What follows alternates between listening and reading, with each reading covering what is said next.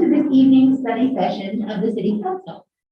Agendas for study sessions, including concept reviews, can be found by visiting Broomfield's website at broomfield.org. Our agenda this evening includes 3 study session items. Seeing there are no concept reviews this evening, there will not be any public comment. However, the study session will be televised on Channel 8 and through live video streaming on Broomfield's website. Our first study session item this evening is a discussion on the proposed business plan for an independent housing authority board. It's been a long time coming. Council has a copy of the agenda memorandum, and I'll ask staff to begin our discussion. Thank you, Mayor, and good evening, council and community. Tony Castle is with us this evening representing the Independent Housing Authority. Jeff Romine is going to be taking over for Tony. So from the Independent Housing Authority Board, as the mayor had stated, this has been a year in the making, specifically for the Independent Housing Authority. This housing authority conversation has been sprinkled since the very beginning of the Housing Committee. The work that these folks have done has been a yeoman's lift and has really transcended, I think, from our community perspective, from a level of understanding, a level of engagement that we haven't had before. So for that, staff is grateful. We appreciate the opportunity to do a deeper dive over the last several months into designing what this Independent Housing Authority as we transition. We are on track to begin the Independent Housing Authority beginning in January. The presentation that we will move through tonight, again, Mr. Castle will walk us through mission, vision, value, goals, and what this committee has been able to achieve.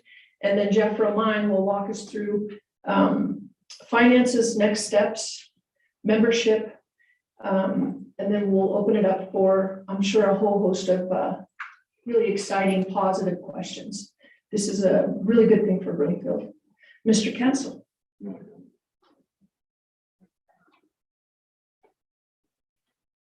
Good evening. My name is Tony Castle. I chair the Housing Advisory Committee. And the last time somebody said Mr. Castle, I was speeding. So I'll try and go just as fast this time, but I'll be a little more coherent. And I want to thank everybody for the opportunity tonight to address the council.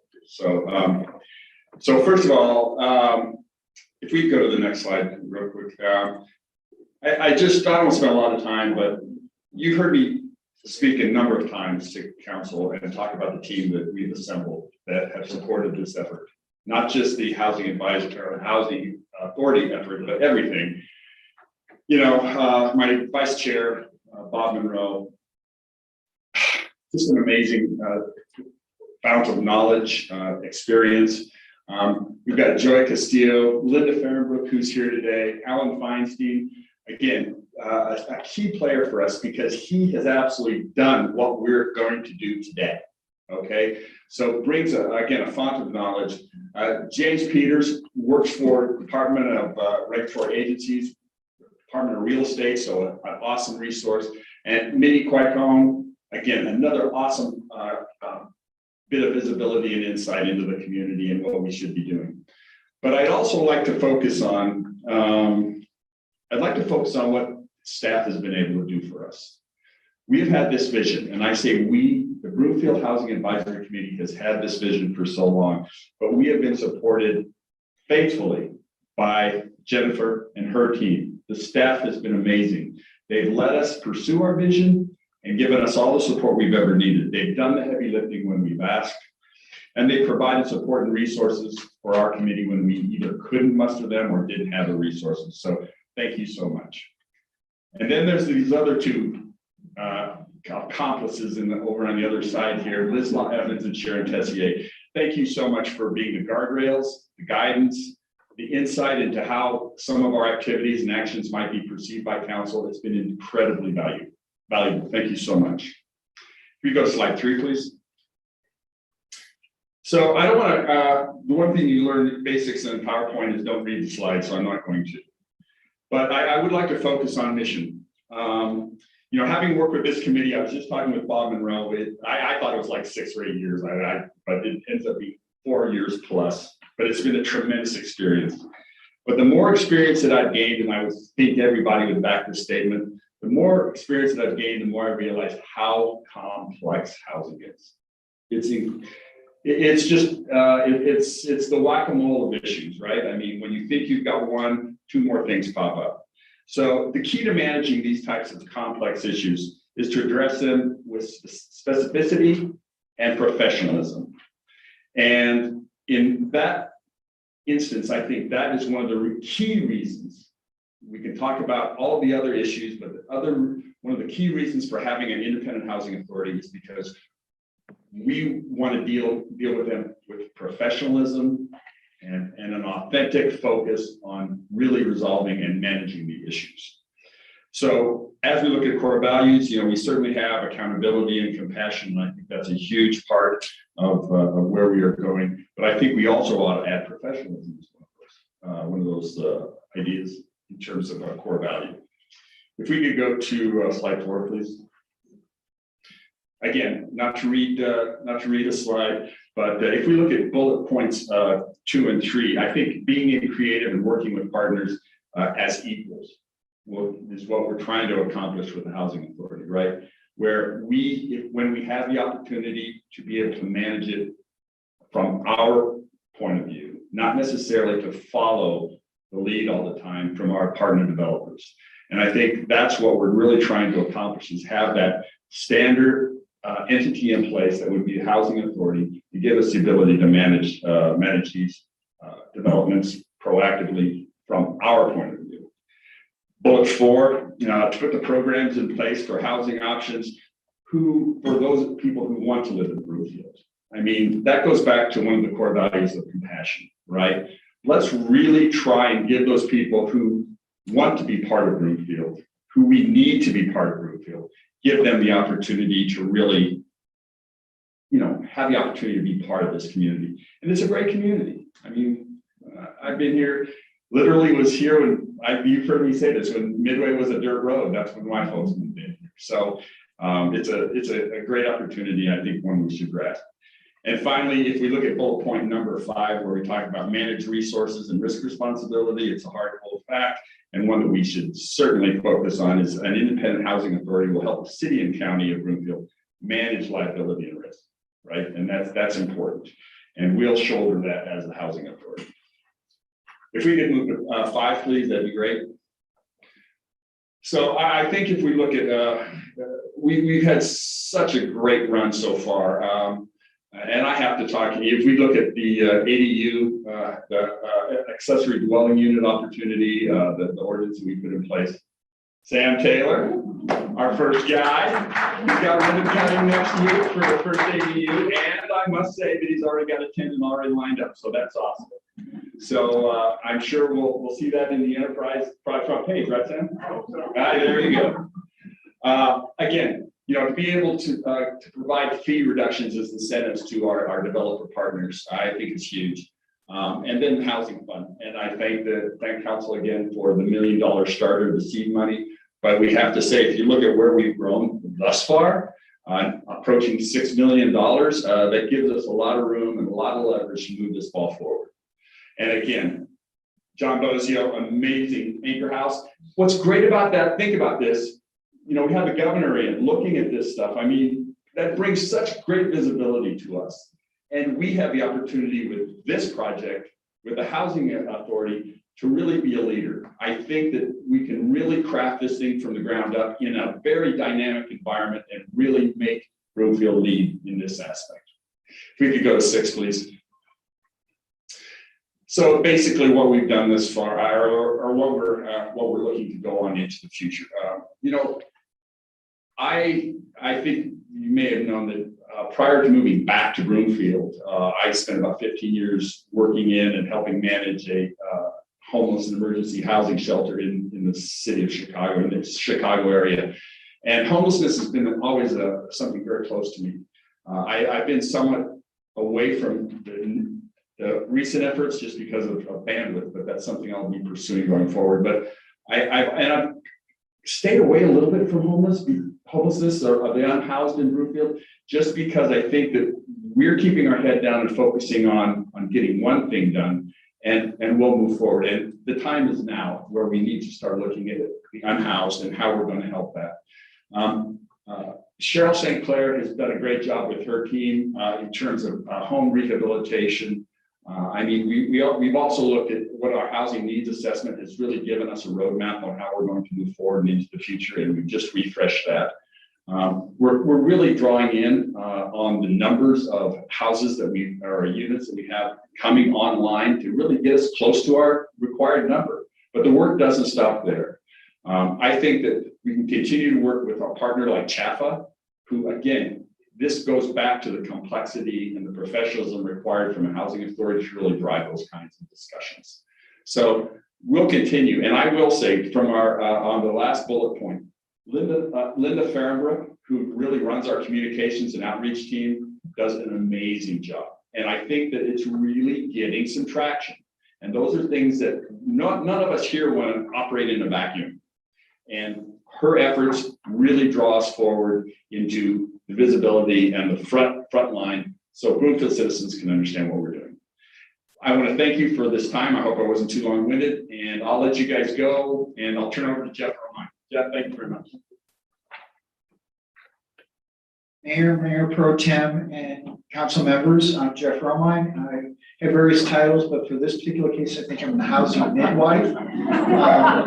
It's at least the way that Jennifer was kind of suggested that my role is here is stand back and help where is needed, but don't get too involved. And so, as you know, Kevin Stanbridge, Cheryl, St. Clair, Debbie, Jennifer, and John Hall all played a significant role in bringing this forward to this point. So again, it truly is I'm the midwife, not necessarily the one that created any of this.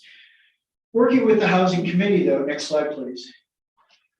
They've had some action goals which were given to them by City Council, and we're not going to go through this. I'm following Tony's approach because he and I spoke a couple times, and he said, don't read the slides. So the key thing here is, of course, the real goal in all of this is to create new housing opportunities, both rental and ownership. And this I can't speak highly enough about. And that is really focusing on first-time home buyers as an example, keeping people in their homes. These are the types of housing options and opportunities we want to pursue with this independent housing authority and the work that's going to be being done. At the same time, as we've been working through this dialogue, we recognize that this is a long haul effort. And what we mean by that is it shouldn't have single year goals. And you'll notice that we talk about a 3-year goal. That doesn't mean that you want to set milestones on an annualized basis, but the focus should be sustaining this. It's not a sprint, it's a marathon. And that's the work that this group has already demonstrated, as you saw, and what we'll be doing going forward. Secondly, is I already mentioned the home ownership and the product diversity. This is really important because what we don't want to do is just create a single type of housing here in Broomfield. We want to really represent the choices and the access, because that's what's made this community a very interesting place to live, to start a family, grow a family, or retire to. And so that range of housing options is incredibly important. Next slide, please. The goal is also to preserve and to develop. And so preserving is a different kind of aspect. Developing is, as Tony mentioned, is ADUs and some other activities that are already underway, Anchor House. But at the same time, we want to also think about where we can develop. And as Jennifer has mentioned several times in conversations with you all, and if you have mentioned directly, is let's make sure we're putting the housing in the right places and make sure it has the right types of things to make it successful, not because of the housing, but because of the families and individuals that are living in that housing. So thinking about where it makes sense and bringing that forward and bringing the resources appropriately. It's not one size fits all. It's not one type of funding. It's not one type of approach. It's making sure that we're matching things up to where they become the most effective. And then finally, as you know in the action plan, it's about the collaboration. That's how we've gotten to this point in this journey. It's how we're going to continue to go forward. So even though we're talking about independent housing authority, when we're talking about an individual being hired at some point as the executive director, who will be leading that from a staff perspective, it's still about all the collaboration and coordination going on not just here in Broomfield, but also with our state partners, with our regional partners. And as we think forward, even with federal partners, whether they be the federal government or perhaps foundations and others who may be providing additional resources into this. Slide 9, I know you all can read the next slide. And this is just some of the data highlights coming from the updated housing assessment. And I know you've seen it, but we think it's always important to make sure that we're starting from a data perspective. And so the reason for leaving this slide in was really to say, this isn't just bringing the right things forward because we think it's the right thing to do, but it's also a data approach. And as many of you know, one of my other day jobs here is to work on business development. Business development right now is about bringing about businesses going to where the talent is. And part of that talent equation is where's the housing. And it's not just housing at the first job or a single job, it's about the career path. And so in the same way that we think about a career path within the business side, we think about a lifestyle path for a family. Sometimes you start with an apartment, then you move into your first home, then you get a larger home because all of a sudden you decide to have children or whatever. And so that's that life cycle. So that's the same thing as a career development path that our friends in workforce talk about. That's the same effort we're talking about here. And so starting with data and understanding our needs is really important. Next slide, please. Tonight, though, is not necessarily about where we've been, but where we're going. And that's really what the next focus is. And this is really what the guiding principles have been as we've been working through the final details and as we're working on the IGA that we'll be bringing to council in October and then again in November, which will create this formation of the Independent Housing Authority.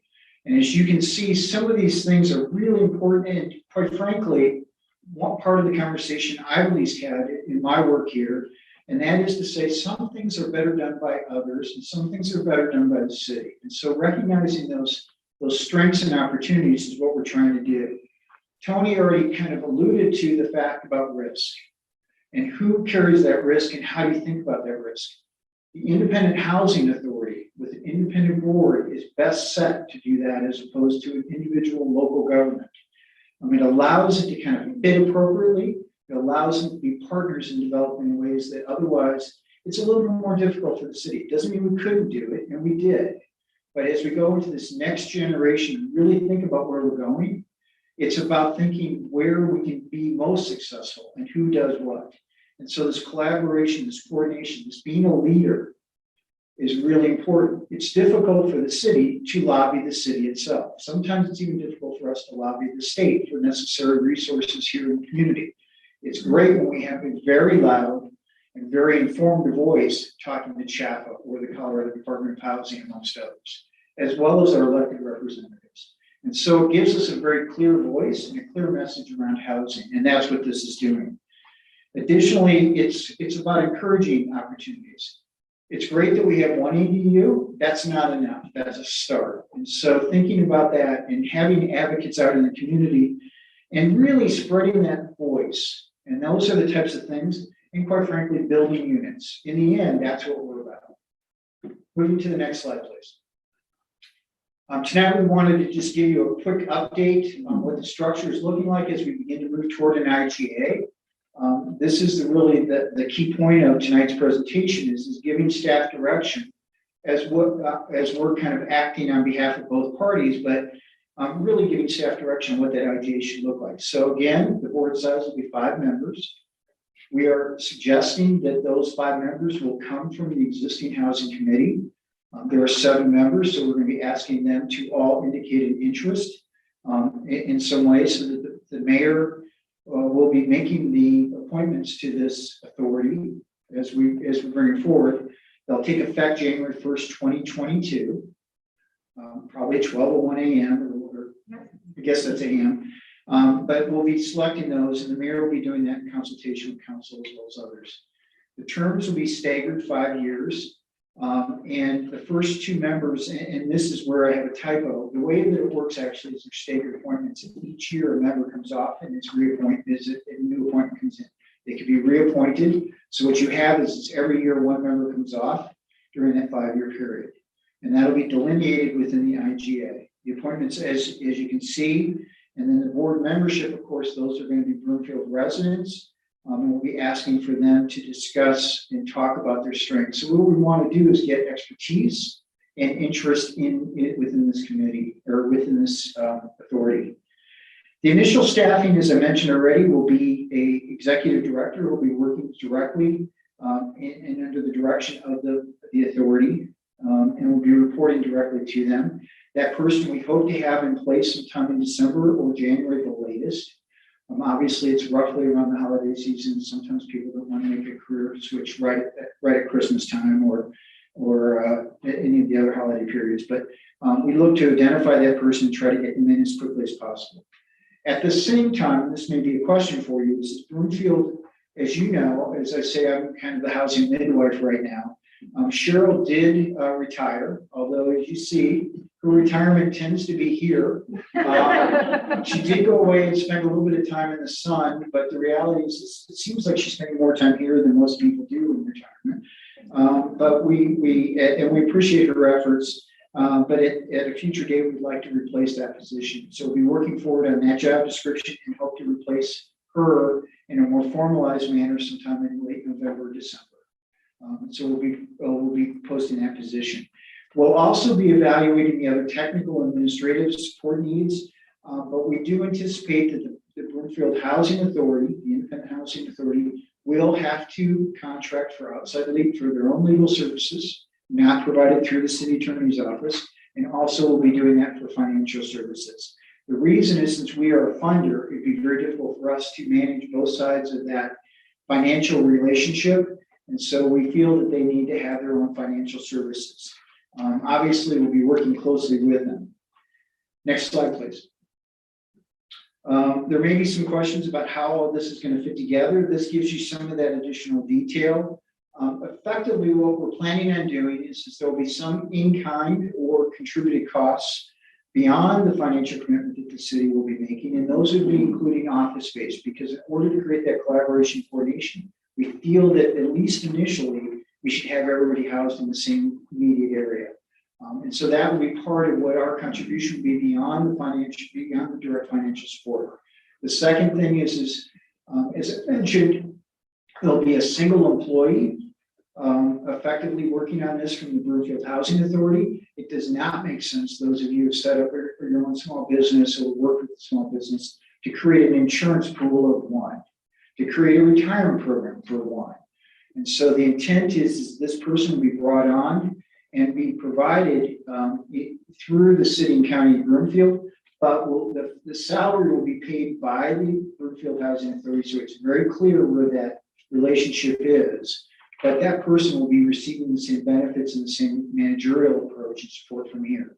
So that what they are is they're not on an island, they're part of a team. But we want to make sure that they are considered independent, which is why that Broomfield Housing Authority with their own funds will be providing that salary, likely through us, through our payroll systems, but nevertheless, that's how it will occur.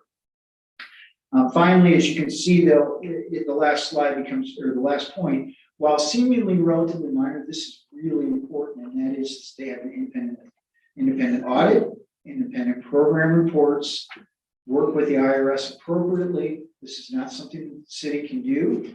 City and county can do. This is something that they will need to do, and it gives them that independence, that true flavor. Next slide, please. This is just talking briefly about the program expenses and telling you what they will be doing with the funds that we'll be providing. And we're going to talk about the amount in just a second, but effectively they'll be working on feasibility. They can be able to use the money for feasibility and due diligence, more or less begin the process toward development and supporting that housing development. Work on provide down payments, secure land potentially, or land options, and or buildings if there are some cases for redevelopment. Be able to cover financial costs, construction, new and rehab, because it's really important to think about preservation. And sometimes just a little bit of money on rehab can go a big long way to creating more units. And they will be able to provide some support to development through review and inspection fees or others. So that way they can work with nonprofits, and when they are struggling to get those last dollars, they'll be able to step in and provide that. They may use additional and may seek additional funds from other private public sources. that necessarily the city and county couldn't have gotten. So that may be foundation dollars, that may be specific dollars for specific purposes that are available to a housing authority. Next slide, please. Here's the available funds, just so you understand where we are right now in our funding. We have roughly $2.6 million. You can see in the bank. You can see where that is coming from. In italics, the sub bullet point under inclusionary zoning and cash and lieu fund, you can see that we anticipate another $2.28 million coming in this year. So roughly, when you total that together, you get to about $4.8 million. So that's the amount of funds that we have available, specifically going toward housing in one way or another today. Obviously, there are some other funds that we get on an annualized basis. We didn't include in there because they're already set aside and for other program uses such as home repairs and other things. The initial funding that we're proposing, that we'd be suggesting in the IGA, will be for $3 million. That $3 million then would be providing support for roughly 3 years. It could be a little bit less, it would be a little bit more, depending on how successful they are in some of their activities and where we see things. And then going forward, we would expect to be providing annual funds into support this organization as appropriate. Most of those funds would be coming through cash and lieu funds received. So what we would be doing as the city and county of Broomfield, we'd be receiving those funds, we'd be holding them into an account, and then some portion of those funds will likely be used for some of our compliance efforts or other things that we may be in agreements on. But most of them would likely be moved over to the Broomfield Housing Authority going forward. So that's specifically where we'd be. So that gives you some sense of where they are. Just for your information, and the two members of council know, we just had a conversation about 2 projects last week that we may be providing some additional support for, and we'd be working through that support. But those contracts, one of them may be coming through yet this year, the other one will be early next year, so they would be part of this assumption. And one of those is the Crosswinds project, which many of you know is down in Arista. And we're moving forward to trying to hit some specific programmatic dates for them. Finally, they would be able to receive all proceeds from any real estate or other development investments, as well as obviously any fundraising that they do themselves, whether through grant or other activities. Next slide, please. And this is, I believe, the last slide that I wanted to cover tonight. And that is next steps. I've given you some rough sense of what the timing looks like, members of council and mayor. And quite frankly, we'll be working on the finalization of the IGA. We've started on that now. We have a draft, but we'll be working to refine it based upon the final discussion that we've had. We'll begin the recruitment both of our housing program manager, and then as fast as we can also move forward with the recruitment for the Broomfield Housing Authority Executive Director. We will be doing that in concert with the existing committee. So they'll be reviewing those job descriptions and providing an input. The appointment of that individual, that the Broomfield Housing Authority Executive Director, will be made under the city and county manager's authority. And it will be done in that manner with consultation from the committee. As you know, this entity does not start till January 1st. And so it'd be difficult for them to commit and hire somebody when they're not in existence yet. And so therefore, since you are still the Broomfield Housing Authority, in effect, and you've given that authority designation to the city and county manager, she'll be doing that, but with advice and counsel from the committee as well as yourselves as we move through that. And that will be including, Jennifer and my conversation earlier today, including both the vetting of the original applications and the final interviews. So what we're doing is recognizing the transparency with the committee. Finally, we hope to have that person in place as soon as possibly December, but likely it's December, January, and begin the transition going forward. Just so that you know, I'm just going to say this explicitly so you hear it. Obviously, there is a Broomfield Housing Authority. Therefore, there are assets that go with the Broomfield Housing Authority. There's some partnerships that you're already in, and all of those assets transfer because it still exists. All you're doing is evolving the board. So I just want to make it clear that we're not creating a new entity, we're evolving an entity. And then finally, as you can see, what we'll be doing and accomplishing in 2022, again, I would emphasize as my final comment, this will not be done independently in the sense of the work. It will be done in collaboration and cooperation with our own housing program, with yourselves, you'll see housing items coming back through council at future dates. It's not like housing won't be part of our conversation, and therefore it's likely that it will be continuing as a city priority, but we will have an equal partner and a strong partner going forward. So at that, City Manager Hoffman, I don't know if you have any additional comments you want to make to this presentation. You are the best housing midwife I've ever come across. I'm grateful. Mayor, that concludes staff's presentation. Thank you, and yes, I'm grateful too. Thank you very much for that presentation, Mr. Roman and Mr. Castle, and the amazing Broomfield Housing Advisory Council. I don't know what we do without you.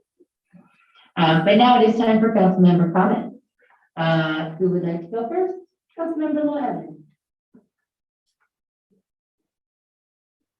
Thank you, Mayor. So I've been a member of this committee from council since the very beginning. And as Tony alluded to, Mr. Castle, don't speak. As Tony alluded to, I think that one of my main functions has been as kind of some guardrails. And in the very beginning, I'm trying to remember who all, pretty much all of you were on it, have been on it the whole time, haven't you? Yeah, pretty much. I was very much of the free market is going to solve this kind of person. But what I realized after hearing the data and hearing the presentations and looking on my own very carefully at the example of our very large neighbor to the west, Boulder, I still believe the free market will solve the housing problem, but I think it's going to take generations at this stage. There's just too nice a place to live. Boulder's too nice a place. There's no place along the Front Range that isn't just a really nice place to live. And we're seeing that with compared to, Tony, you made reference to when your folks moved here. Yeah, when my folks moved here, holy cow, the high school was on a septic system, that kind of thing. So that trend doesn't show any signs of stopping. I just read today that in the Denver Boulder metropolitan statistical area, the latest data shows that in 30 days, housing appreciated 2.4% in 1 month, according to the official statistics. So we're not winning this, even with all the terrific things this committee has done. We're not really making headway at this point. So I think clearly more does need to be done. But that's my input on the free market will solve this, but there's not enough time in my lifetime for the free market to solve this, and there may not be enough time in my children's lifetimes for the free market to solve this. So clearly we have to do something more. We did the right thing. Council did the right thing by setting this committee up, giving it authority, giving it the investment of money and of staff time and of the housing survey. What do we call it again? The housing assessment. Thank you, Tony. So council, clearly this has been something we wanted to do. My main concern has been in setting up the authority, taking the power of the authority, the vesting of the authority in this group on the dais, investing it in anyone else, not you guys necessarily, has been accountability. I wanted to make sure that those people are accountable to the taxpayers whose money they will be spending, right? So we went round and round with that. We've talked about this a lot. The committee's heard me talk about this more than once, and you've been very patient. I appreciate that. And I really don't have a good resolution for that, other than, and with one twist here that I heard tonight, other than this body, council, has to have a mechanism to be able to recall authority board members one way or another if there is something that needs recalling. So I don't know, can we have staff talk about what that mechanism would look like? Do we have that in the documentation yet? I'm going to start, Jeff, and through the IGA. That's where, from a detail, the details in the devil perspective. But just a couple of things before Jeff addresses that specifically. So council will authorize, so all of the CBDG funds Any of the federal funds are city and county of Broomfield funds. So from an allocation perspective, those will always come to us. The cash in lieu, which is 98% of the soon-to-be $6 million is and are from the developer's perspective. So although it says Independent Housing Authority, one of the things that the committee and staff has discussed and talked about really robustly is having a structure that not only relies on or is accountable, but there's no way that we're going to be able to do what council wants to do or what the housing authority wants to do or what the community needs to do unless we are jointly participating. And by participating, the level of accountability is higher, the level of transparency is higher, the oversight and reporting mechanism is higher. Council will annually, because again, from any cash in lieu that comes in, council has to allocate that annually. So the Independent Housing Authority will have goals, and not because council says you need to have goals, right? But I mean, again, the whole premise of having an independent housing authority is for them to have measurable outcomes. So we've had a lot of conversations about that. So rather than having a blanket approach to say senior housing, and Jeff can talk a little bit about this, as can Tony. I'm never going to refer to him as Mr. Castle again from an authoritative perspective, but again, those market was part of what we discussed on those measurement outcomes, Councilmember Law Evans, is how many units at 30% over what period of time will that be met? So again, I mean, very much into the details. So it's not you all allocating a $3 million budget saying, good luck, check in this time next year.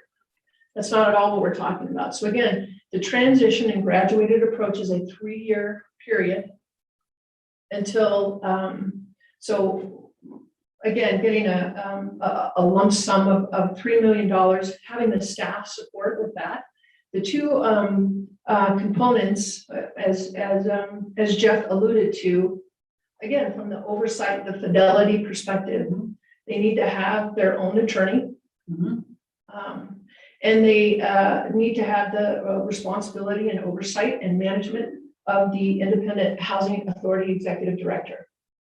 Until they are prepared to make those changes, it will continue to be deeply integrated with CCOB.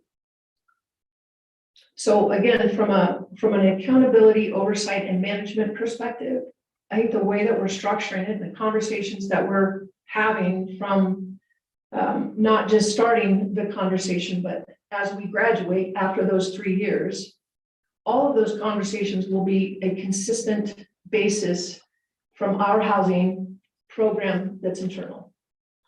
Understood. And I appreciate that detailed discussion very much.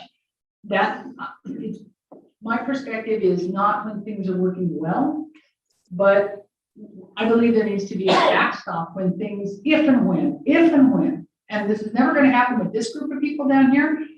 It's never going to happen with this group of people up here, but someday it could happen when things don't go well. What's the accountability mechanism if whomever is sitting up here at the dais at that point in time decides that the authority or individual members thereof need to be recalled? What's that accountability mechanism, since this body is the one that are ultimately accountable to the constituents, to our constituents? What does that mechanism look like? Jeff, talk a little bit about that. Yeah. And Mayor Pro Tem and council members, Councilmember Evans, I think there are 4 levels of accountability to some degree. And again, this is setting up, the independent is important and recognizes that. So that they're a legal entity in and of themselves, but there are 4 stops or 4 steps, I guess I would say. One is again, annual replacement of a member. And so that city council, mayor with city council's consultation shall be replacing a member. That's one voice into the governance. There is, of course, the other side of it, which is the more formalistic side, which is the independent audits and the annual reports. Those two items also give you some security. And then as Manager Hoffman has pointed out, of course, the annualized budgeting and providing that funding on a regular basis. Those are 4 different lever points where we can make sure that we are getting the outcomes we want. As far as the ability to fold the organization, I guess the ultimate, fail-safe, I don't know exactly what that is, and I don't know state statute. And that's the last thing. So, Okay. so you have the 4, what I would call the really guiding principles or guiding approaches that really create that coordination and that collaboration. I appreciate that, and I have to think about that some more. But I do appreciate that. Okay, so my last comment dovetails into this. And this, Mayor Castriota, this is not a reflection on you, but I strenuously, I very loudly and stridently object to the body being appointed by the mayor in consultation with council, because there's no functional difference between the mayor in consultation with council and the mayor. That in consultation has no, perhaps I'm missing something, but has no legal meaning. And this mayor and this body would never, I am confident, would not be made political appointees. But again, I see a huge problem with that. So can we talk about why we're not having the appointment of this body go through similar appointments as our other boards and commissions? Yes. Mr. What are you, the midwife? Last week you were a thunder god or something. So I can hardly wait to see what next week is going to be, Mr. O'Mine. Are you going to wear a costume next time? Will there be a cape? All you're gonna do is wait for the next presentation. Okay, I fair will enough. change my attitude. Thank you. And I will have a different role. We will work, we will take that question to our attorney as well as review state statute to see what that looks like, as well as our own guidance from the city attorney on exactly how those appointments can be made and what's the appropriate manner, and be able to respond to you. Okay, well, I appreciate that. Do you understand my concern? Very good, thank you. Mayor, that's all I have. Thank you. All right, thank you. Councilmember Henkel? Thank you, Mayor. Thank you all for this. It's so exciting to see you all here. I've been attending the BHAC meetings on Monday, sort of loosely learning so much. And anytime Bob starts talking, I glaze over with, holy cow, how much does he know about housing and how much can I glean from him? So I really look forward to speaking with you soon. And all of you actually just sort of one-on-one. You guys have a wealth and a breadth of knowledge that I just love absorbing. So thank you for all this presentation points. And I'm really learning about housing authorities. I haven't really known a lot about housing authorities and how they work and operate.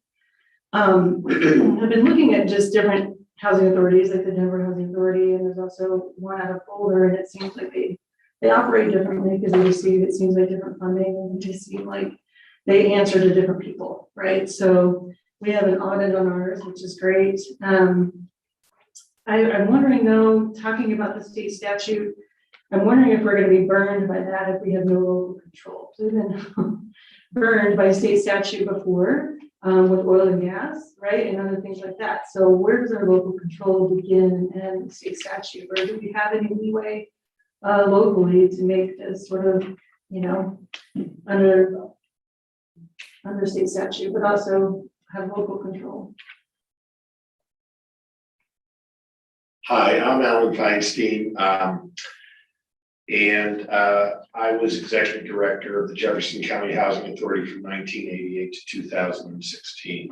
When I started in '88, my first role was to implement our agreement with the Jefferson County Commissioners and work out all these exact same details that we're discussing today. The state statutes provide for local control, as indicated. Both appointment and removal of commissioners are specifically indicated in those state statutes. Frankly, the state statutes are a guide for Denver, Boulder, or Broomfield, or anyone else. You're right in terms of how they might work a little bit differently, but organizationally and again, statutorily, they're very, very similar, be it in Colorado or anywhere else in the country.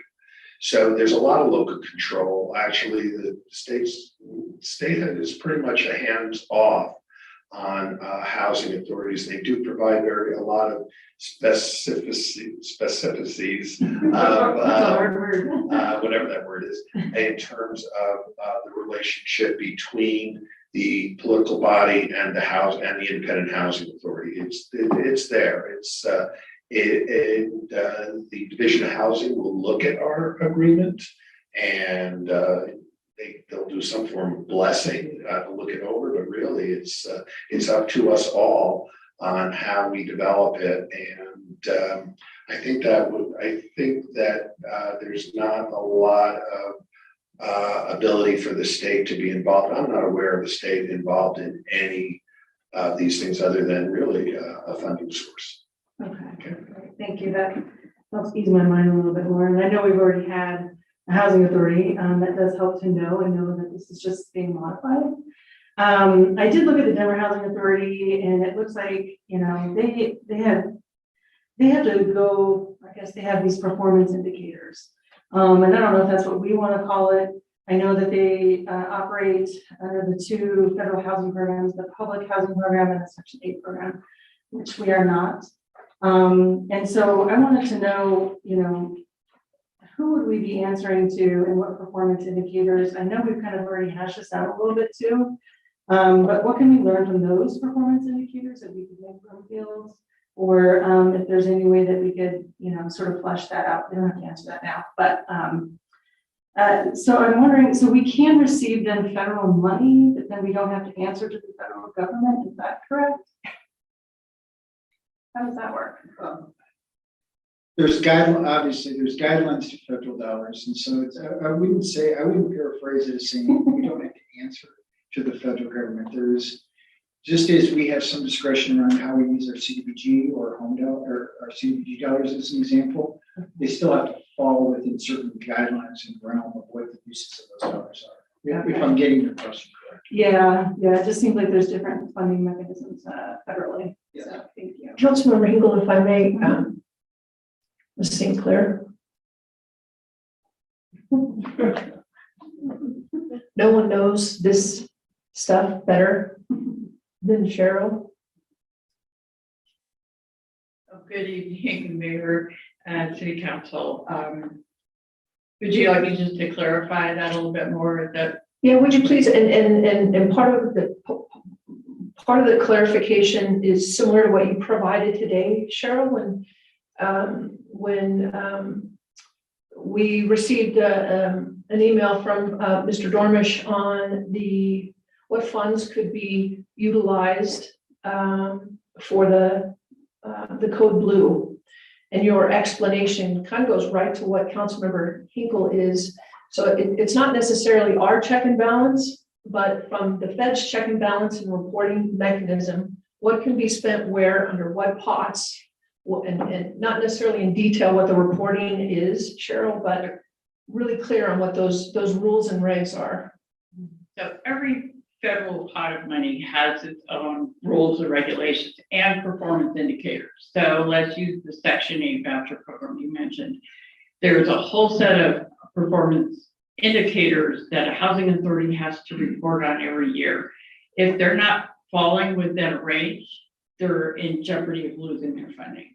And each one of those pots of money has its own eligibility rules and performance indicators. So that, what you probably saw in Denver's, was very specific to federal programs. Now, if they're getting money from, let's say, the state or the city of Denver, whoever their funder is could set up their performance indicators just as you're looking at doing with this Independent Housing Authority board on saying we would like to see you do X percent of meeting that gap of 30% or below new homes or new housing opportunities over a 3-year period. And that's your performance indicator that you're setting because you're the funder.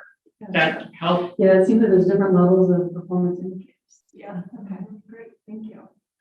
And I noticed Boulder has their own mayor pro tem serving on their board, and I don't think anyone in Denver City Council serves on their board. So how did we land on no city council members versus, some city council members? Where are we landing on that? I'll start the answer, maybe Jennifer may want to add, but part of this was, as part of this transition, the thought was we utilize the expertise of the existing group, the 7 that are part of the Housing Advisory Committee.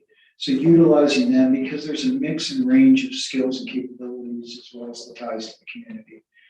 You are right, at least in my 12 years at Denver, we did not, the mayor did not appoint any city council members.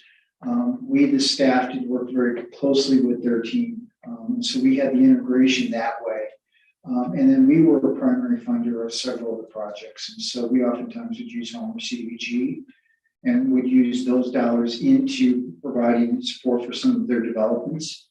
And so that's how we did it. And then when we finally moved to the bond program that we put together, where we provided an additional roughly $100 million out of the $200 million, we did that through an IGA relationship also. So at least in Denver, using that as the example, as you cited it, we had a lot of direct control through contracts and agreements. Gotcha. Okay.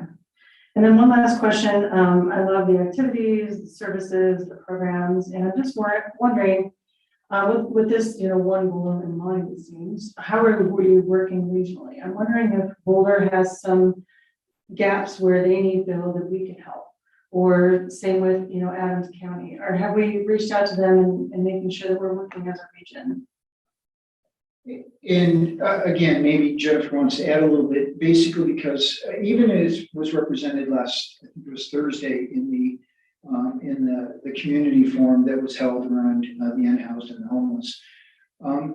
Housing has always been an issue in this region. For some of you who don't know, DRCOG actually used to be the Regional Housing Authority under HUD 30, 40 years ago, and then that diminished and it became much more of a transportation organization as HUD funding and other things changed. So they used to have a regional housing strategy and plan that was in place and accepted through then DRCOG through its activities as a council of governments. Increasingly, as we've seen that housing is no longer just a localized event, there's been an awful lot of activity and conversation amongst communities, as well as the nonprofits, in bringing forward a more regional perspective. That's happening up here, obviously with Adams County and Boulder County and us in different ways, and that will continue. We think that by creating this independence of the Housing Authority, will further strengthen that regionalism and that kind of shared commitment and approach, as opposed to a geographically sectioned approach. Okay. Does that make sense? Yeah, I appreciate that. And I also noticed on the other housing authorities that they kind of track even graduation rates on their reports. And so I think that interconnectivity between keeping kids in school relates back to housing, right? And so I'd like to see some of those as our performance indicators as well. And what are other sort of ways that we're supporting our community? Thank you. Thank you. Mayor Pro Tem Jaworski. Thank you, Mayor. So I'm really excited that we're here tonight discussing this, and we're looking forward to moving forward with the next steps. A little background on my experience. I've spent the first couple of years here on City Council, as a housing authority member, and had no idea what that meant. I can honestly say, had no knowledge of what we could do, no concept of what the powers, we had as a housing authority, and really, honestly, no time to learn, any of that. There were many other issues that, as city council members that we were dealing with, and oil and gas was just starting to really ramp up at that time. So when we first met to discuss just creating, this housing advisory committee, I was pushing to get to this step right away. It was one of my thoughts that there were, and we found out, many intelligent, educated folks in the community that knew a lot more about this than I did, and my colleagues as well, most likely. And it was time to get them involved, and I was ready from day one to really set this thing up. As a compromise, we did set up the housing advisory committee, and certainly been very impressed with what I've seen over, what I guess I now consider a 4-year prove-it period, where we did see, that, we can get great and educated folks from the community and, put together, a really well-reasoned plan as to how to, address the issues that we are facing with housing. So I guess, after these 4 years have gone by, it's hopefully finally time to sort of cut you loose and, let you swim on your own. So super excited that we're able to be at this point finally. Having said that, I do have a couple of questions. As our city manager said, the devil is in the details. So a couple of things very small things that I just wanted to either address or just reassert. The sort of accountability thing was, foremost in my mind as well. And I think what I didn't exactly hear answered was, it sounds like maybe it's available in statute, but is there any kind of a recall or removal provision if something or if a certain member is not working out? So that's something that I think I definitely would want to have addressed. I wouldn't want it to be anything that would be too easy. I wouldn't want it to become a political or a partisan issue, but some sort of a mechanism that, if there's an extreme circumstance with someone who's, either acting in an inappropriate manner as a member of this board, or if they're just non-existent and sort of abdicated their responsibilities, that's able to be addressed by us on city council. Mayor Pro Tem, since that question's come up a couple of times, can I respond? Yes, Stop please. your clock. So I was able to pull up the statute, and it does provide that the council here appoints the commissioners within the manner that's consistent with their charter and or code, whatever it's in. So it would be as like other boards and commissions where they work at the pleasure of council. And that's consistent with a recent IGA that I just pulled up from Pitkin County, where they make it clear that we appoint the people like we do our other boards and commissions, and they work at the pleasure. In that one, there are 3 governing entities at the pleasure of their governing entities. So you would have the power to remove them. And this would be stated in the IGA similar to other boards and commissions. That's great to hear, and I think it also addresses the second point, which would be the appointment process as well. Yeah, I think if we do that similar to how we do other committees, that would make the most sense to me as well, and probably take a little pressure off of the mayor having to make all those appointments on her own. So, and if I can just add, the statute is written in that way, the mayor or the governing body. So I can understand why there was a focus on the mayor, and I think that might be beneficial, especially for some of our smaller communities or communities with only very small town boards. okay. Awesome. Couple just small questions. I saw that there were 5-year terms. Was there a reason for that? That seemed not necessarily too long, but longer than what we see on our boards, and longer than what most public officials, except for like senators, actually serve. So we had a question on that. And perhaps I can answer that. It's my understanding that it's also in statute. It's a 5-year term. So, and it also calls for that rolling appointment. So as we set up the initial board, each of the positions will be given their term. So one will be given a 1-year term, will be given a 2-year term, et cetera, and then we'll go from there. But we'll confirm that through state statute. Okay, and if the statute requires 5 years, then it is what it is, I guess. It actually gives you a little bit of wiggle room. It talks about staggered. Thereafter, the term of office is the number of years as set by council by resolution, not to exceed 5 years in length, or if the council has not so acted, 5 years is the default. Okay. So I would maybe suggest, not a big, I think there has to be a long enough term that the people that are doing the work have an opportunity to really delve into it.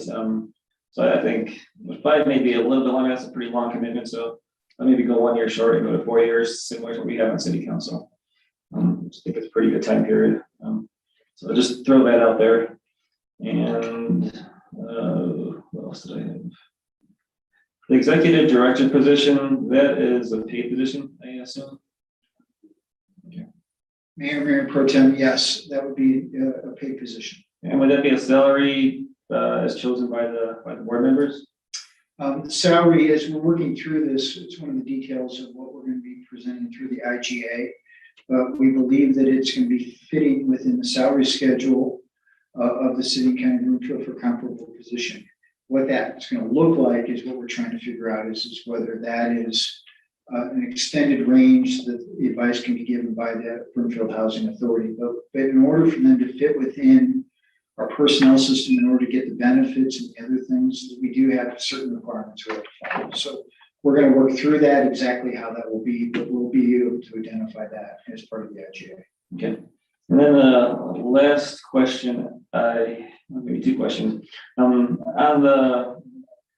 I think I saw in the presentation that the initial appointees are contemplated to be the current members of the Housing Advisory Committee. Yes, sir. Would that include all of them? I don't know how many we have. So there are 7 members of the commission or the committee right now. And so the thought would be that we would ask them to express an interest in it. And then that's what would be provided as part of the appointment process. And so it could be if 6 members decided they wanted to continue, then there would have to be a choice made.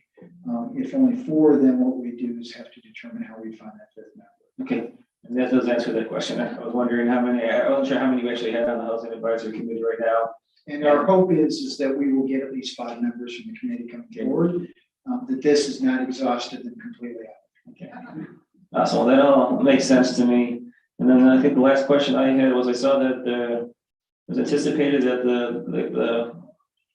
the authority would require $3 million in additional funding, which I understand is coming from cash only payments and sources similar to that. And why, I mean, they already have a substantial starting point. You know, sounds like they already have $3 million roughly in the bank, and there's going to be another 2 to 3 million that are already allocated to that. So what is the need for the additional 3 million? I guess first question, is that an additional 3 million? Okay. That's the initial 3 million, that's the initial funding that we provided. Okay. Because right now, the funds that exist that you all as the Broomfield Housing Authority are doing, they're sitting in our accounts. Okay. Obviously, then you're allocating them, but it's not necessarily set aside yes, it is a budget, but not set aside quite that same way. So as we transfer the funds, it would be a $3 million value that would be going forward. And then as city council through its normal budgeting process could always make additional commitments in future years. The thought was this should be the initial and likely last roughly 3 years. Okay, and that makes sense. So it's not in addition to the money that's already sort of sitting in that pot that we're holding as a city. We're just taking that money that we're holding and we're going to be then transferring that over to the independent authority. Perfect, makes sense to me. Thank you very much.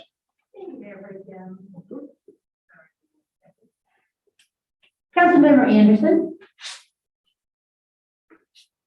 Mr. Mayor, this has been a very helpful conversation, and I just want to echo the some appreciation that, you know, beyond just the removing the risks and liabilities, just knowing that we have so many areas that we have to be covering, to think that there's a group that would just specialize in this one area that's solely looking at housing is amazing. And just to put the focus there, so I'm so appreciative that we're moving this direction. And my questions that I have left here are regarding, I think they're all kind of oversight questions. And I feel like we've talked about this before in the past, but there's this initial funding that's going in and there's some money to work with, but there's a process by which the Independent Housing Authority could seek a loan, correct? Is that, can you talk just a little bit about that and that from the oversight perspective, that is not unlimited, that it would be, let's explain how that works. Mayor Pro Tem, Councilmember, when you say a loan, do you mean for development or you mean a loan for their operation? A loan for like, to purchase a property. Okay, so they would have access, you know, if there was a higher level. So the first thing is as they pursue property, They do have funds, and so in order to perhaps go after nothing more than an option for purchase, which is oftentimes the way you secure property, not necessarily through an outright purchase. In other cases, though, if you seek for additional funds for the full outright purchase in order to hold that property rather than lead it toward a development, they would be able to obtain, potentially go to different sources or partners in those sources. So as an example, Urban Land Conservancy has a fund that's been put together. I helped start it, so in 2009, I think it was, it has $23 million, and that can be participating.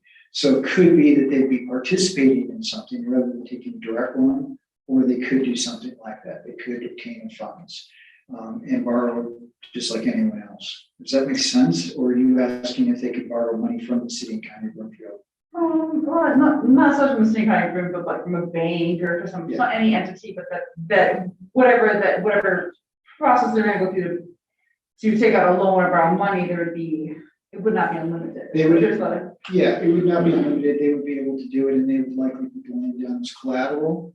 But it may be that what they do is be in a partnership arrangement. Jeff Allen could probably speak to that, coming from Jefferson County, about how to capitalize on those funds and really become an independent housing authority. They have the opportunity and ability to tap into funds that we as a CCOB don't. Alan, would you mind just clarifying that a little bit, please?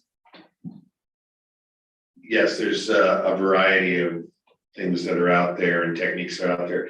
To answer your first question, Councilwoman Anderson, can we go to a bank and get a loan? Yes, as a matter of fact, we can get a tax exempt loan as a tax exempt entity and get better rates than private entity. The way the thinking there by the IRS, for example, is that with a lower interest rate, then we have lower operating costs. Therefore, let's say on a rental, we can charge lower rent. That's exactly the thinking there. But there are many places that we can go as an agency that a city council cannot, as city manager Hoffman said. I mean, I can go through a litany of those places if you like, but suffice to say, we have opportunities as an independent agency that a city council cannot go specifically, cannot go after. And we partner, we can do many things with nonprofits. I've done many things with nonprofits for special needs. And we jointly can go for funding to various sources. Again, you know, that council and a nonprofit can't do things like that. So it's just a variety of things. I can answer anything specifically that you might be interested in. But yes, we and again, the statutes actually to the ability to get a mortgage is actually in statutes as well. So if you have any specific questions about that, I'll be happy to answer. No, that's helpful. No specific questions on that. And then I also had a question about the approval process. If the actually there's two questions here, because one of them is on one of the slides that said that the Independent Housing Authority would recommend best uses of funds such as the general fund and the cash in lieu. And I just like clarification, maybe for Mr. Romine, on that recommend piece. Is this something where in order to spend that money, they have to come before council? Or am I reading that wrong? So I think maybe just that they can determine how best to use their money, not recommend it such a slide, correct? No, so they would be, as they're independent, they'd be able to come to city council and suggest particular actions that as anyone can, and make comments. So as an example, as we're moving forward on the development and the choices whether to take a cash in lieu or get units, they may have an opinion they would like to express to council through either a concept review or as we move forward through that process. So they wouldn't necessarily have the authority to make that determination for the city, but they could voice an opinion toward what that might look like for us. So they would have that independence and provide advice to council as other people would also. Okay, that was on the side of receiving the funds, not spending the funds. Once the money is transferred to the Independent Housing Authority, that would be theirs to determine how to use it. They wouldn't have to come to council. Right, that is Okay. correct. I was reading on the wrong side of that conversation. Okay, that's helpful. Thank you. And then the final question here is, once the independent housing authority determines the building they want to, the land they want to purchase and the building they want to move forward with, they still come before council through the development process like any other entity, correct? Right, they would have the same concept review, the same particular situation. Just as any other nonprofit, as you've seen them come forward, they would be coming through in that same manner. Yeah, I think that's just to clarify that they don't have the authority to do anything they want. They're still, those are still the guardrails around everything, but I very much appreciate the body of expertise that can take on more authority. Thank you. Thank you. Councilmember Crowley. Thank you. I just have one detailed question and a couple questions that I've organized under organizing principle, funding and policy. One quick question about the membership and the 5 members. Is that intended to be by ward? That each ward will have a representative? Mayor Pro Tem, council member, no, it is not intended to be by ward. And why not? Part of the thought is, at least at this point, the thought is to provide a range of expertise and knowledge. And so as an example, as you've noticed, various people are answering various questions from, and so we've been working together. So we have the expertise in different areas, which will strengthen the Broomfield Housing Authority from that perspective. Okay. So that was the intent at this point. I was trying to understand the magic around 5, if you have 7 members now, and what you might achieve with 5. And I understand the organizing principle you seem to have is focused very heavily on independent. Because you apparently followed a model that doesn't have council representation. You try to create as much separation as possible. So I'm curious as to what do we gain specifically by being independent? I get the concept that you might be able to operate much more efficiently. So by being this independent, you're avoiding some sort of political interference. But what do we gain in terms of, do we think we can get more funding? Do we think we can achieve something on that list? And I'll begin the answer to that if I may, and perhaps Tony would like to add. And quite frankly, the independence comes in a couple of different things. One is that focus and attention, which I think is really important. Secondly, is the ability to access funds and programs that right now we can't. Whether it,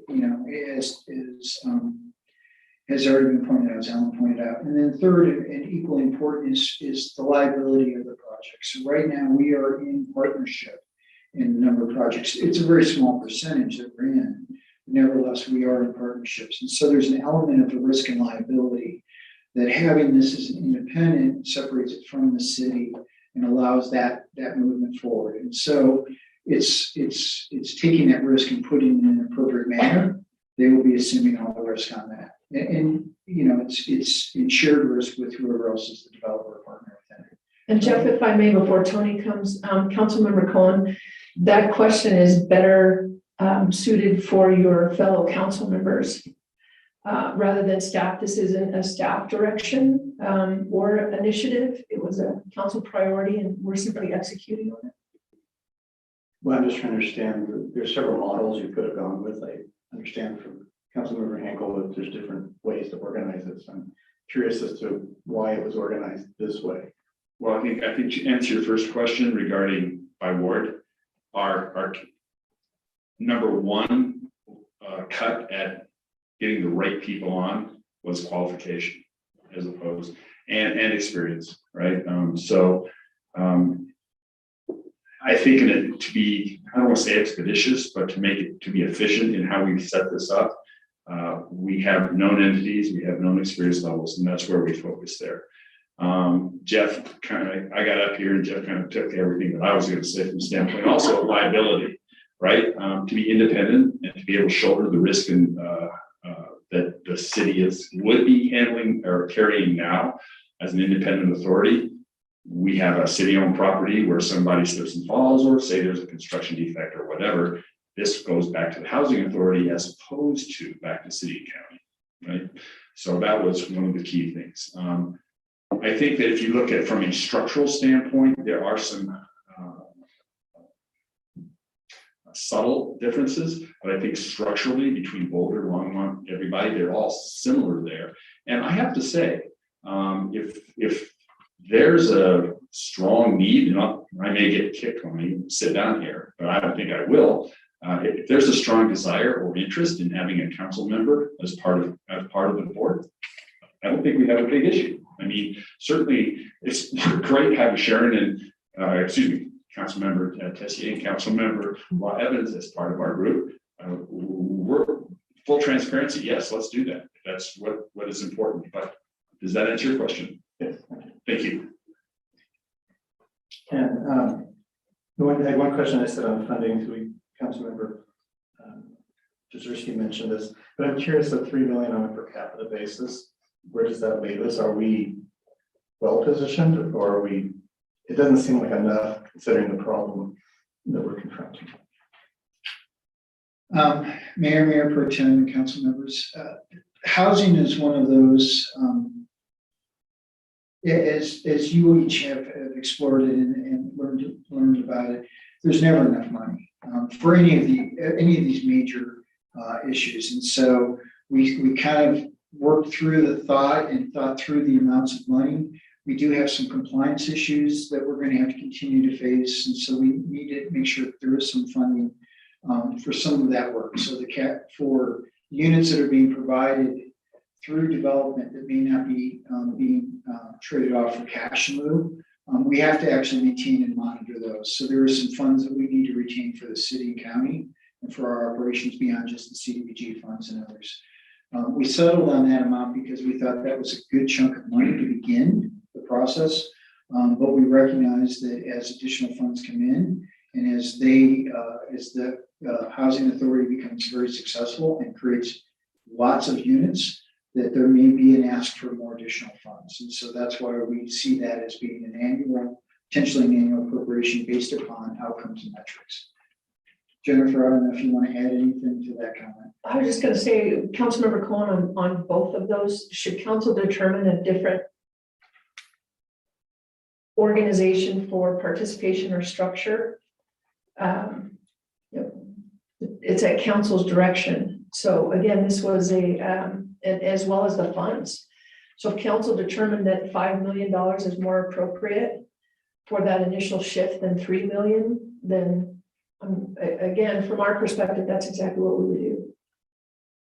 I'm just trying to understand the staff recommendation that this is a starter, and obviously the problem is massive, and I disagree with Councilmember Law Evans that if the market was going to solve it, they would have by now. So obviously, it seems quite urgent that as we build out, that we take bold action to actually create enough housing that people can afford. Which is my last question. I'll stop taking every time.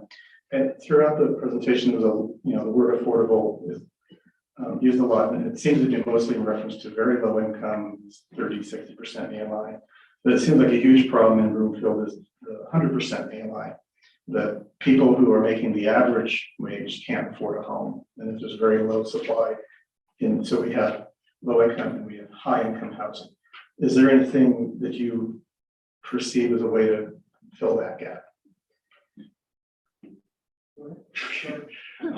First of all, if I could just make one, never one to make a comment, but I mean regarding operation, I think the 3 million is primarily operation. And if I may have misheard, but I think that understand that based on what Alan had said, the goal here is it's leverage, right? And that's how real estate moves, is leverage.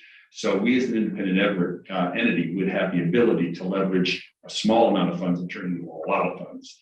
But I've said before, I could take the whole budget for the city of Broomfield and we still wouldn't touch the issue that we have to deal with, right? But we have to start somewhere. And to your point, and to Councilmember Law Evans' point, I think at one point I said Congressman. I would say that, as an independent entity, we can take those steps going forward. But to talk about, I would say the missing middle, I think is the term that we use, right? If you look at our inclusionary housing ordinance, we focus primarily in the for sale space at 80% AMI, which is approaching that 100%. And that's where we're focusing there. I think also though, Councilmember Broom also focuses on this 30 to 60 space. And that's a space where, because as an independent housing authority, we can go out there and seek the federal funds, seek the local funds.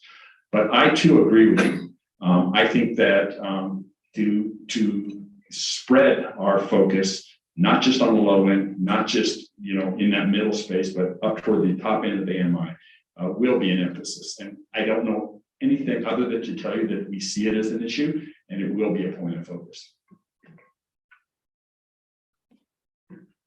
Thank you. Next is Councilmember Lynn. Thank you to everyone who has brought the Independent Housing Authority forward to this point. I had a few questions. I heard a reference this evening to the impact of policy changes on your ability to function to the fullest. And I guess I expected to see in those action goals something related to, will the board be making recommendations on federal, state, even Broomfield policy? What do you have in mind for that? Mayor Pro Tem, council members, it would be appropriate, and they will work. There are various organizations that obviously lobby Congress as well as lobby others, including the state of Colorado. Housing Colorado is one of those organizations. It's very likely that Broomfield Housing Authority will become a full active member in that, and therefore maybe expanding their voice. As an example, one of the key issues that's oftentimes talked about is the extension and expansion of low-income housing tax credits, which is one of the primary funding tools. I'd be surprised if the Broomfield Housing Authority wouldn't advocate for that. As an example, they could advocate independently of City Council for other actions. And so, again, this is about a collaboration and cooperation. It's difficult, as you know, for staff does not advocate or lobby City Council. And then our lobbying efforts, whether it be at the state capitol, the federal government, are done through the city manager's office and City Council. So they will have an independent voice. But will this Independent Housing Authority itself be advocating for policy and in effect being a lobbying organization? I don't think that's a primary mission, but I think in furtherance of their primary mission, they would likely have a voice, yes. Okay, I didn't see that. I mean, I assumed it would be, but I didn't see that listed clearly in what was presented. So, okay, it makes sense to me though that it would be. Okay. What is explain the relationship and functionality, responsibility, cooperation between the Independent Housing Authority and the housing program manager and the housing specialist who will still reside in the city and county of Broomfield. If I got that right. Question posed right? Absolutely. And Mayor Pro Tem, council members, and this is part of the reason why I call myself the midwife, perhaps, is because my primary function in all this is to work through all of those details and with other staff within the city. So as an example, HR and I met today. We're going to talk, Brendan and I, we're talking about the financing side to make sure it all lines up. So specifically to your question now, the way that we believe that it will make sense and work at this point. And again, as Manager Hoffman pointed out, we're looking for your guidance. We've provided it, our best thoughts around what this should be and how we should go forward with the IGA, but we're looking for your feedback. In this particular case, the housing specialist and the housing program manager will stay city and county employees. They'll be running certain aspects of the work around housing. In addition, there's also, of course, housing people within the human services department that are focused on housing, more from the client side. And so there's two entities, and the third is this side of it, which is the Broomfield Housing Authority. They would be doing certain aspects of the work. There'll be obviously some gray areas. We're working very collaboratively. But what we're hoping to do within the IGA is explicitly state out who is kind of a territorial manager for each of those work areas. So as an example, the CDBG work, the home repairs and some of the other work, that is going to stay within the city staff. And we'll be leading that. On the compliance side with the housing units that we will have an interest in, we will be doing that work. On the development side, there may be some things that we'll be doing and something the Broomfield Housing Authority will be doing. On the tenant advocacy side, maybe not advocacy is not the right term, but working with our residents and potential housing tenants, that is more human services side. So as we start talking about some of the TBRA vouchers, as you've heard Jennifer talk about before. So there's actually 3 entities that will all be working very collaboratively, and we'll be trying to define those as part of the IGA. Okay, so I should look for more there. The research, I guess what struck me as I looked at, the possibilities of acquiring land, acquiring buildings in existence already for rehabilitation. What entity will be doing the research, the legwork? I guess that's what struck me. And again, Mayor Pro Tem, council members, part of it will be the city staff in some cases will be helping on some of that work, but primarily the Broomfield Housing Authority will likely be doing it because they may be the ones that will be owning that land. I will tell you, through my work in the past, we, the city and county of Denver, when I worked there, we actually owned some land.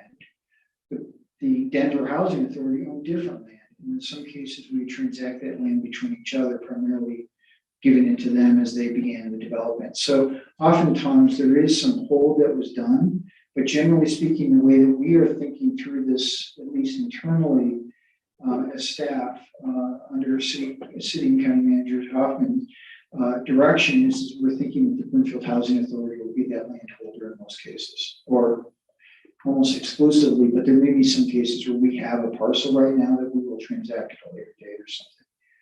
But it's not something that we're out there actively looking to acquire land for housing. We expect it to be the other side. Okay. One more question. I would anticipate, I guess, even though this is an independent agency, could we anticipate, well, I guess shouldn't be assumed. Would you anticipate at all that this agency would share council priorities at all? And there's something specific that I'm going with this. So right now at council, we're looking at sustainability initiatives. An independent housing authority could have as a focus to make sure that they were providing energy efficient homes or something like that. Would that be formally stated as part of the agency goals, or would that just be implicit that they're going to pick that up? And I may certainly, Tony may want to add on to those comments, and that is obviously the Broomfield Housing Authority will be in conversation and recognize many of the priorities of the city council and the city as a partner. And likely they may reflect some of those. At the same time, there are a number of other organizations that have sustainability goals and guidelines within their funding sources, whether it be the federal agencies, Colorado Department of Housing, CHAPA, all have that as part of the QAP as an example, and talk about some of the things that will work toward getting a tax credit award, such as distances from transportation and other things have been in there in the past. So you'll see some sustainability goals in their work coming from other partners that they will have, likely, but I'm sure they reflect many of the priorities that we would have. Yeah, I would echo that, Jeff. I mean, certainly I will say from the housing authority, we will rely and reference back to comprehensive plan and the 5-year plan that the city has. Conversely, we would expect you to say, look, if you're going to leverage our comprehensive plan, you should share our goals in terms of sustainability and other things like that. So yes. Okay, great. Thank you. Councilmember Lim, if I could add just one more thing. This is also something that could be addressed in the IGA. One of those devils is in the details as far as a strategic plan that is ratified by council. So that's another option to include that vision and mission. Okay, that would be, I would think that would be helpful then. So, thank you. Okay, those are my questions. Thank you. Councilmember Lindsay. Thank you, Mayor. And I'm very excited to see this, to have this on the agenda tonight. It's been a long time coming. I think when we passed the inclusionary zoning ordinance, right when I started out on this council, this was kind of the natural next step. And honestly, being a steward of public funds, I think this is the right step in terms of managing those funds appropriately. So I'm very excited to see this moving forward. And I'm really grateful to finally get the opportunity to kind of dive into the moving parts here. I guess my first question is, it's pretty simple. I think I might have just missed it on the first slide there. I saw where benefits and kind of the employee oversight or the administrative part was coming from the city. Where are we actually housing the housing authority physically? Is it going to be in the city and county building or? So I love it when we continue to say work in progress. The first iteration, Councilmember Lindsay was, and this kind of gets to Councilmember Lim's question, which really drives all of the decision making outside of the independence piece with regards to communication, collaboration, not having it in the silos. And so council's just been so supportive of so many of the other structural pieces that we put in place. This housing, the housing component, not just the independent housing authority, but again, we still operate in silos. From the human services component to, again, back to Councilmember Lim's question and point, what's the difference between the difference between the executive director and our Cheryl's replacement, the program manager? So again, from a structural perspective, the person, here's a long answer for your long answer, but the long answer is going to help on some of the other questions. We originally had slated some funds to have office somewhere else. That just doesn't make sense. So we all know from a matrix team perspective, people that are newly together working in, providing an ideological perspective that hasn't been before, they need to be together, physically together. So the executive director will be housed here. Essentially, it'll be an in-kind contribution. So again, it will be a seamless, it won't be the executive director of the housing authority. And that will really help define systematically what those roles are. The difference between compliance, having the, not having Fish call us to say, is there a pipeline for Broomfield residents? Is there a priority for Broomfield residents to get into Academy Place? And all this kind of scrambling saying, well, who's talked to a cat, right? I mean, again, so the CCOB portion is the upfront with the developers, with the planners, that kind of sets those policy discussions, Councilmember Lim, and those level of expectations. So again, I think maybe after the 3-year time period, financially, responsibility, the construction of the independent housing authority, it will be so deeply enriched that they'll be able to go anywhere because the relationships and the networks and the structure will already be in place. That makes total sense. My next question is probably for Nancy, but I'm not sure. I have a little bit of a, not a concern, but I just would love some clarity on what will happen in terms of preferential treatment in development applications. We're going to be talking about swapping land. If hypothetically the city council wanted to expedite projects that the housing authority is working on, maybe through the LRC or just any way we can get housing quicker. Where are the fault lines? What are we allowed to do? And when are we actually giving preferential treatment to the housing authority as opposed to private developers or anybody else? That's a great question, Councilmember Linsat. Off the cuff, I would say it might be okay to do some preference to your own, but let me look into that and we can do some follow-up on that.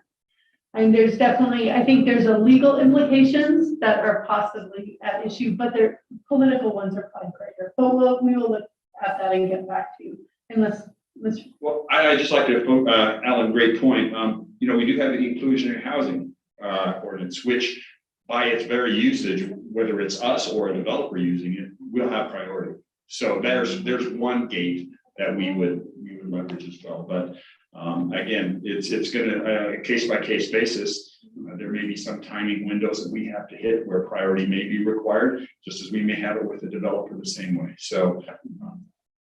All right. I just wonder when we physically, the money goes from the city county of Broomfield to the housing authority, if anything changes, it being its own entity. So I don't know, just something to think about that I was a little bit concerned about. In terms of other questions that I have here that have been unanswered, I guess there was some discussion on having a council member on the housing authority. I think having a council liaison, maybe I'm just biased because of where I sit on the dais up here, but is totally appropriate, at least for the start here. So I fully support having a non-voting council member on the authority as it currently stands with the advisory committee. So I just think that's at least appropriate for the start here. And then I would love the typical the terms on the authority to be typical like the rest of our board and commission. I don't see any reason to change the typical term lengths that we're trying to standardize.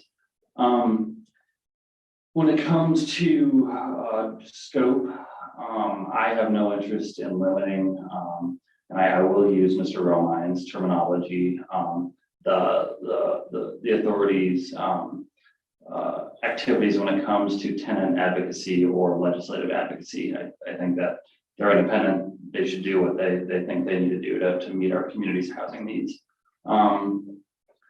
And to Councilmember Cohen's point about ward representation, I think this council discussed kind of guidelines last year on making sure we have some diversity in appointments across the board. And I think we need to continue in that direction on all of our council appointed board and commissions. So and the rest of my questions here have been answered. I guess with my remaining time, I will, because I can't help myself, editorialize a little bit on Councilmember Lyons and Councilmember Cohen's discussion about the market. And I'll just say the market can't correct this housing problem when local governments are actively stopping the construction of needed housing. So that about sums up how I feel. So thank you, Mayor, and thank you, staff, and thank you to the Housing Advisory Committee for your continued support of solving this housing crisis here in our community. Thank you. Councilmember Schaaf. Thank you, Mayor. So this seems to be, by creating an independent housing authority, it seems to be a major benefit is the possibility of partnerships. With this housing crisis being regional, state, even nationwide, it seems that there's going to be a continued competition for those resources, whether those are statewide, whether it's nationwide or regionally. So I'm thinking we're moving from a housing authority that's housed by council to an independent housing authority. Is this the best way to position ourselves to collaborate with these partnerships as well as to access those resources?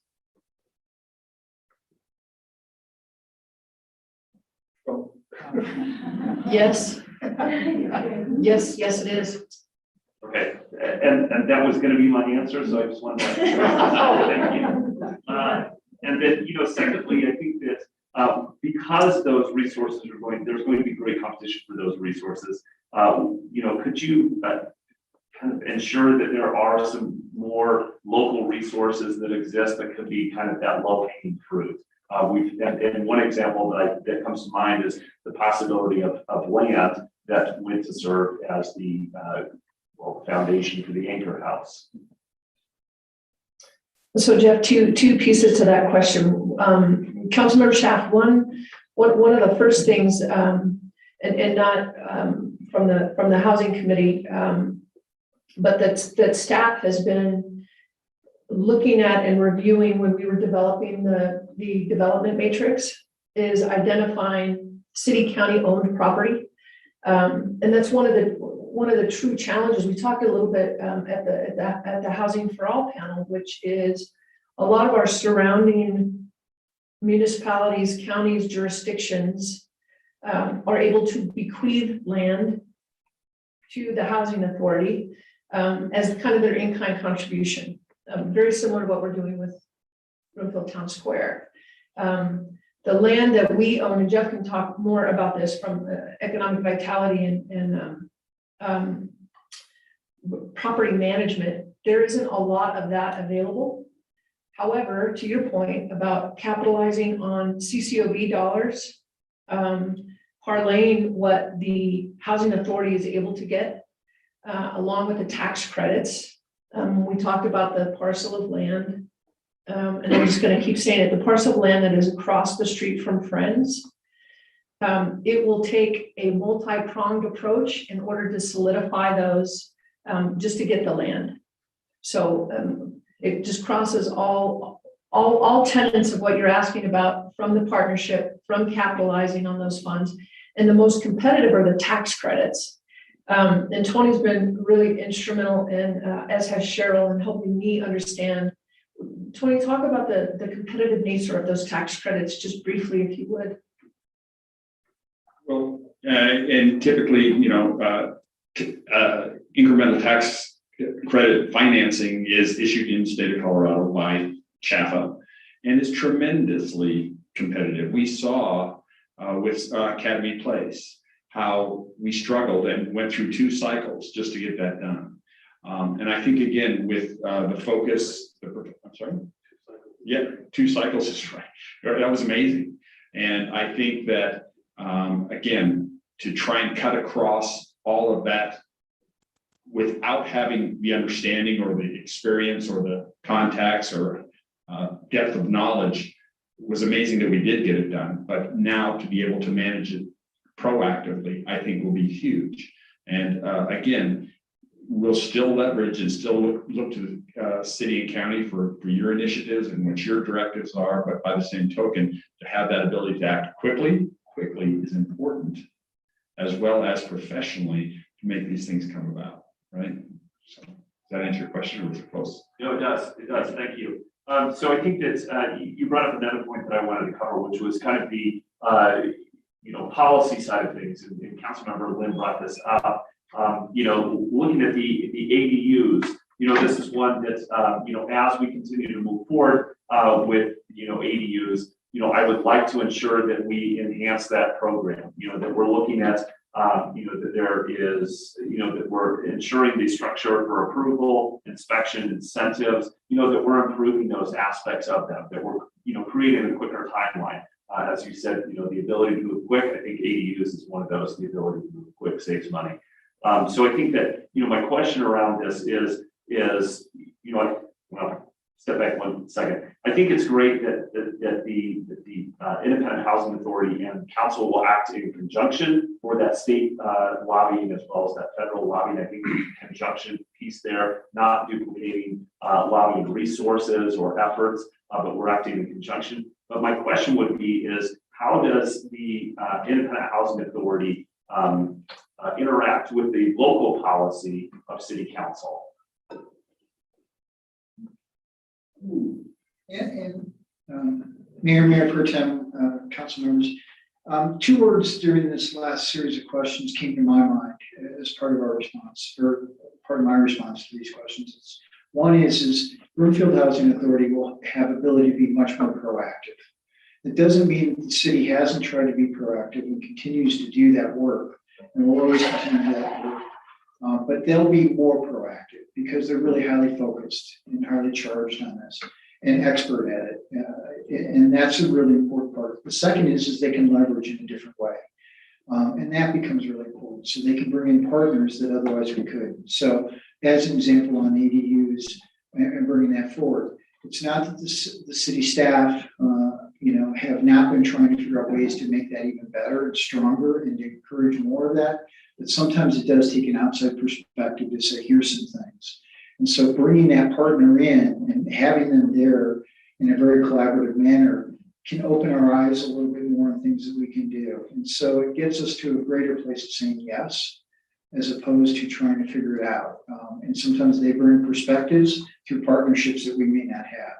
So as an example, one of the things that occurred around ADUs in Denver was that was led oftentimes by Habitat for Humanity. And the work that they were doing, what they did is brought forward 3 simple designs and got that through the city of Denver's planning department to say, here's 3 ways to go at it. And therefore you have a unified design approach. That wouldn't have come because I was working on it in Denver. We couldn't have created 3 independent approaches to present to our own planning department. And so bringing that outside perspective really can be more proactive and can leverage outcomes in a different way. So that's the way I would respond to your question.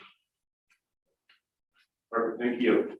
So with that, I think that there is a separation between council and the Independent Housing Authority. And I think that, keeping that separation is going to be crucial. I think that all of council is going to serve as one body and the Independent Housing Authority is going to be separate. So I think that, having that clear line between these 2 bodies is important. And I would, push back to some of my council colleagues of having a council appointment, even in a non-voting respect, I think blurs those lines between one body and another body. And so I think my preference would be to keep those 2 separate. The executive director, it sounds like that this will be selected by the city manager in consultation with the Independent Housing Authority Board. I assume council will be a part of that, or maybe I shouldn't assume that council will be a part of that. Well, one thing the city manager has learned is when council wants to be part of something, Councilmember Schaaf, Jeff and I talked a little bit about that today. We haven't talked in detail. I wasn't thinking originally that I would have anything to do with the executive director, to be honest with you. So again, through communication and consultation with the Housing Committee Board, along with Jeff, who has detailed conversations about that, I'm open to whatever that looks like. So again, that was fairly new news to me this morning. So whoever wants to be part of what that selection process looks like, I think again, once from an independent housing authority, that question is more appropriate for Tony because we know that that's the direction we're going in. So from an input perspective, what would, in your opinion, what's the best selection kind of methodology to move forward with the executive director? I share your view that we should have representation from all pertinent parties that want to be part of the process. But by the same comment, I would also say that it has to be manageable so that we don't have 12 different hoops to jump through. And I take that back. I don't mean to say that it comes from hoops, but my point is that we have to make it manageable and be able to navigate it efficiently. But I think again, to have either mayor or council members to maybe have a subcommittee that would be an interviewing body at one time as a group interview. Perfect. I mean, look, this gentleman, this is going to be a pretty high level individual, right? And it's going to be the guy with the piano on his back. I got it. I ain't got it. If you don't have the right person. So it's important that we have the right person pay him what he needs to be paid, him, her, excuse me, and make sure that that process goes efficiently, smoothly, and we get the right solution at the end. So I'm open, let's make it sure that it's doable. Okay, thank you. And you mentioned one word that I think that is important, is that this moves quickly and that it moves well. And so I think that if the reason that our city manager was a part of that selection process is going to ensure that it moves quickly and efficiently, I think that that's important. But if that's not the case, then I am willing to, my preference would be to turn that responsibility over to the Independent Housing Authority to ensure that that selection is done by them. We have given them that oversight. This is going to be one of the biggest decisions, well, one of the first big decisions that they will make. And I think it's important for them to come out of the, come out of the gates. I don't know which analogy to use. That it's important that they come out with that independent nature. So that would be my preference. And then I did have one more question, I believe. So Councilmember Schaaf, while you're looking for that question, I know that, I don't have my glasses on, but I know that Mr. Romine, Governor Romine is looking over at me. So if it's a city and county employee, that was part of the conversation that while we were going through the presentation today. So clarify that. And Mayor Pro Tem, members of council, we need to work through this as part of our preparing the IGA. We're trying to figure out the most effective manner to bring this person on and to give them equitable compensation, and equitable compensation is beyond salary. In order to provide the benefits, that's what we're working through. So I met with Amy Collins, Nikki, who's our HR director. We'll have a further conversation. We are going to be consulting right now with Pat and Nancy as we go forward, because we have to make sure that we're managing that employee appropriately in order to give them that compensation. And so this is around the benefit side and thinking through due process, or more importantly, the completeness of some of the Colorado laws that recently changed around employment practice. So we're going to be working with the city attorney and HR to figure it out exactly. Jennifer has expressed that her first approach and preference was not to have this person being selected by her, but we think that based upon the things that we need to do in order to be able to get the best qualified individual, we'll be successful in it. We feel that the compensation needs to include benefits and the other items. So that's why we're having to think through this a little bit more carefully. Nancy, I don't know if you want to add anything to that. No, I think that is their joint employment and us paying for a full-time employee of a whole nother entity. It just is, there's a lot of issues to work out. It can be done. We just need to take some time to really lay it out, especially when you want to provide benefits and what that triggers in some of our benefit plan requirements. And also to Councilmember Schaaf's, we have a timeline. It's a tight timeline, but we've been able to execute this. 8 weeks ago, when we were talking about bringing this forward tonight, I think all of us kind of thought, holy cow, that's a lift within the next 8 weeks to get to where we are right now. But it is our hope that we are able to solidify the Independent Housing Authority and bring that executive director on by January 2022. So again, that's it's an expedient process, and one that I think that we can execute on. And back to Tony's point of the efficiency of making that happen within the IGA structure is, I'm going to put this delicately, but is more important than structural input at this point. Or we take a structural input perspective, knowing that it's going to delay the process. Okay, I think that speed and efficiency and qualification is going to be what's most important. So whatever makes that happen, I think that for me is good. The last thing I want to cover was the budget. So later tonight, we will be approving the Housing Authority budget, or we won't be approving the Housing Authority budget. We will be reviewing the housing authority budget. I guess I'm curious, will we continue to do that in the future? Will we have a separate housing authority budget? Or will we be more having a line item in the general budget that we will be allocated to the independent housing authority? Go ahead, Jeff. Yeah, and the way that it'll be working is the housing authority budget will be part of the housing authority. We will have a housing budget where you will see the CDBG dollars and other things coming in, as well as whatever we're deciding for a contribution, if there's an annual contribution or commitment being made. So it'll be reframed and will no longer be called the housing authority budget. It'll be the housing budget, the housing department budget, for lack of better.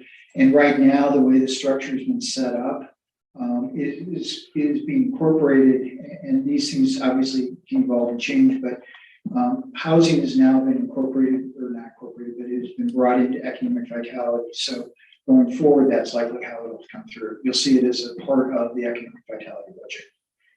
Make sense? It does make sense. But, and Councilmember Schaaf, in addition to the kind of internal housing budget, because again, those funds, the cash in lieu, land in Broomfield and are paid by the developer to CCOB. So it would take an annual appropriation from council to the housing authority as we move forward annually. And then that's really the opportunity for the independent housing authority to come and present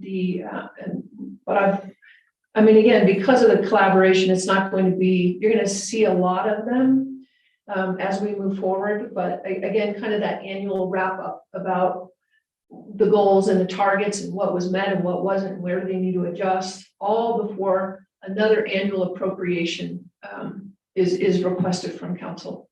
Excellent. Thank you. That's all the questions I have, Mayor. Thank you, Councilmember Groom.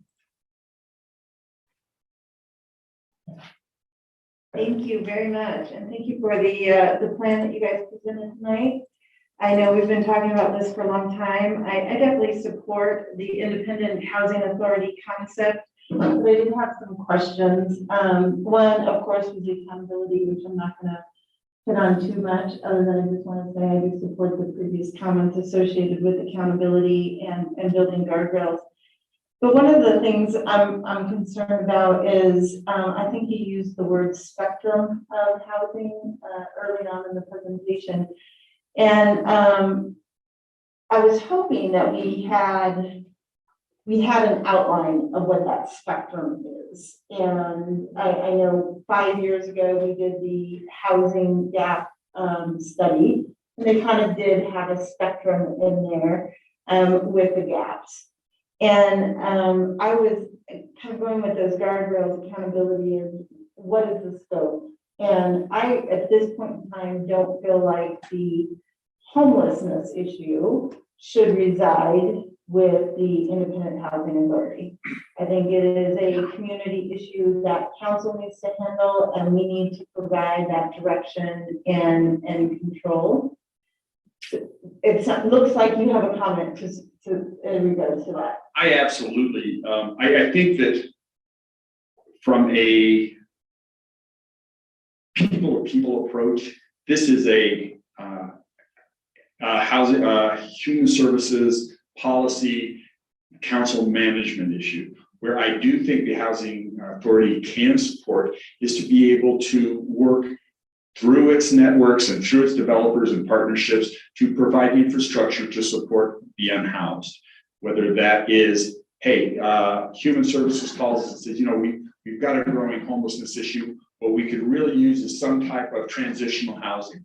Oh, 3 months later, we have a sixplex that comes up, and we need to, and it's a market product, and we have to act quickly to make that acquisition. And if it's all the requirements, that's where the housing authority can step in and make that choice. Because otherwise, you have a sixplex that comes up, and by the time we're through our first reading, that thing's already bought by an investor down the road. So to your point, not from a policy standpoint will the housing authority support those types of initiatives, but from an infrastructure and functional standpoint.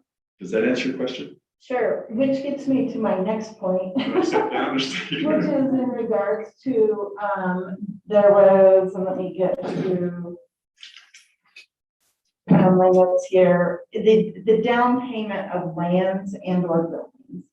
So I know I've been quite vocal. I really want us to buy the lands needed and then work with a private developer, a public-private corporation to build something. I don't know, in my opinion, at this point in time, that Broomfield's ready to be landlords and buy buildings and buy units. And I feel like we don't have the plan, we don't have the strategy to understand. The metrics that I've been looking for is how many units do we need? I mean, we're a community, and I just quickly right before this looked up our land mass at 34 square miles. We're not going to fit all the metrics into 34 square miles and in 2040 be able to afford to live in Broomfield with our sustainable financial plan, right? So where I'm looking at is how much do we need in each of the spectrums? And I thought the 5 years ago plan gave us that, but we haven't really gone after it. Like there's 1,300 units that are now almost 1,400 units that we need, that really is to house our disabled and our severe, fixed income seniors at $500 a month, $750, I think it is now. But those are the things that I haven't seen us go after. So I would like to see the plan of that, because I don't see how giving $7 million, $7.8 million is even gonna touch that. You can't buy a 6-unit building for $7 million. You guys aren't gonna go out and do that. You still are gonna have to come back to council and work out what that financial arrangement is, if that's going to solve the issue that we're looking for in the gap. So that's kind of where I'm at, is I want to make sure we buy the land, because that's the most expensive element of the housing, and then figure out where the money comes with a private developer. Bob, could you step in on that? And Bob, again, with his staff, I'll let him try and talk that. Thanks, Tony. Mayor Pro Tem, Councilmember. To answer your question, that's the whole function and purpose of what we're putting together now, is to do exactly that. The key is the leverage of the money that we would receive, to use it either in terms of Tony's example, to buy something that is smaller and to associate it and direct it as the city and county wants it directed. Again, the disabled thing across the street from Friends, that's a great example of that. Depending on the size, you might want to partner, and we could enhance and entreat a partner to come in and take over that kind of development. Or if it's small enough, we could take it on ourselves as the housing authority, separate from the city and county. I think the key is the speed to which you move forward. And then long range is to do exactly what you're talking about, identify how many, especially at the lowest ends, how can we best affect change to make those housing units available?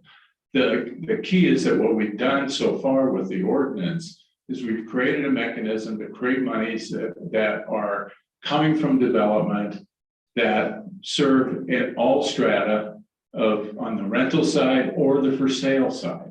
We've got the inclusionary housing requirement includes for sale. So the spectrum concept you're talking about, at some point, we want to talk about first-time home buyer and so forth. So again, we haven't laid all of that out yet because we just had the ball rolling in terms of the inclusionary zoning ordinance and the money that could create. Now that we're going to this step, we would then take and start to really stratify that and come back to City Council as part of our annual reporting and part of our organizational reporting to you as to how we're going to attack each individual portion. So you're right, there's nothing out there right now in terms of the plan you've seen, but it's in the foundation of what we're trying to create right now. Now, and I guess that's also part of the accountability. I'd like to see that plan before we give the money. And I'd actually like to see that plan because in my opinion, CCOB, the city, county, and Broomfield should own that. And then you guys take that on as your scope. And I wouldn't want just the opposite to happen. I wouldn't want the Independent Housing Authority to develop that plan and come back to Broomfield and say, this is what it's gonna look like. I think we did something very similar with the Environmental Sustainability Task Force, ACES, where they said, here's a baseline, here's our goals. And let me tell you, now they're saying this is how we're gonna get there. And that's kind of what I'm looking at now is we haven't given them really a dime. We haven't definitely given them $7.8 million. But they've built the baseline and the plan. And that's kind of what I'm looking at is I think CCOB should own the plan and then figure out how we're divvying up that scope. Because like the housing, the homeless housing issue, I agree, definitely needs to stay with us. I think we're sharing the same vision here. I would say that the way it's structured with the startup of the housing authority, where the director and the team that surrounds that director are resident here in buildings, at least for the near term, give us a great opportunity to be collaborative, right? And to be working in each other's backyard, so to speak, and be able to jointly come to the right plan that is city and counties and the housing authority. So it's not yours or mine, it's ours. And if I'm hearing you right, that's probably the ideal solution, correct or no? Correct. Just before we give the 7.8 million, I guess that's my point, is I would like to see that plan working together even with the task force. And then establish the housing authority, the independent housing authority to say, here's the IAG and here's the plan. It's Broomfield's plan and you guys go implement it. I don't think there's gonna be a dog and I don't think there's gonna be a tail. I think that we're all gonna work together to try and get there and have a plan in place to effectively manage the funds together. That's at least that's. I would think, and again, to some of my council members' points earlier, I don't think anybody in this room has any intent to not do exactly that. As this matures and moves forward and we transition both teams, we've got to make sure that there is a plan in place for that conversation. So, okay, and then let's see, my other comments associated again with the members. I agree with everything that my previous council members said. I want to go with what is existing in our current committees in regards to terms and of making appointments and even going through the interviews to make the appointments. And so I really haven't had anything new there. And I guess my point is the landlord, who manages them? That would be my last question. Let's say we get the units. Yeah, I think it's been a term that we've kicked around quite a bit. The city, the statement that city does not want to be a landlord. Exactly. That would be the housing authority. Yeah, but who on the housing authority manages them? Who's doing the audits of the house? Who's doing the maintenance of the house? Who's organizing all that? Yeah, excuse me, Councilman Segura. The housing authority would hire a third-party professional management company who's educated, qualified, and licensed to do that kind of work. Okay, so I do think that is going to be an extra expense and a very large expense in the future for owning those units. That's absolutely right, and it's part of the overall budget of that particular property. Yeah. So whenever we hire a third-party management company, part of the contract would be associated with the individual properties and not an overall kind of, like a retainer, and then they show up when they feel like it's a kind of thing. It's property specific. Yeah. All right. Thank you very much. I appreciate it. Thank you. Councilmember Tessier. Thank you, Madam Mayor. And I just want to the cue in the Chariots of Fire theme song, get the slow motion going. This has been a marathon that the Housing Advisory Committee has been running and has been just so awe-inspiring to be a part of. And thank you. all for your continued work, and I hope that the advisory committee will also express interest in the Housing Authority Board. I think this is a fantastic opportunity for us to create an arena for all partners to play together, to work regionally and creatively to provide housing for all. There are opportunities and potential for some incredible movement in housing in Broomfield. So I also wanted to thank this council for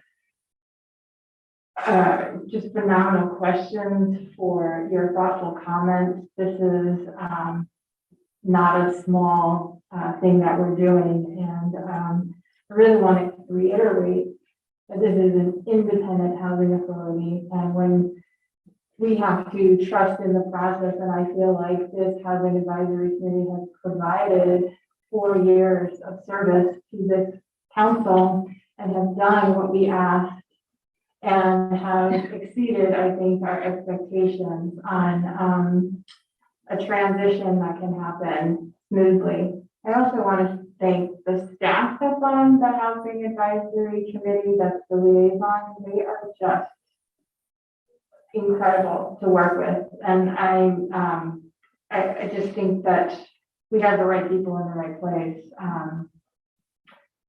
I want this housing authority to be as nimble as possible and have access to all the buying and selling opportunities that the free market and all kinds of other partnerships can provide.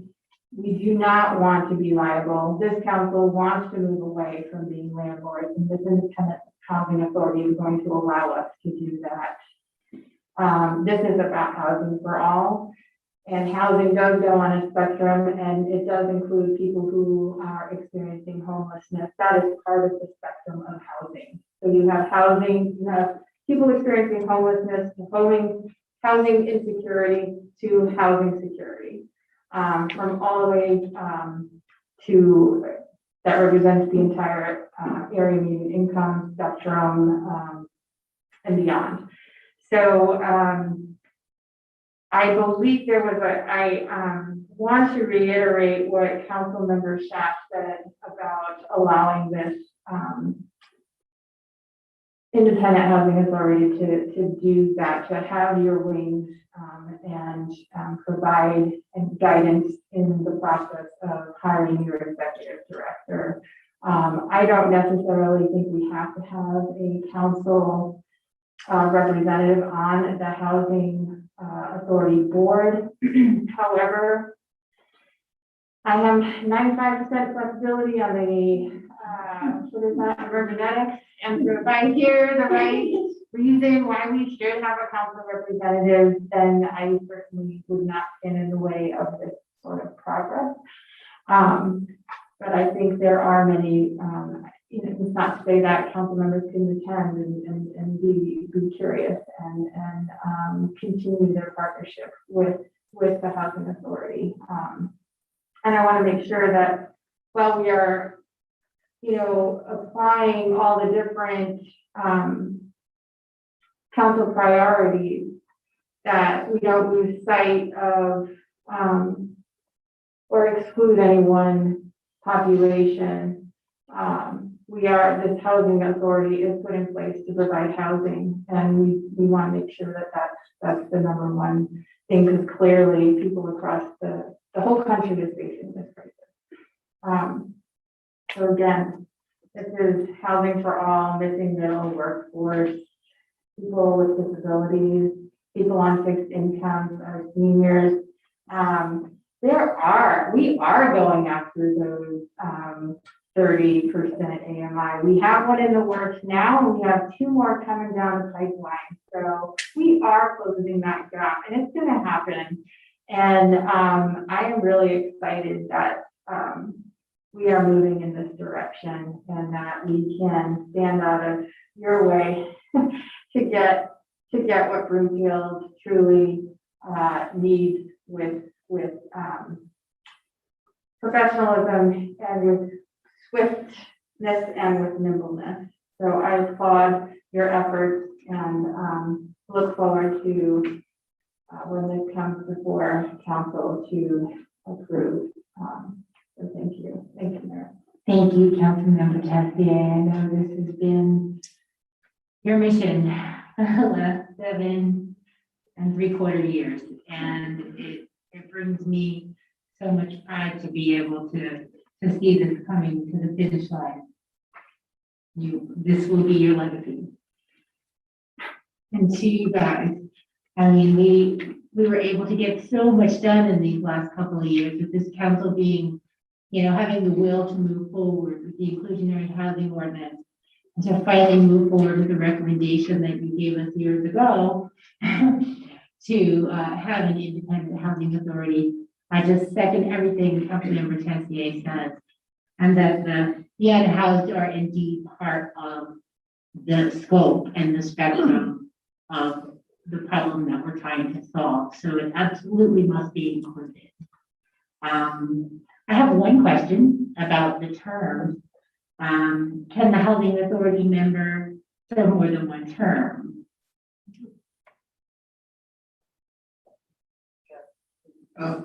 Mayor Pro Tem, obviously, they can be renewed if that's what you're asking. So the person that, as an example, might be on for the 1-year term.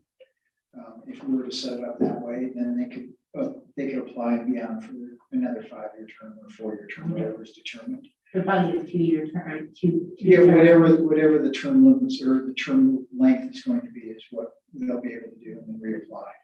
I think that's wise, because it does take a while to learn the job. As a wise former council member once told me, after your first term, you learn the job, and the second term, you can really get to work. So again, I can't express my gratitude enough for all of the service that you've given to this cause. And I look forward to seeing you next time. We've got great input. Now let's put it together. That's all I have. Thank you. Thank you.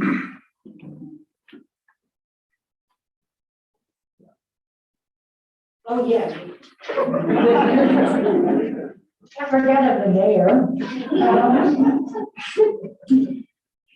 Thank you all so much for being for tonight's update, and we'll see you hopefully in a couple of weeks. Since we're on this tight timeline. Now it's break time. So before we get to that economic and financial outlook, let's take our 10-minute recess. It's 8:18, so we'll return at 8:28. Thank you.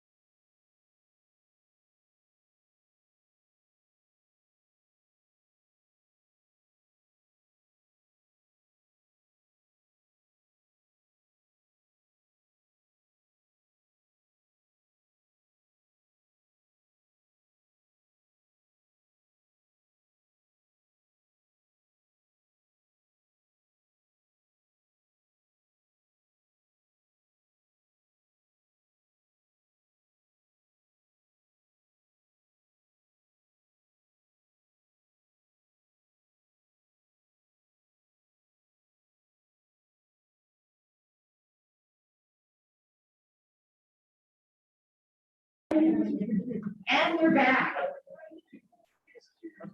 The next item on tonight's agenda is a briefing and discussion on Broomfield's economic and financial outlook. Council has a copy of the agenda memorandum, and I'll ask our staff to begin our discussion. Thank you, Mayor and Council. Now we're back to Jeff Thunder Romine, because now he has his economic vitality hat on. Mr. Romine will walk us through the economic outlook.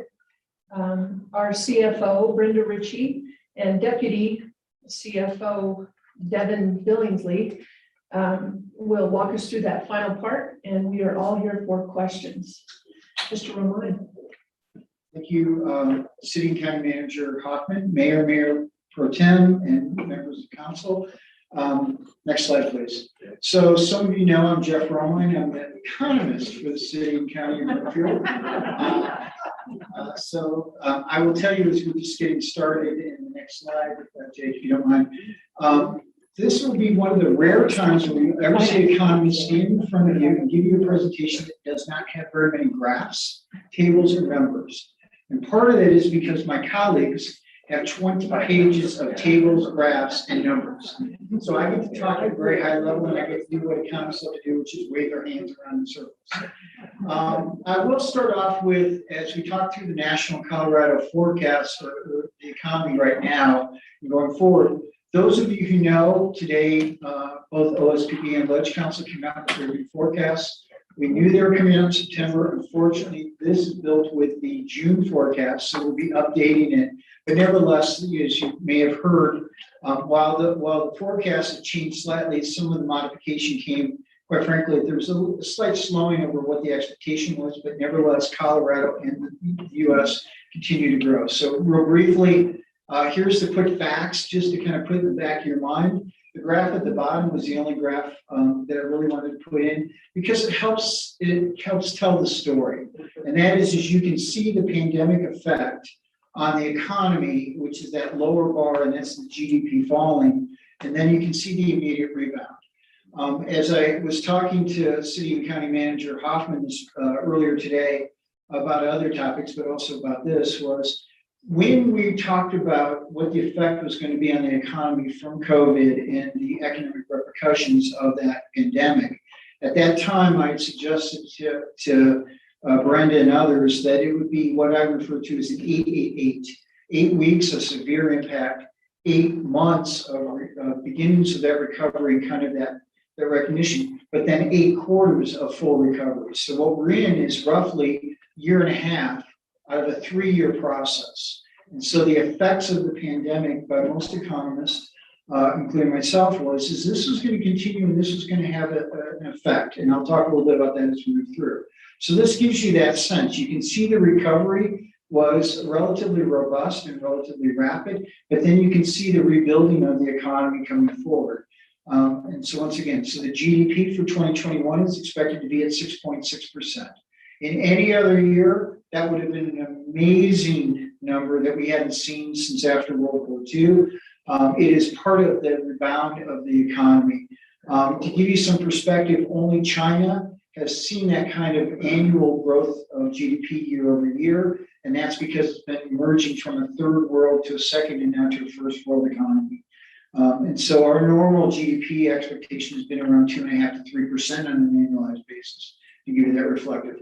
Generally, here's the population, the employment, and as you can see, the number of percentage behind it is the percent of the population that are employed. And the reason why that becomes important is that's a really good economic measure of the productivity of the economy and how it's faring and working through. And so you'll see that number both in the national, the Colorado, and then as we move to Broomfield.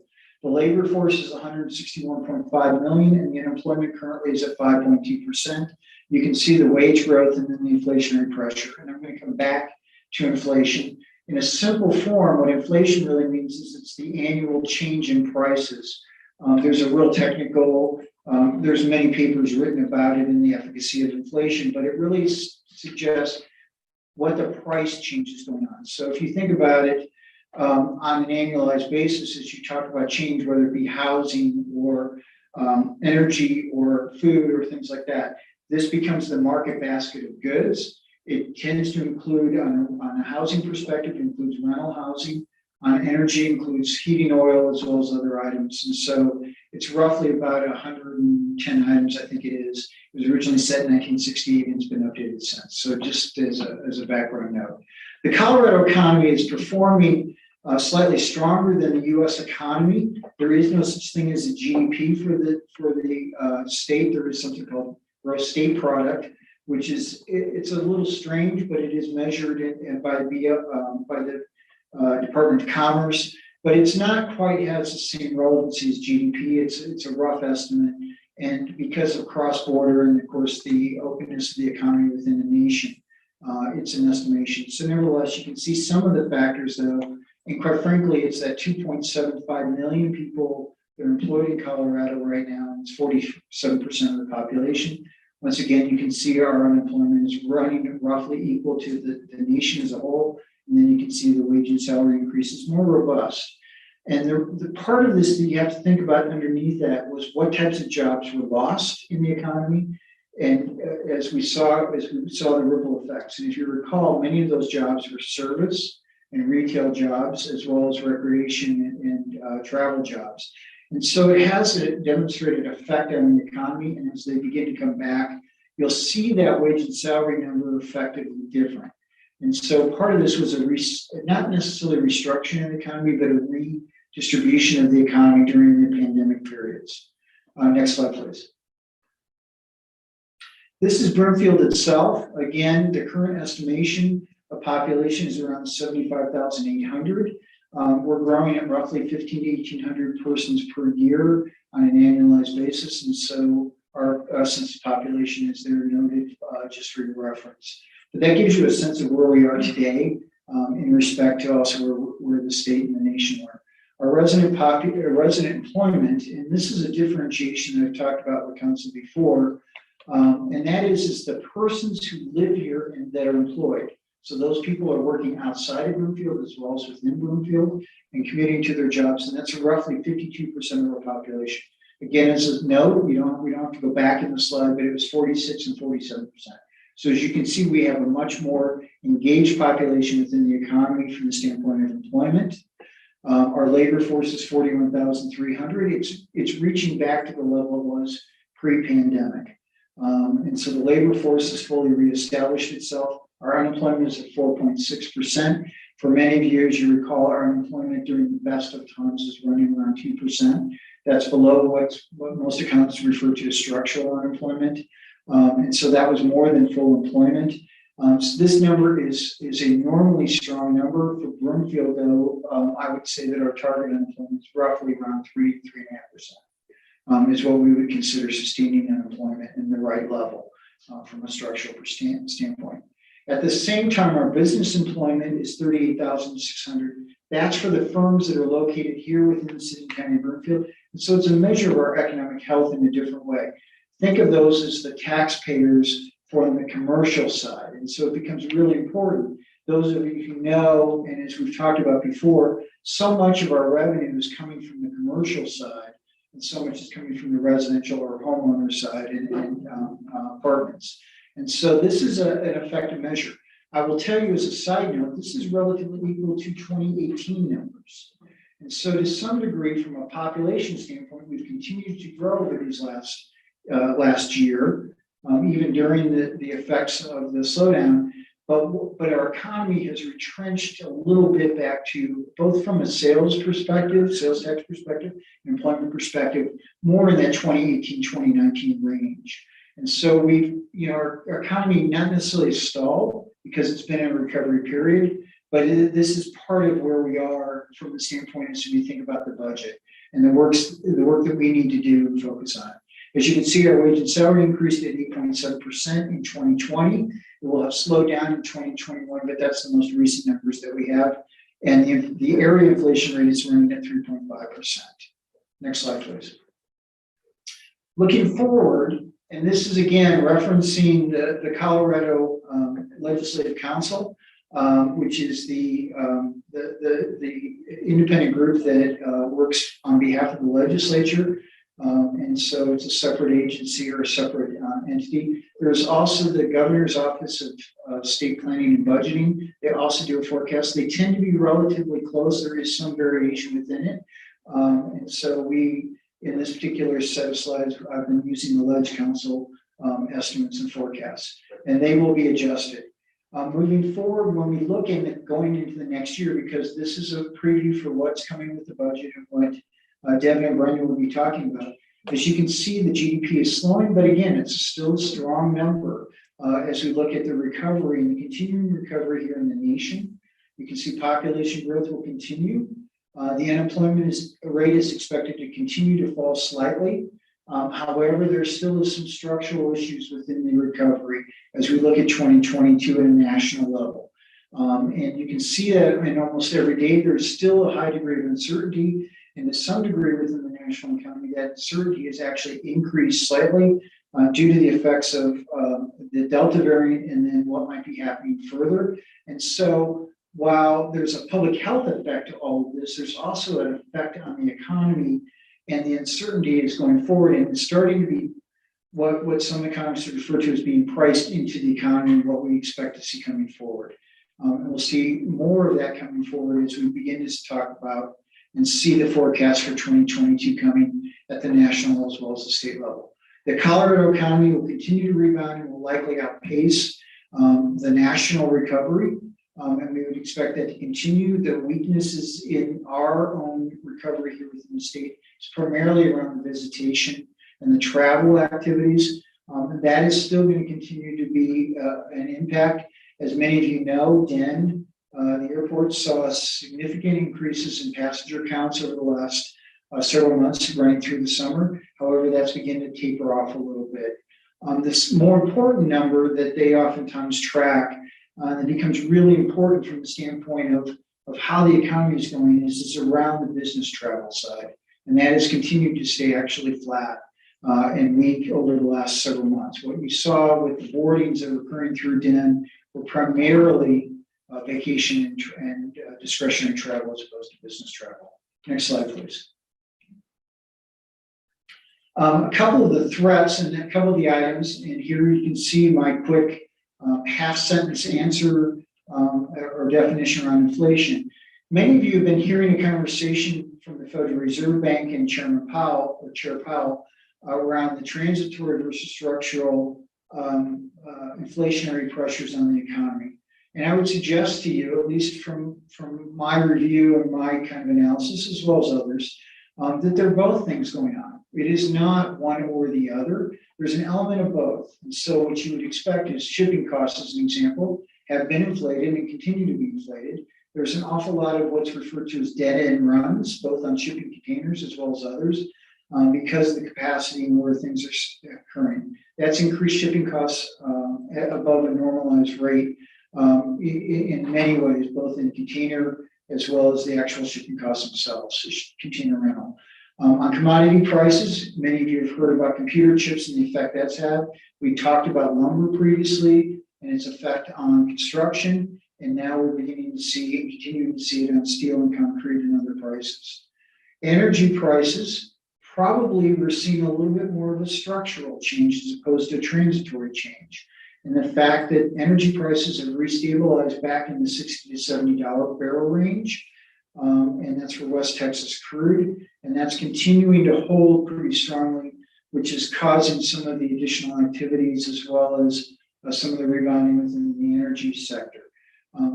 Before this, as you recall, even about a year and a half ago, energy prices were actually operating in the negative range because there was no ability they were shutting down pumps and they had nowhere to store it due to the restrictions on travel and also the behavior around the employment. And so what you saw was virtually very little. And if you recall, roughly about a year ago, gas prices were running just right around $2 a gallon. We're now back in the $3.50 range, generally at the pump level. On housing and market mismatch, that continues to be, and that's what's causing some of the activity, both from a supply standpoint as well as the type of housing being provided, both at the national level within local markets. And we can talk a little bit more about that if you have questions. Workforce concerns, labor availability continues to be there. Part of what's occurred is we've been seeing some reductions in labor force activity, primarily on the male side, prior to this slowdown. And now we're seeing it across the board, primarily though in certain sectors of labor, oftentimes the moderate income, moderate skilled laborers. And so we're seeing that as some restriction on supply of labor, which is causing some elevation in the wage prices. And that's what we're beginning to see and talk about more. This is both a positive and a negative in the sense of returns to capital being more widespread and not just being at the higher end of the wage levels and the employment levels, but also flowing to the moderately employed and that part of the labor force. And quite frankly, the greatest degree of concern is around the uncertainty within the economy. Next slide, please. You have asked in a couple of different settings, what is the impacts on the future of office work? And then also what's the future impact on retail? Both of these have an important part of our budgeting philosophy and needs to be informed into the budget activities as well as our revenue estimates. The office work, as many of you know, Broomfield is a headquarter location as well as a major office location. And so it affects our commercial real estate and therefore our commercial tax revenues around property taxes, as well as personal property taxes. In working with consulting with some of our local firms, as well as following the national press, what we're seeing is many firms are we expect to return to a 4-to-1 or 3-to-2 day relationship around hybrid working. And as you may have just noticed, Vail Resorts has instituted a requirement for all their workers to now be vaccinated. And so what we're seeing is that return, both of Vail as well as many of our other major corporations within Broomfield, we're expecting them to return to site, and they anticipate coming back to site, but at a hybrid level as opposed to a 5 day a week. That will likely have some impact on future office demand for those, and we may see some leasing. One of the examples would be Oracle over in the Oracle campus here in Broomfield. What they did during the pandemic is they actually consolidated their workspaces and then freed up one of their buildings, which is now available for lease in the market. We have interest from several firms looking at that building because it's a great location. So what we would expect is to see additional firms coming in and strengthening our representation of companies, but they'll be likely using less feet for the total number of employment going forward. And so what we believe and why we think this is important for the budget is we see the strength of our marketplace in the commercial real estate, and we think that that will continue to be strong here in this community and within this metro area. So we see that while perhaps not as robust and bright as it was, we'll say 3 years ago, we still see it as an incredible strength and part of the foundation of our budget going forward, both in 2022 and years going forward. Next slide, please. On the future of retail, I've talked more explicitly with many of you in the past. One of the things that I would just point out is what we have seen on the retail perspective is the acceleration of the behavior and the changes in the retail marketplace that we started even in 2000 and have continued. We've seen acceleration. The key point on this slide that I would really point out to you is that it is what would be called as marketing, mixed channel or multi-channel service is where the retailers are succeeding. And secondly, that the experience over consumption is a continuing pattern that we would expect going forward. We will continue to monitor and watch the changes of switching from a bricks and mortar purchase into an e-channel purchase. But nevertheless, as evidenced by Amazon as an example, which now has a store within Flatirons Crossing, we'll continue to expect to see that interrelationship between mixed channel activities and retail. And then finally, and this actually lines up with one of the things the council has expressed as a priority, is focusing on opportunity around dining and authentic dining. And so thinking about that, we see that as a strength going forward and a priority for us to continue to work in that environment. And that includes both national chains where we might be the first in in a marketplace or one of the first two restaurants, as well as localized retail opportunities and dining opportunities. So being first in is the same as effective having that authentic effort. Next slide, please. The economic outlook, therefore, is we expect to see an acceleration in the economic recovery. We expect that to continue going forward. And we do expect housing appreciation, while perhaps growing at a slower rate, as the council member pointed out in the last presentation. The last 30 days, we've seen accelerated appreciation again. That is effectively some of the timing effects. I would expect some of that appreciation to slow down in the next 6 months as we go into the slightly slower buying season, but nevertheless, appreciation will continue in Broomfield going forward, just hopefully not at that same rate, because it does have an effect within our housing market. Specifically, we expect the population to continue to grow within the community. We expect unemployment to stay a little bit above what we would want from that 3.5 target, but nevertheless, still continuing to come down. We expect employment to continue to regain as we're seeing firms interested in locating in Brookfield and growing in Brookfield continuing. As you can see, we also have a retail use tax estimation of what we see going forward, and then inflation rate. So if you think about it, when you kind of add up the population growth as well as the inflation, then you can arguably say that's 3.6. So the net growth in retail spending is about 1.2% when adjusted for those two factors. And that's really the residents and the households coming back into the market and increasing their purchase levels again to a more sustained level. Next slide, please. This is the last slide before I turn it over to Devin and Brenda, and that's the influences on the budget. I've mentioned those as I was going through many of them. And so there's effects both in the economy, but some of those effects flow down into our own costs and our own revenue lines. And we've talked a little bit about that. As an example, property tax revenues will continue to rise due to appreciation as well as building activity, retail spending. We've talked about that, but we expect that to continue to shift a little bit. And then as you can see, the availability of labor is putting upward pressure on both our costs of employment, which is the most significant cost, as you know, and as Brenda's repeatedly explained within our own budget. So in all of that, as you can see, there's a final star. And this is that one-liner, if you were to ask me, which is the economic activity and revenues will continue to grow in 2022. But as City County Manager Hoffman and others have expressed, we expect the expenses will also grow and likely outpace the growth within the revenue side. And that's creating some of the pressure on our budget as we look forward.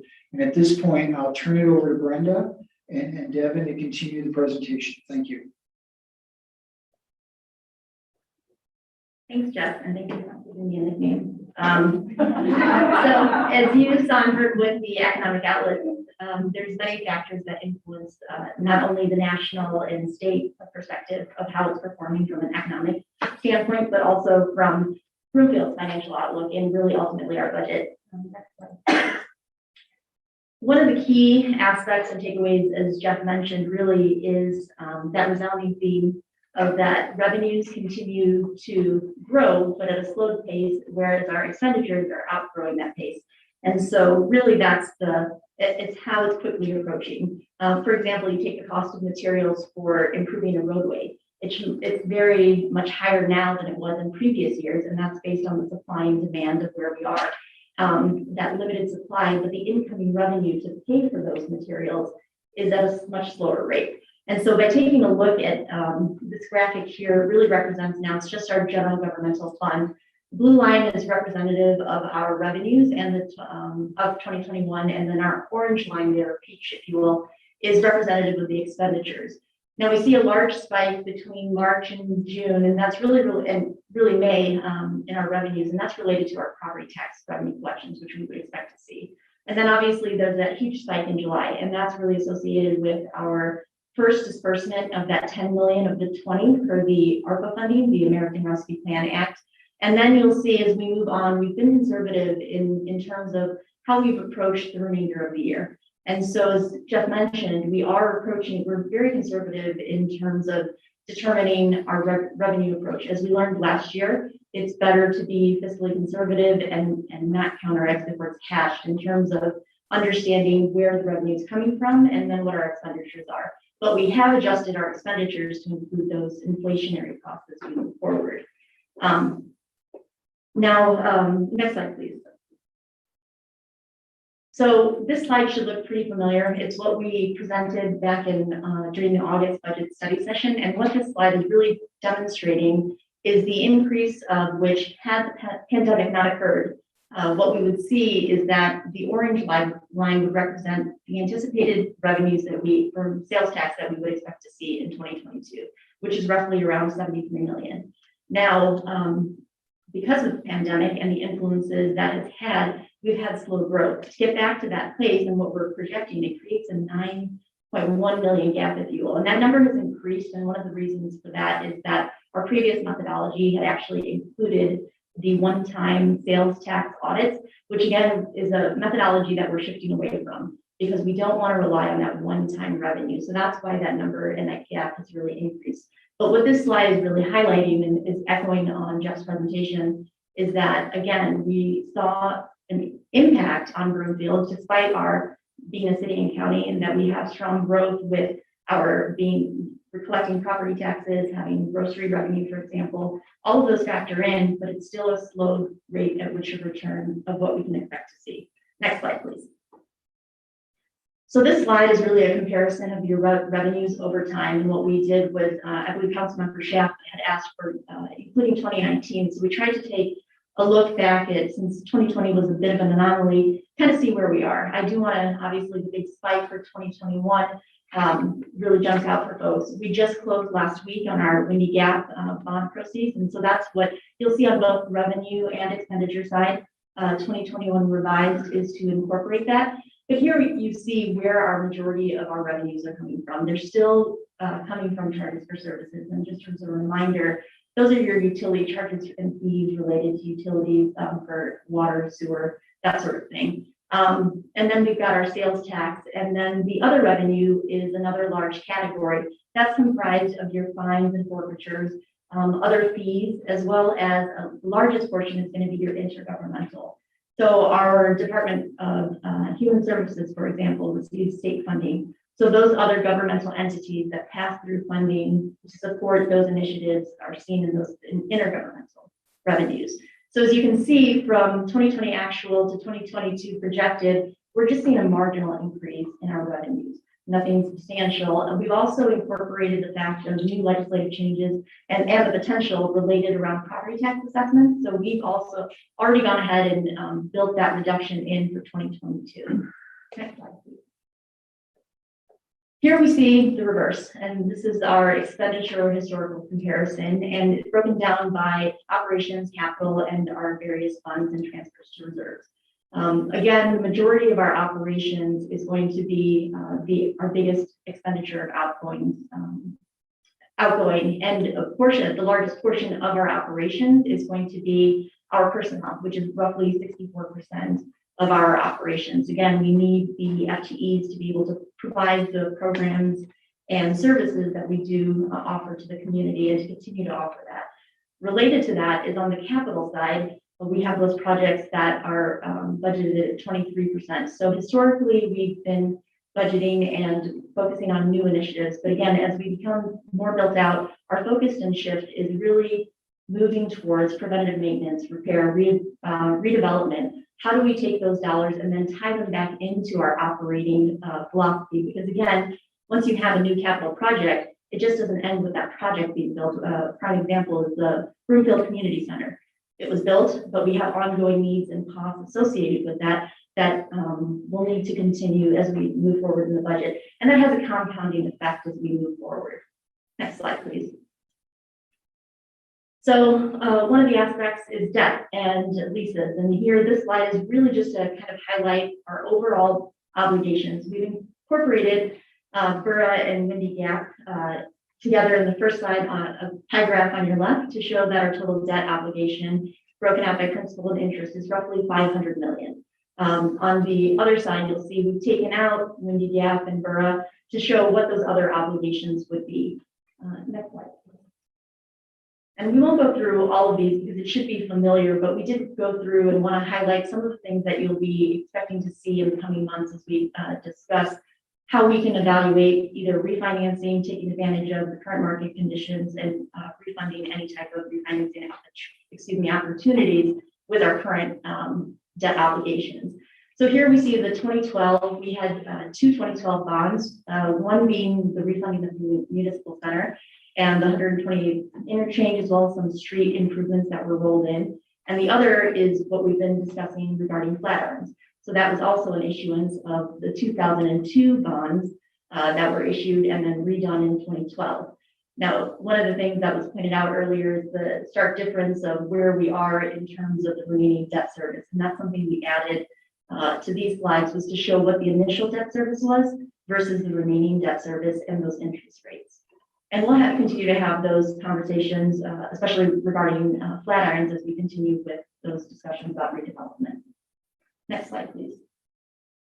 And with our 2017, obviously that was just 4 years ago, hard to believe, but we currently have an opportunity because while they're only callable in 2027, it's not advised at this time that we move forward with any type of refinancing, but staff will definitely look and see if there would be any reason or it'd be advantageous to the city and county to potentially look at these bonds. But because it's a large number, wanted to be able to provide this in context in relation to the other debt. Next slide, please. This busy slide is just to highlight our enterprise funds regarding the sewer bonds. So those were also issued in 2012. And looking at it, the main takeaway from this slide is really to understand that with enterprise funds and especially enterprise debt, it's very different from our other sales tax general obligation bonds because it's funded strictly through those service and user charge. It operates as its own business entity, if you will. So really the revenue that's coming in needs to be able to support whether it's debt service, ongoing expenses out of that fund.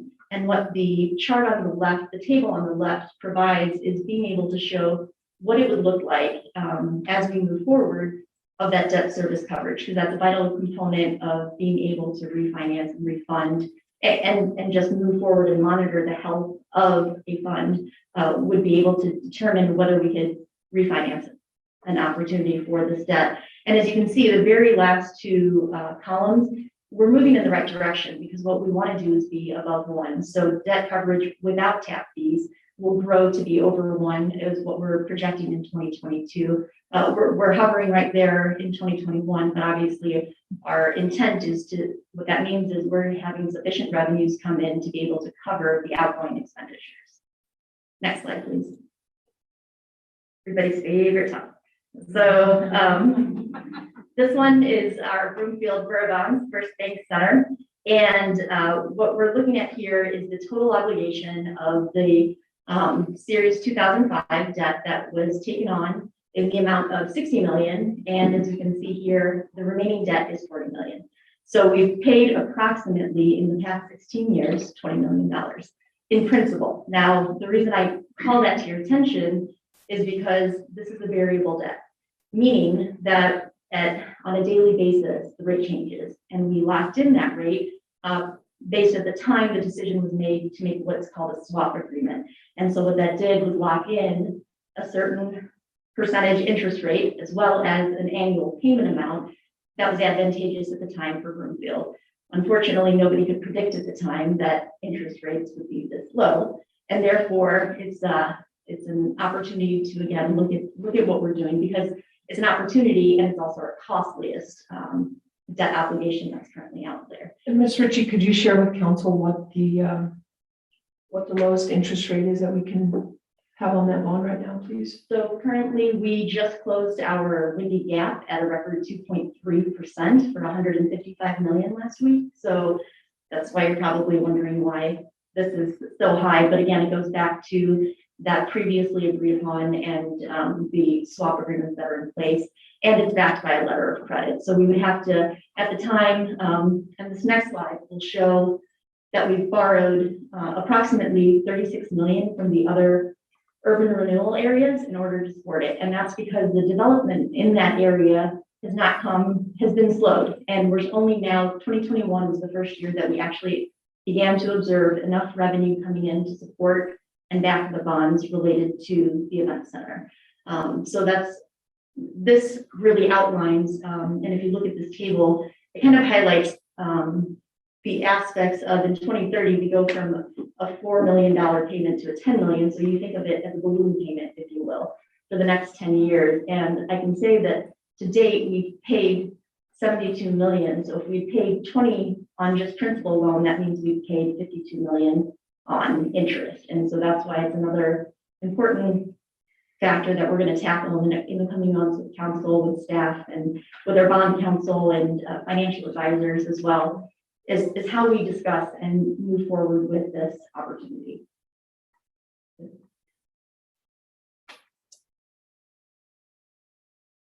Continue while we're all having this hit in our stomach. Yes, I know. Okay, we're going to move forward then. It'll get better. The next slide, please. So summing it up with our look ahead, you see a lot of negative numbers there. And it's not to sound the alarm or to, what this is doing is taking those basically slowed revenues, right? And exceed those expenditures that are growing at a much faster rate. And keep in mind that a budget is a planning tool. So we have to plan and ensure that at any point in time, we have enough funds to cover any and all costs. And so what this is showing with our general operating is that we will always present an annually balanced budget. So at the end of the year, we've got proposed at 2022, ending with 771,000. However, this does not include the 20 million in the additional funding, right?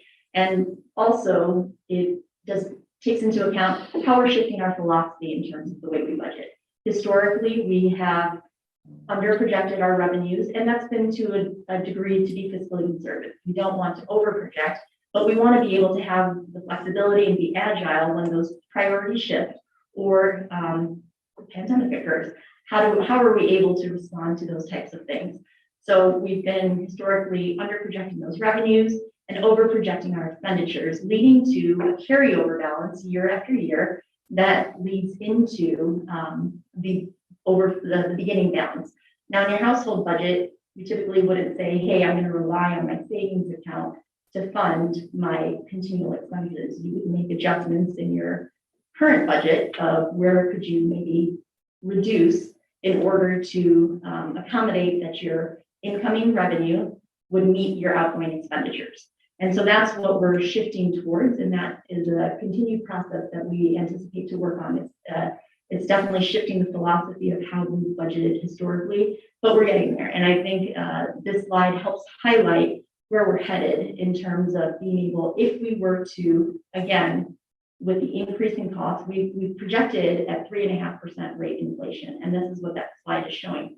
That could very well change. We will definitely, as revenue comes in, as property taxes, as legislation changes, we will make those adjustments. And if we're starting to see, and we have conversations regarding diversifying that revenue base, that will all come into play and definitely change those ending numbers. But it's very important to see that the choices and decisions that we make today as as staff, as council, as a community, as where we put our focused efforts and our funding, that's where we need to just kind of readjust and just have an idea and understanding that it all compounds and layers on top of each other as we move forward. So it's not that things can't be done, it's just how we approach it and how we do it in a thoughtful and strategic way.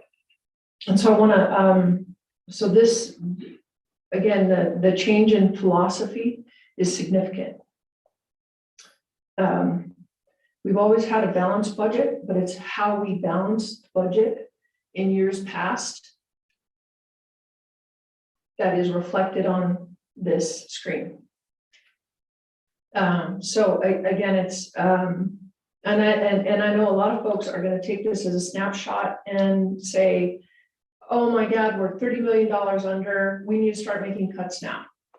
I want to reiterate that revenues are flat, operations are increasing and continue to increase. So we've had this conversation before where revenues are flat, expenses are increasing because it's expensive to maintain the service level that all of Broomfield has become accustomed to. We have not, we also made the strategic decision with council's support that we did not tap into any reserves. So the conversations that we've been having, and nor will we, unless it is truly a catastrophic event. So again, the philosophical change is one of, we're not going to bank on the lottery. You wouldn't buy a car based on, you got a scratch ticket last week, but you know you're going to come in for the big one. And budgeting is going to be very transparent. So from a staff perspective and a council perspective and a community perspective, it's easier to do the work behind the scenes in order to shore up a balanced budget because it makes everybody feel good. We are in a stronger financial position than any of our surrounding communities and neighborhoods, not only because they tapped into the reserve funds, but again, the methodology of making sound decisions, not based on today, but sound decisions based on what the implications and compounding nature is going to be in 3 years, in 5 years, in 10 years. So the structure that we have set up between the development matrix, understanding the what, where, and understanding the why, taking that long-term comprehensive approach, will add to this philosophy. It's not going to be so much sticker shock as it is to everyone right now with this change in philosophy. Ms. Ritchie, continue. Sure, so I'll just reiterate that, again, the budget, this is just the budget, it's not the actual, right? So there's clearly a difference of what we're planning to do, which the budget is. It's allowing that tool to plan for it, but it's a fluid process. So we have things that change and we have needs or, again, seeing what the revenues and expenditures are doing, we have the ability to be agile and adjust in those circumstances because, again, this is the budget and not actually what has maybe transpired. And again, what we're trying to capture is should all of our obligations come due, we have the ability to make good on that. Because again, Broomfield has always prided itself on the fact that we've been fiscally responsible and will continue to maintain that as we move forward. And we'll do that as we see in the next slide. That the operating reserves, we're still continuing to contribute to it. As Ms. Manager Hoffman has indicated, we have a policy limit of 10%. We have historically been above that. And we are right now at 16.67, which is 2 months of operation. And we continue that. And we're also exploring what we've been doing is, again, those one-time revenues that have been discussed and mentioned. What we're doing is taking that and setting it aside. Once we've paid off our obligations related to the various distributions, taking a portion of that and putting it back into the reserves. So every opportunity that we have, we are ensuring that we are setting aside appropriate funds should in the event that we need to use them, they are available. And so again, wanted to wrap up on this slide to be able to make sure that as we move forward, we're still having those sound philosophical practices and putting them into practice by actually having a certain percentage of above our minimum policy and looking at how do we expand that, ways to contribute and add to that. And one of that was setting aside those one-time revenues. And then our final slide, I believe, is just what's ahead. And so tonight we've got the department heads here to kind of answer any of your specific questions on the department budgets. And then we'll come back in a couple of weeks and you'll hear we'll have a public hearing on the proposed budget, the 2022 proposed budget. And then on the 26th, we'll formally come forward for adoption on both the revision for the 2021 budget as well as the 2022 proposed budget, and then kick off Q1 with our discussion of the event center financing options. It should be just a ton of fun. I'm excited. Ms. Ritchie, can you remind council and the community to the budget workshops that are coming as well, please? Absolutely. So we have a budget workshop open to council as well as the community this Friday, the 24th at 3 p.m. here in council chambers. It will be video and available on our website. Also a copy of all of the department presentations that you all have the opportunity to review, as well as our budgets, are all available on the finance website. So that's broomfield.org/finance. And yeah, so I think that's what we have. And we also have not just, I'm sorry, we have the budget, then we also have economic vitality, as well as community development. Thank you. Mayor, that concludes the presentation. Thank you all very much. Questions and comments from council are next. Who would like to start? Is everybody ready? Councilmember Tessier. Thanks. I have one question. That's a lot of information for me. But my one question was on slide 22, when you said that the 20.7 million from the ARPA funds was not included. How would, or does that, how does that impact the numbers as you went down year by year? That's a great question. Is it possible to pull up that last summary slide on the general operating? So what that would do is, so if you look at the 2022 proposed budget, the ending balance, that 771 would actually increase by 20 million. And then that would flow to your 2023 beginning fund balance. So really in 2023, then we wouldn't be negative, because right now we're projecting 6 million. So it continues to flow through our projection. So it's really that ending balance would be increased by 20 million, and then it would flow into our next fiscal year in our beginning fund balance available for use. Okay. Okay, thank you. And Councilmember Tessier, so again, that's that change in the philosophical approach for any of those one-time hits. So as Brenda was saying, having it be a budget tool, the reason that we have those total numbers on there, and it hasn't been reported this way before, which is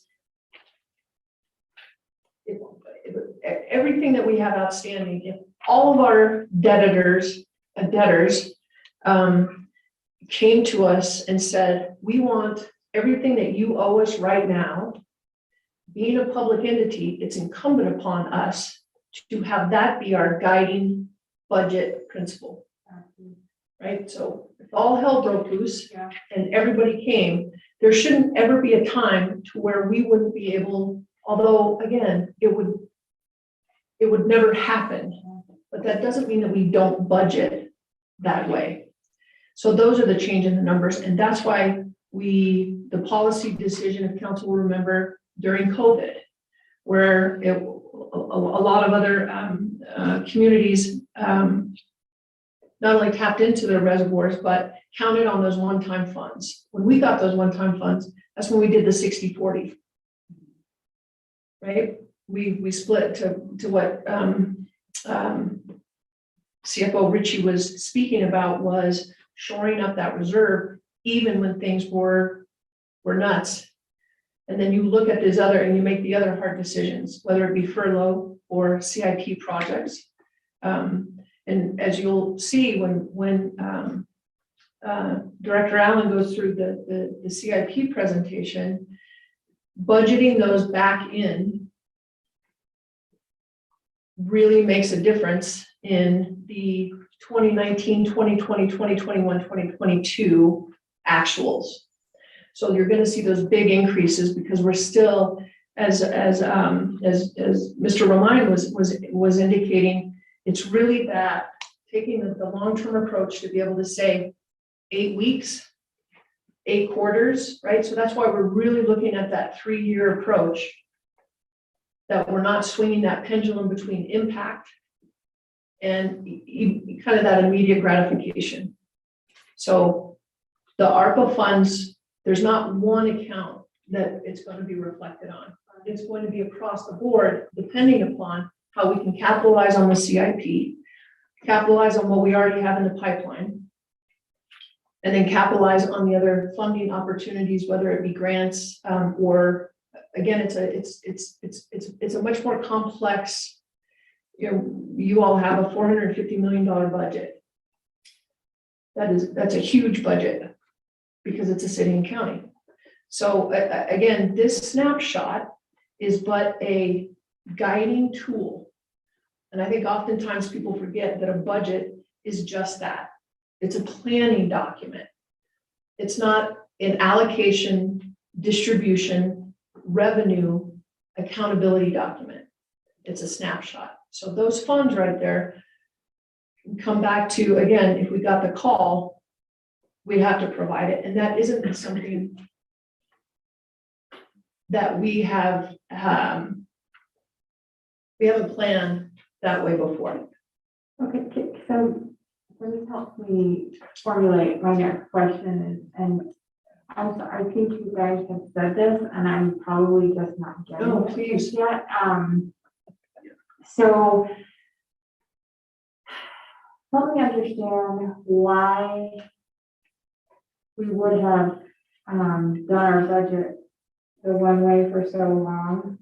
And help me understand, like, I think I get why we wanted to shift, so we have those reserves in case catastrophic. It's like having an emergency fund, you know, if you don't touch it, I'm not absolutely need, right? So, I guess, help me understand the adjustment that was made. Sure. I'm gonna ask Miss Ritchie to fill in the gaps, but essentially, part of what we've talked about before is, so when Miss Ritchie had indicated, we would lowball the revenue that was coming in. And then we would, and this is a lot of, when council looks out at these department heads and staff that are about ready to come up and present to you. They've had a shift as well, because in the past, one of the pieces is when you talk about zero-based budgeting, everybody has such, you know, jazz hands about zero-based budgeting, and that's the way that fundamentally is not the way to budget. It's never been the way to budget. And what happens when you have zero-based budgeting is you have departments by structure say, you know, my line items for expenditures last year were 157,000. Zero-based budgeting, where you come in line by line by line by line, you're going to pad that budget. Fundamentally, that's what happens. So again, the structure doesn't support, it sounds good, but the structure doesn't support budgeting based on what you have going out and what you have coming in. And you want both of those to be accurate. And part of, from a department perspective, having additional funds that are not expended every single year. So what that does is there's big dollars to the tune of $6 million that sit in those individual department funds that aren't expended, which means we can't capitalize on those dollars in other areas. So again, that philosophical change to be able to say to the department heads as well, one of your questions, Councilman Tessier, for years has been, do you have enough FTEs? And kind of the panic look on their faces as they would look at leadership and kind of go, whoa. So we don't operate that way, right? I mean, the whole lean, mean, more with less. When we're talking about expenditures, particularly on personnel, I mean, and you can look at the staff out here. When the service levels continue, we are about 8% below when we look at the 2012 budget. I asked Brenda, look at where we were in 2012, the number of what our population was, right? Because we've always had exceptional service. Look at how many FTEs did we have in 2012 for that population? How many FTEs do we have right now for almost double the population, same level of service? We're about 63 positions short of where we should have been in 2012, not even 2021. So again, having those mechanisms in place to be able to say when population increases, our staff increases. And that's what it looks like, along with PD. And so these conversations they're important to have together. They're important to have in front of the community. It's important to have the transparency to be able to say, well, revenues are flat, we better start cutting. We're a municipality. Your greatest expense and your greatest resource is your people. So shoring up your folks, that's the priority, right? And so again, Councilmember Tessier, to your point about what the shift is, it's a cultural shift, along with the reporting shift, along with the transparency shift, along with having really hard conversations about, I mean, anybody that's sitting in my seat, when I looked at, I don't want to show council that. I didn't want to see it either, but I knew it was like a good reason for it. But we have to, because that is inclusive of all of our decision making. So it's more complicated than kind of a one hit. But again, as council becomes accustomed to the reporting mechanism, what we're looking at, when we're all in alignment about what it looks like, then we can make decisions from a place of having those common denominators. And that's part of Mr. Romine's challenge, along with Ms. Ritchie and Mr. Billingsley, really leading us into a paradigm shift to have a very structured, process-oriented approach and not have a bunch of one-offs. It's too hard to recalibrate when we're coming into really uncertain financial, economic times. So hats off to department heads for getting under. Absolutely. So thank you for your hard work. I'm looking at Bernie and I'm like, I wish I could just spend a moment in his brain. I'd be too afraid to do that. Right? The brain trust. Yeah, I appreciate it. And Thunder Romine, I can't help it, like your theme song is like AC/DC, of course. So thank you. You're welcome. Councilmember Lyman. Thank you, Mayor. Sorry, I forgot the thimble. Can I have you put up the slide, the pit in the stomach slide? Your Liz's favorite.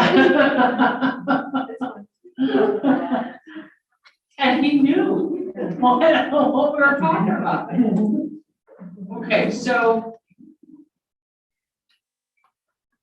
pit in the stomach slide. None of us in this room, well, none of us at the dais at any rate, were on council when this beast was approved. And one of the things that I'm, as I keep telling the council, I'm a big picture person. So the big picture to me here is this should never have been built. Broomfield, the city and county Broomfield borough should never have been involved with this. This was it was a mistake. I have other words for it in my head, but this is a family council study session, right?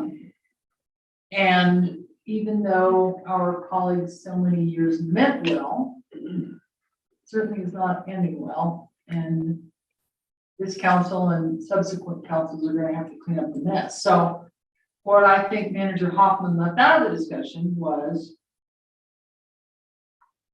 we hired her to run staff, all these wonderful people out here, to come up with budgets and decisions to make it all run well.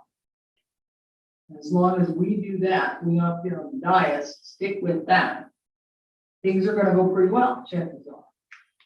Here's the problem. We can screw it up really fast, really bad.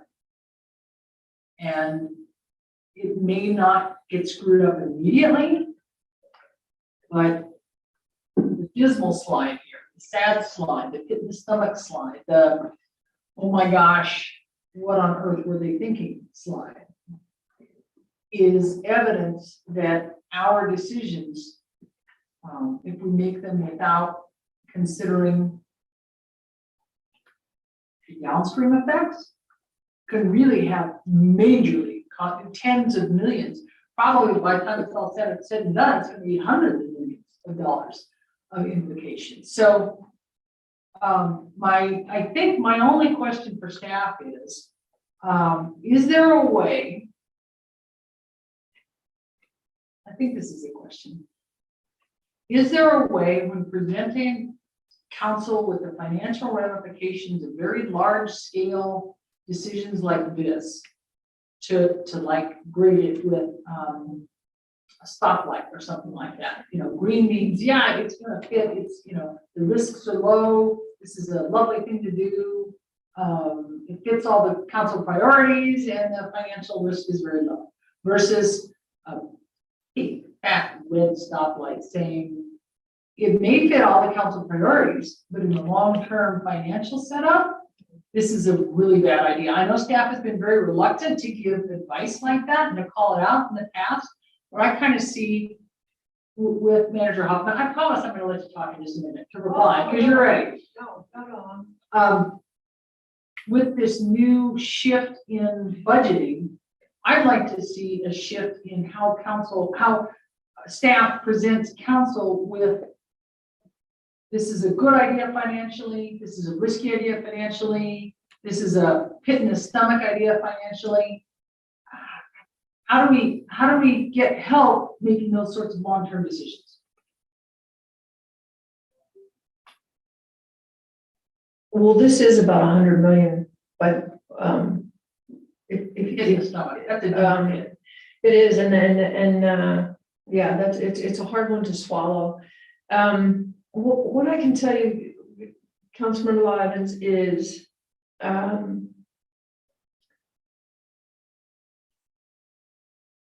think we've started having the conversations on the front end before we even bring it to council about what will fly and what wouldn't fly. Serving the community is our people in this room bleed blue. Amen. So it's not about a council person or city council overall, right? It's about what's best for the community. And so to think that we bite our tongue, our role is to provide guidance and facts. But it isn't to kind of give a thumbs up or a thumbs down. You know, when I think about baseline in Broomfield Town Square and Flatirons, it's interesting that you would say like kind of the red, yellow, green.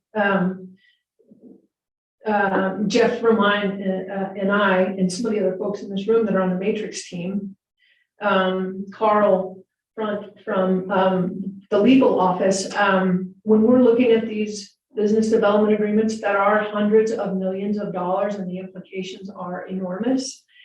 I think to your question and point and request, Councilmember Law Evans, when we're talking about Flatirons at our last meeting, I think we did that, right? Like, here's the green, this is go, this kind of stuff over here takes prioritization. And the prioritization is from the council priorities and kind of the, you know, the cool stuff, the bells and whistles. Mm-hmm. And so I think more and more from a strategic position, we are trying to hone in from a council perspective, or from a staff perspective, the best way to deliver what you're talking about, with knowing that we do the operations and you all do the policy. And so we always say, you know, getting in our operations, it makes it tough on us, right? And I don't want to go the other direction either, to where we start influencing policy so much. Again, that's there's a reason that it's staff and council. And so again, I think in those conversations, we're not going to do a thumbs up or a thumbs down.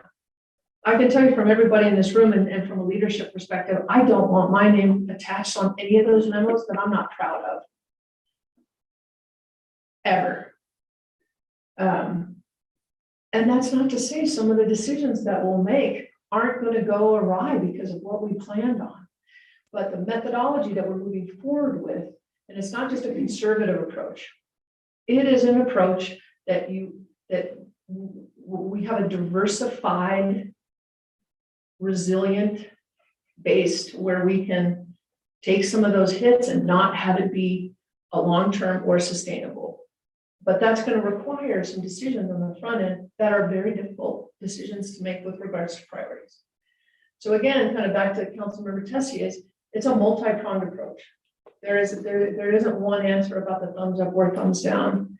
It's really a leadership approach that council has supported as we move through, and we're going to continue to hone it.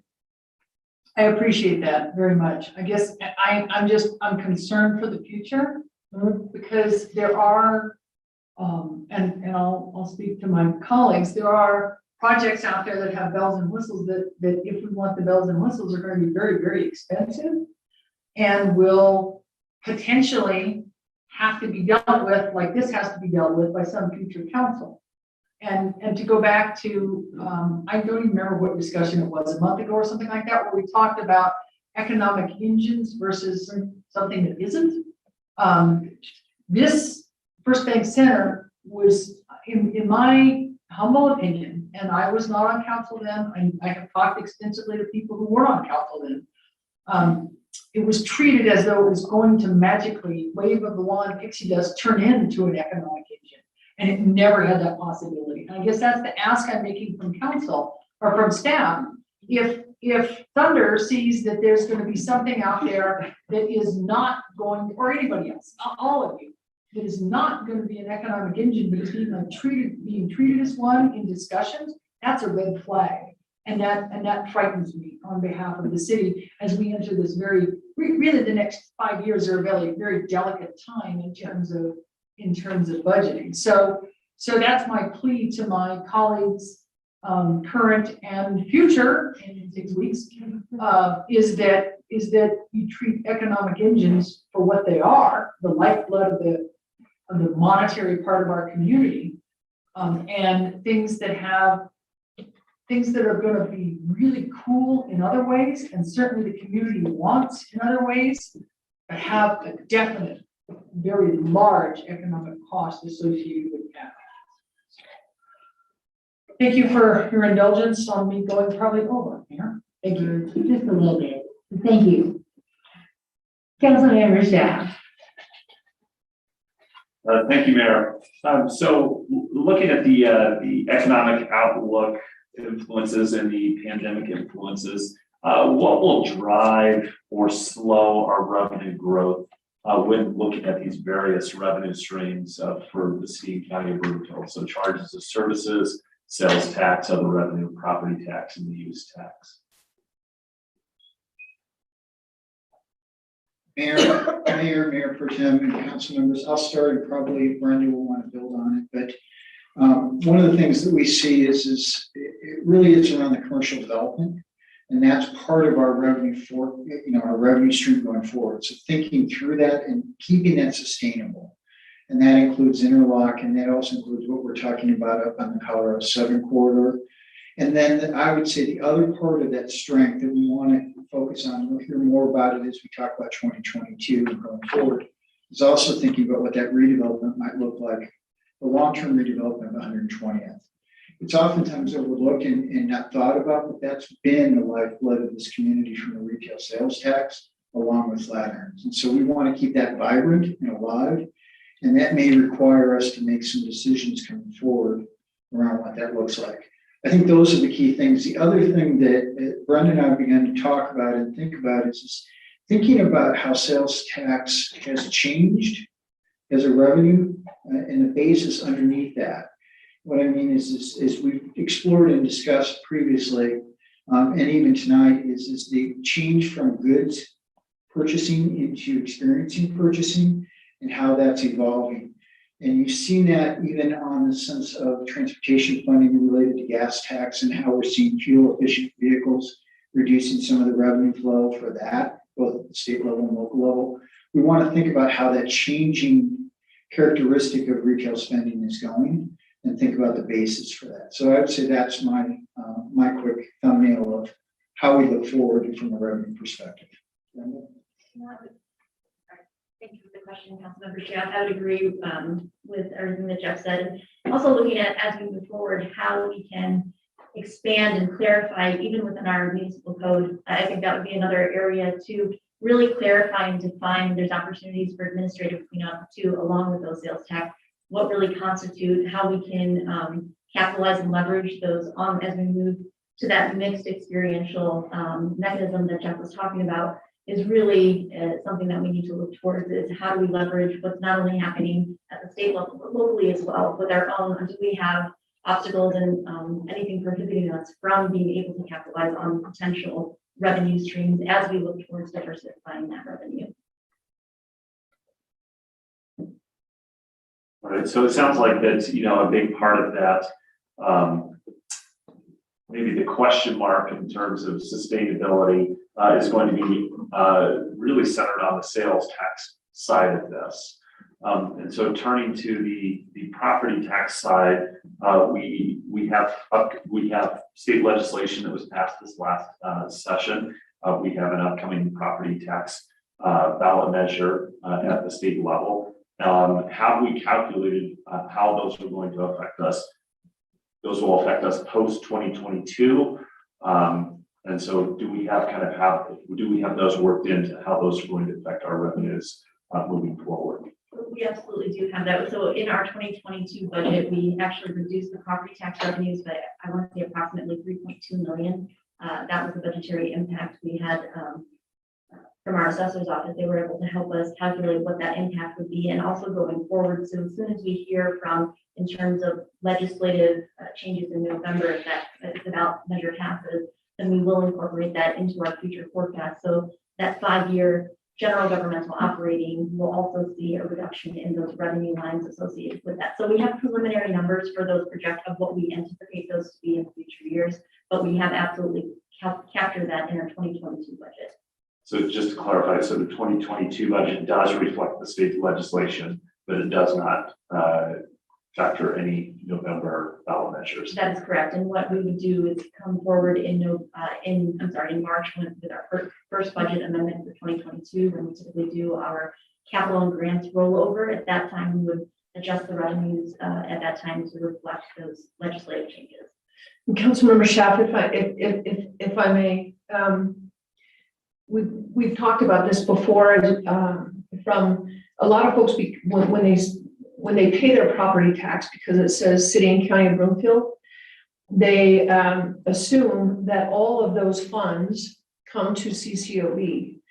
Per rooftop, with the level of service that Broomfield provides, it's between $3,000 and $3,200 per rooftop for the services that are received. The average amount out of property tax that is collected is about $1,300 per rooftop.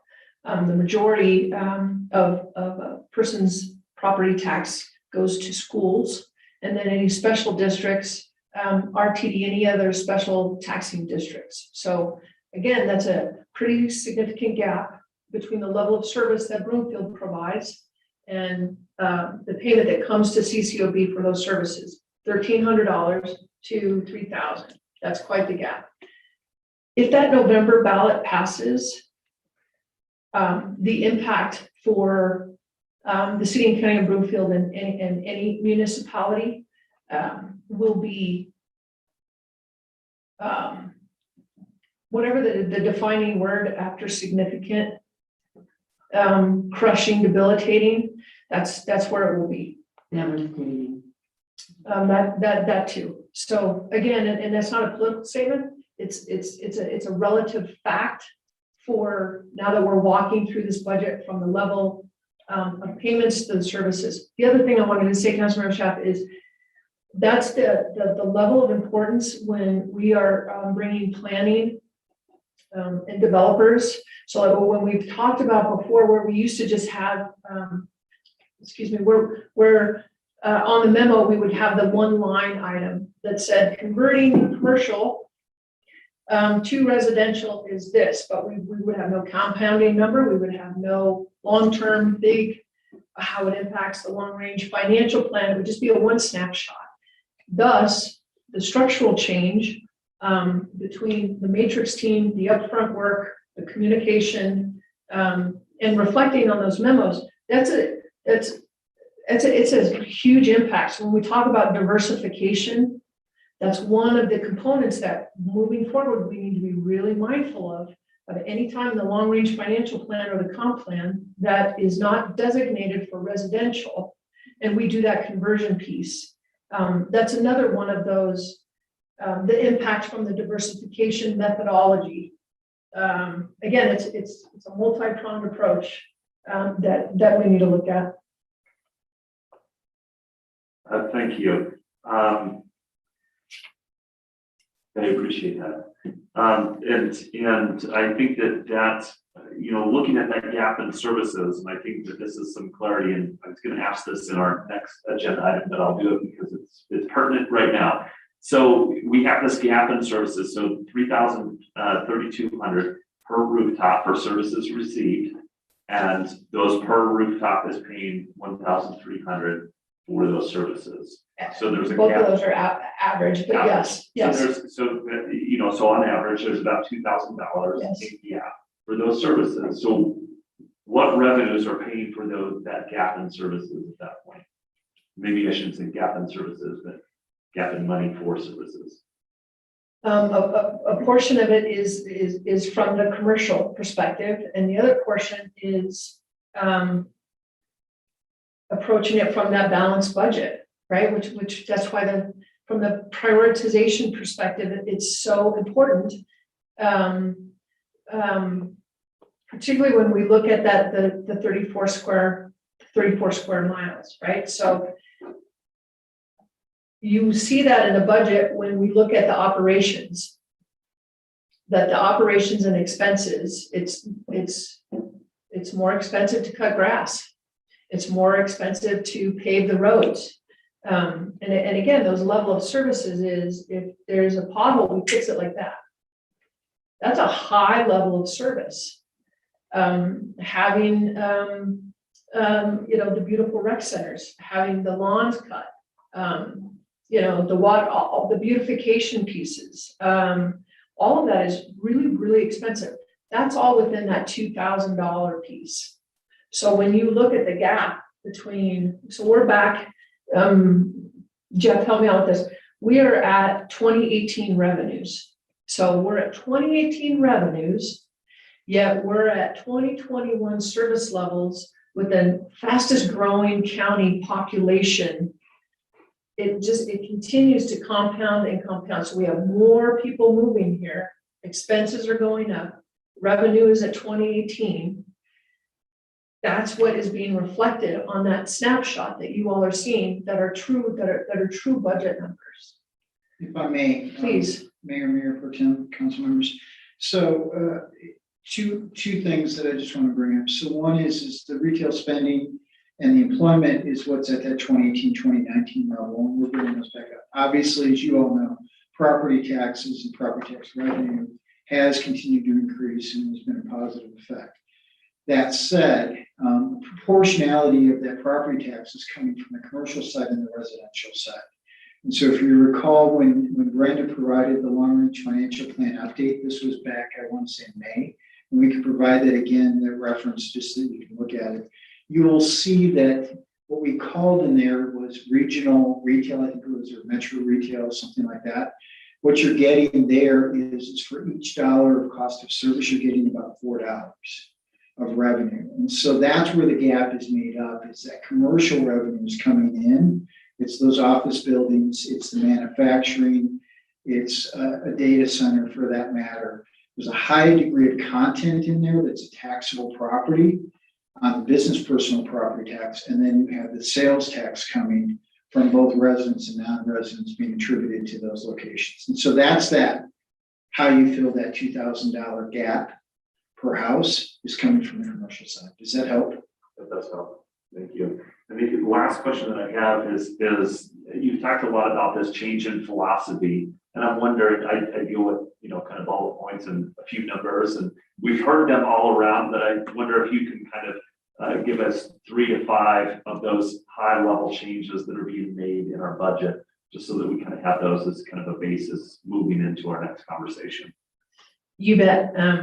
So first and foremost, the budget is reflecting if everything came due that we owe, what we would have to pay.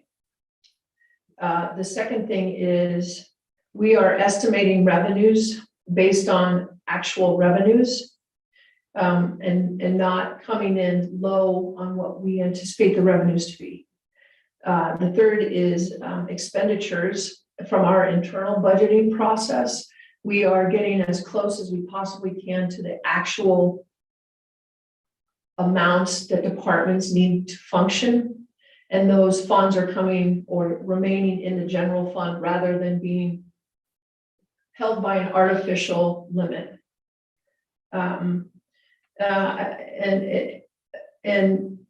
the pots that we've always had a balanced budget, Councilmember Schaaf. It's how we balance the budget is probably the biggest. I should have started with that, number 1. So there's your 5, but the number 1 is having that P&L statement. Although we have multiple funds, really understanding when you take out the enterprise funds, you take out the enterprise dollars. And again, it's the philosophical change in the budget of those items, along with really shifting from a growth mentality and the one-time hits into transitioning what our budget looks like to shore up what it is that we have, to be mindful of the assets we have, to be more mindful of the maintenance, and less on what the future looks like. From the perspective of it's going to be a lot more expensive if we don't take care of the assets that we have, and having that focus shift. So that's 6. Councilmember Schaaf. I'll take Okay. That's all I have, Mayor. Thank you. Councilmember Lim? Yes, I wondered if you would comment on the fact that it's always preferential, of course, for our revenue to be approving commercial development. We see that, in our land use that comes before us. As far as the long-term financial plan, it just seems like, is it possible? I mean, what we've been approving as commercial lately has mostly been industrial flex. And are we seeing the fact that we are approving industrial flex, which does not provide the same kind of sales tax revenue in the future as true classic retail commercial would have? Mayor Pro Tem, council members, Councilmember Lim, you're absolutely right. I mean, it's a sales tax orientation provides a different level of revenue, but many of the commercial properties are providing significant revenue to us. And again, a data center is an example of a manufacturing facility. Because of the content of the equipment inside, that has a high tax rate related to it because it's at the 29% valuation. And so you're getting both sides. And so the example, and I apologize, but I'm going to try to do the math simply. A $500,000 house will produce roughly $1,300. Because of the way the Gallagher Amendment sits in Colorado, and the fact that there's actually 2 levels of taxes on a commercial property, what you have is a 29% assessment as opposed to the roughly 7% assessment. So a commercial property at just that commercial building at $500,000 will pay 4 times the property tax. And then if there's another $500,000 on the inside, it will effectively pay 8 times the property taxes in the individual house. So therefore, there is a balance, and we have within the equations within the long-range financial plan a representation of both the retail, localized retail, as well as commercial spaces. Offices, which we see over in Interlochen, have a high value content oftentimes from a building perspective as opposed to a flex space. It's a much more valuable building. It's oftentimes $350 to $400 a square foot in construction, compared to, we'll say, $200 a square foot. However, on the inside, most office workers have a desk, a chair, a computer, and it's got a lower content of equipment. So there's a balancing, but that's what the long-range financial plan focuses on and helps us understand that.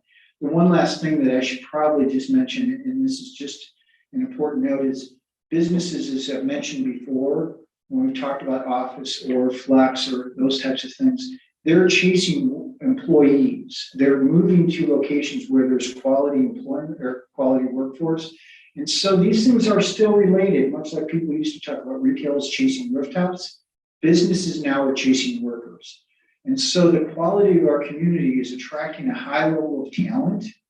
And that is causing us to see an increased level of business interest in our community. And we've experienced that for the last 20 years. So we can't just simply say one or the other. They are interrelated, as many of you pointed out to me.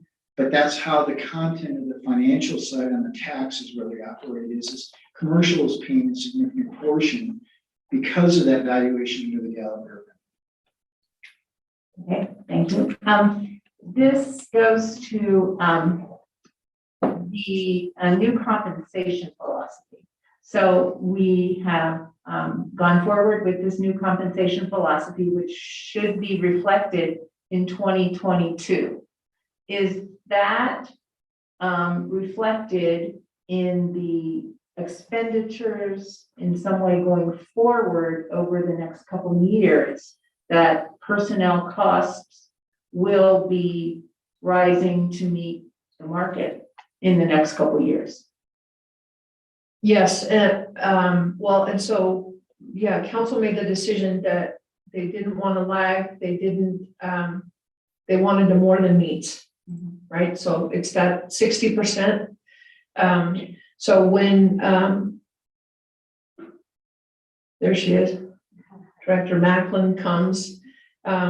Yes, so from the, again, part of it is when we talk about the compensation, that's the merit piece, right? It's the merit pay, which is then tied to the evaluations. So we enter, well, Nikki will have to, we're switching that around, Councilmember Lim, to ensure that one influences the other. But the council will see a personnel increase for that philosophy. Council will also see personnel increase for the increasing of the minimum wage that creates the compression. CFO Richie and Ms. Macklin can also speak to that. So it's double, right? So you're shoring up not just one population, but across the board population based on merit. And then you're doing an additional compression component. So that really does take about a 3-year process in order to make that happen. But yeah, it's a significant jump. Ms. Macklin, can you add to that, please? Sure. I will say when the budget was originally put together, it was based on the current compensation philosophy. So that's based on the average. And then if you'll remember, it wasn't until probably about a month and a half ago that we decided that you'd like to move in the direction of targeting the 60th percentile. So what our intention was to run the numbers when we set the salary ranges for 2022, which are targeted to be effective in January. And then Brenda and I will have to work together to see what is that financial impact. If we were to move to the 60th percentile, is that something that we can afford to do now? Or would it take a phased approach moving forward? So I can let Brenda speak to how that might look. Sure, absolutely, thank you.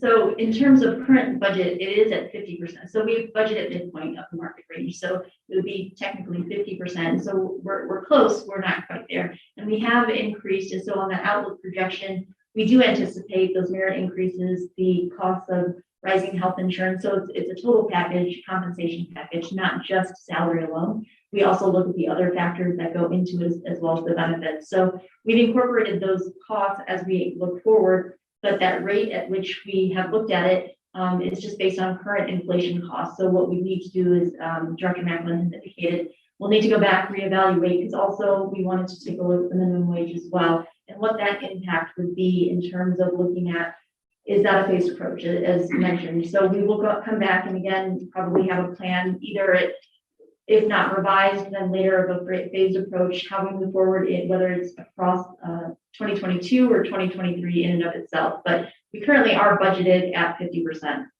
for all in the market range. Okay, thank you. That answers my question. Thank you, Councilmember Lindstedt. Thank you, Mayor. I appreciate it. Councilmember Lim actually asked my question about the new compensation philosophy and how that impacts things. You know, it's going to be a large amount of money, I would imagine, but we've approved a contract, and I don't want to see that delay for several years. I think we need to fix this now. When I got on council, I was hugely disappointed by the FTE gap. Is that also in this projection or not? So I just want to say that I love having a council that these, honestly, that the conversation that you're initiating the conversation to be able to say, are you sure you're getting what you need in there? Because every year, before I was in this role, and you can see the department heads that have been here for a while, that philosophy is absolutely there. We have continued to have that conversation over the last 2 years. I don't know how many, Ms. Ritchie will have to tell us what that looks like. But you will see a big number. And it's just so cool to be able to say you're going to see a big number, and everybody goes, yeah, okay, that sounds great. We hope we see the big number instead of the other direction. So yeah, it's a sizable increase, and we're still not where we need to be. Again, if from a package perspective, Brenda and I have spoke about this a lot with the leadership team, and that is when we plan for an FTE, we in the past, we haven't done that package, right? From a space perspective, equipment perspective, similar to what we're going to talk to council about as far as like the council compensation package, right? So it's not just the dollar amounts. It's all of the other accoutrements that you need to do your jobs. And we just haven't approached it like that before, to where we're budgeting based on a full, robust package. And the level of compensation is but one of them. But when we have population changes, particularly in the PD, that should automatically trigger additional positions. Rather than, again, and so the philosophy in the past has been, you know, we're going to kill you. And then you have to work in the position for, you know, you have to be up and over and under for 6 months before you do a reclass, right? Which means, so that's another change in the philosophical approach from a leadership perspective, which is, we know it's coming. Let's have that capacity before it comes. So we're continuing to shore that up, particularly in those departments that it's still hard for them to ask. So yes. I'm speaking as a former state employee who did 4 people's jobs and never should have been in that position. So I feel the pain a little bit from my past job. But I guess, you know, I know the next item on the agenda, but my next question is just, you know, we've been hearing about the service gap and compared to our revenues for a year or longer than that since I've been up here. We've had this conversation, I don't know how many times now. Yeah. When are we gonna get to it? When are we gonna have a workshop? When are we gonna talk about levels of service? When are we gonna talk about if we had a ballot measure on transportation like was in the survey? When are we gonna actually have that conversation as a council? Because I think making those decisions we need to make at some point, whether it's, for 2022 or not. But that taking into account the needs of sustainable employment where population grows and your employees grow with it. And all of these factors, when are we gonna actually converse and do that? Because we have this conversation every 3 months, and I'm ready to actually get to Sure. make a decision. Well, a couple of things, Councilmember Lindstedt. In order to have those conversations, we had to shore up many other things. If this council could look back about what you all have accomplished in the last 2 years, it's sick, as in SIC, right, which is the cool term. Along with a completely new leadership team. From a structural perspective, what we have been able to put in place needed to come first. Now that we have done that, and again, in alignment, having the right discussions at the right time, manageable, that's a, I was just talking to somebody about the transportation, how surprised we were at the community survey for those 2 areas to be able to say, yep, tolerance regionally, tolerance locally. That's another one of those components, Councilmember Lindstedt, that staff hasn't broached with council before. But every other community does it that way, right? I mean, the arts and culture tax, having a sustainable revenue stream for bonds that's public safety related, right? We need a substation for PD up north. We don't have it in the capital improvement plan. So again, it's the prioritizing what's important to the community, and are they willing to pay for it? So the conversation, to your point, is twofold. One, if you want to keep the services this high, how do we do it? And we've talked before, and as unpopular as it is, you either raise taxes or you lower services while you're diversifying. It's pretty simple. So shoring that up,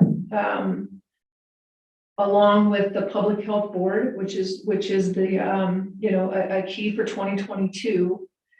Those are conversations that the council that will be seated in 2022 will absolutely be having, and those are tough conversations to have. I agree. I mean, I don't know. We see doom and gloom on the slide every time we have a budget update, and I would like to address that problem at some point and sort of be hearing about it. Sure. Sure. Well, and so I just gotta clarify that it isn't doom and gloom. It, again, from the representation perspective, we see the worst case. Yeah, I understand right? what you're saying. Yeah. So if you had to pay everything, Yes. that's what it is. So again, the health, our economic health right now, Councilmember Lindstedt and council as a whole, we are strong. We are strong, and we're solid, and what we're putting in place is going to keep us there, along with resiliency to have the conversations about to stay that way. Right. I mean, I'm imagining, our levels of service will have to be adjusted, and I think we'll have to consider revenue increases and a variety of things. But I mean, I'm just, as a council member, I'm just saying I'm ready to have those conversations at some point here. So that's all I have. Appreciate that. Thank you, Mayor. Thank you. Mayor Pro Tem Jezierski. Thank you. I'm going to be fairly brief because of time constraints here. Can you throw on the last one of those last slides that did have all the budget projections in them? I just had a couple of questions that were just kind of bugging me this last 2 hours. So I'm just trying to figure out the first question I had was just the reasoning for the basically $30,000 in expenses that jumped from the 2020 actual to the 2022 proposed. What is behind that? That's a pretty significant jump. So that, and this actually, thanks for the question, Mayor Pro Tem. This actually goes to Councilmember Lindstedt's also a question of when we're going to see those impacts related to the FTE. So what we're doing is we're seeing what you'll see in a couple of weeks with the 2021 revised budget are those addition of FTEs for a portion of 2021. In 2022, you'll realize their full impact of those positions. So that's including not just salary, but again, benefits, insurance, and all of that related to those operating expenses related to that. So that's also an increase. The other aspect of those expenses increasing in 2022 would be that, and same things on the revenue side related to our rec centers. So in 2020, due to the pandemic, there were closures of the rec centers. So the revenues were decreased, but we increased that on the revenue side as well as the operating expenses associated with that you wouldn't have seen necessarily in 2020. Well, it looks like the expenses for 2019, which was pre-COVID, was fairly similar to 2020. So it was slightly lower, but that doesn't seem to be the big driver. Those were the two larger drivers. So it sounds like it's mostly employments, employee staffing. Correct. But then I think what I did here though, was that it does not include the new policy of 60% versus 50%. That's correct. Okay, so that number could even be higher. Right. Okay, so the thing that I guess I'm just not getting, and maybe I am getting, maybe you need to spell this out for me a little bit more clearly or simply, was that, and I see 2022 proposed, 2023, 24, and every year the expenses are significantly over the revenues. And so I just don't understand how that's sustainable unless you're relying on the one-time hits that, I guess aren't included on here, which we don't want to rely on. This is what I've been told. That's correct. So I'm just trying to figure out why we have budgets that are consistently, or proposed budgets or projected budgets that are consistently $20,000 or $10,000 million, excuse me, not thousand, millions of dollars more than expenses and revenues. That's a great question, Mayor Pro Tem, and the reason for that and the projections of the out years are strictly illustrative purposes only. So what we've done is taken the rate at which we've anticipated the revenues to grow versus the rate at which we expect the expenditures to grow for illustrative purposes to see what that would be.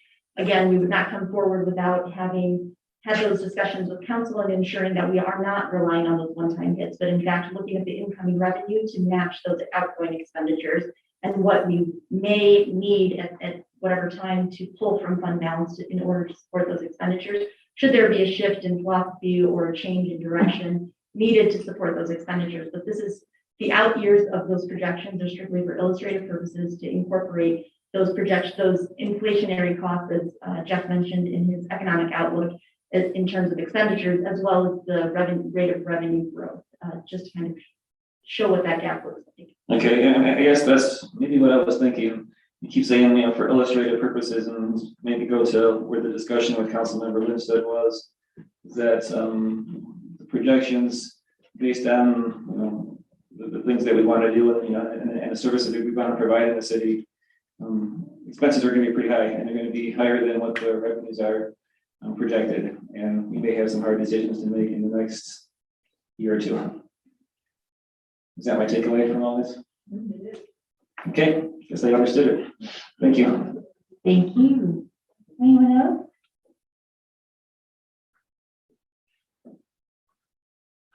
Well, that was intense. Thank you very much for that update. And we're going to move on to the third and final item, which is an opportunity for council to ask questions of our Broomfield department heads regarding the 2022 budget. And I'll ask our staff to start the discussion. So let me first start the discussion by saying how proud I am. I was supposed to read more stuff. Oh, yes, go. Yeah, you bet. Mess up your No. Okay. Council and the public were provided the 2022 budgets on Friday, September 3rd, 2021.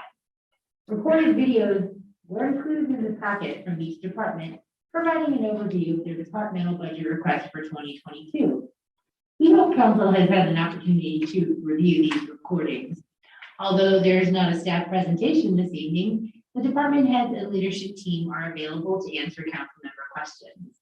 I also wanted to remind the community that the public hearing on the budgets is scheduled for the October 12th council meeting. We encourage residents to join us that evening to share their feedback during the public comment portion for that item, or to submit comments online in advance at broomfield.org/finance.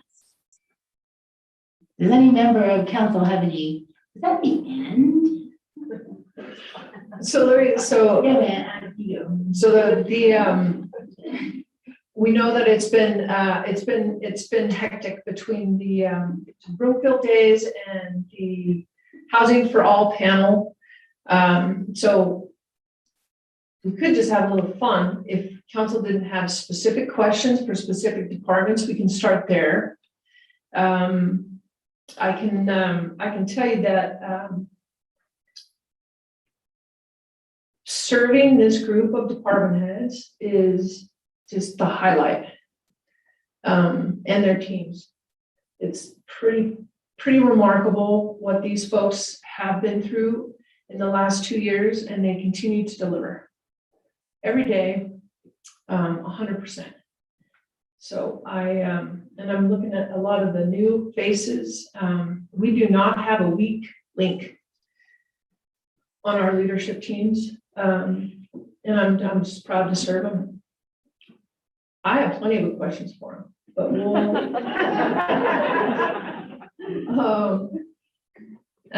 so again, if council hasn't had an opportunity to look at those videos, just know that, you can,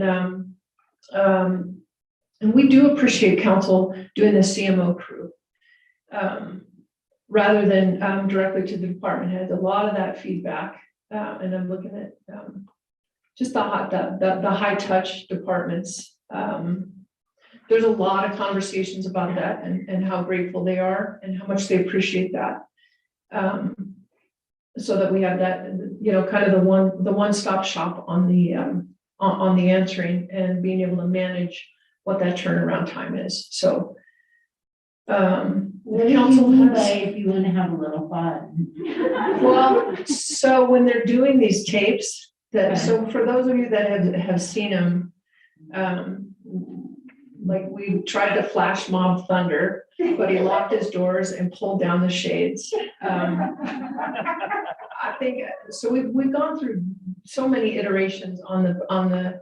We never even used to. I mean, it used to be 5 minutes, right? The departments, Councilmember Groom will remember. Councilmember Law Evans will remember. They would come in, and if it was running short, it would be. And some of the department heads will remember, right? You couldn't even really have the conversation about it. So then we transitioned into live time presentations, but that was equally hard to manage. So then during COVID, we went to kind of what we're talking about, like the snap interviews where you video, and that's intimidating. Making those videos is pretty intimidating, particularly when it's just you in there trying to be smart and convey what you need to convey, and you're on take 5, right? And so some of them sent bloopers that we're gonna make a reel of those because that's the best. But if council has, again, and not just budget questions, if you have questions for any one of the department heads, just Mayor, if with your indulgence, whether it be specific questions or just kind of check-ins, what we're here for council's pleasure. Well, I appreciate that, and I see all of you guys, and I feel so bad because I know you probably started your day so early. So thank you all for being here. This is a rare gift to have all of you in one room with us. So I will defer to council and see if any. Do you want to do it by department though? Because then they'll have to keep getting up, for each council member. That's all right. They'll want to. They need to stretch their legs. They need to stretch their legs anyway. Probably no. All right. Well, with that, then, any council members have questions or comments for our department head? Councilmember Lim? I just have a few specific questions. Let's see. The new employee orientation and onboarding program, it seems to be a joint effort between HR and DEAI. Is that a complete revamp of onboarding, or is that an add-on with DEAI onto the previous onboarding program? I was trying to get an idea of the scope. It candidly is in the absence of. So we have a significant opportunity there to create an onboarding program and an incredible partnership between DEI and Human Resources to do that. Not that we have a significant issue with turnover here, but onboarding done right creates the stickiness that we want, so that folks stay and we're not spending time and energy hiring them. So there's a gap. Okay, thank you. This Public Works, the wastewater treatment facility odor improvements are a significant expenditure. And could you fill in what that's about? Yeah, so there's two components to this. The primary one driving that is related to our discharge permit. So the state of Colorado manages our discharge permit, which creates the regulations that our wastewater treatment facility has to operate under. When they upgrade our permit, when they update it, they provide us with a schedule by which we need to have certain improvements done. So that is related to that. And as part of those improvements, we're going to look at improving our odor control. And so basically, to put it very simply, we put a lid on the thing that has the smells. We put that air over to a blower that scrubs the air of most of those odor causing gases. And that helps the neighbors around the community not be as impacted by the operations there. Well, that's good. And we should hear less problems with that. That's great. Okay. This is Parks and Rec. Okay, Parks and Rec has a 2022 initiative listed as reviewing fees and charges for recreation services and development of cost allocation. Is that a typical annual process to review the rec services fees, or is that going to be a new initiative in 2022 because of what you're seeing as greater expenditures or something? Thank you for that question, Councilmember Lynn. Clay Sheck, Director of Parks, Recreation, and Senior Services. Part of the CIP coming forward is the OSPR plan. And what we'd like to do as part of that plan is to do a comprehensive look at our fees and charges philosophy and overall look at the cost allocation and recovery for the Recreation Services Department. So we do look at fees yearly, but this would be really looking at everything from a fee philosophy at a higher level. Say, are we going the right direction as we're moving forward? And with a lot of the adjustments we're seeing within the market right now. Okay, thanks. Councilmember Lim, Clay, will you stay up there just for a minute? And so philosophy in the past is that services need to have a reimbursement rate. And so there's been a lot of pressure on rec to have an 80% cost recovery percentage. So again, they're so focused on that that rather than an amenity, which generally that's what you think of as an amenity, but their programs with that cost recovery methodology is part of our level of service conversation. And from a national average perspective, cost recovery nationally is about 34%. So we're running between 70 and 80 right now. So pretty significant. Okay, thank you. Councilmember Anderson? Thank you, and I'm looking forward to the bloopers. I'm just like, I'm not going to videos. When I view these, I see them as I don't realize that that's being multiple takes being done. Like, they're just really good, informative videos. So this will be very interesting. So I only have a couple of questions, and one of them, you may have answered this in the past, this is the question I guess for you, I think you can answer this, Jennifer, is under the city and county manager's office budget, that one had like 3 parts to it, and then there's 2 standalone ones. There was the performance and internal audit department and the emergency management division. Each of those have one individual. They seem like really sad departments.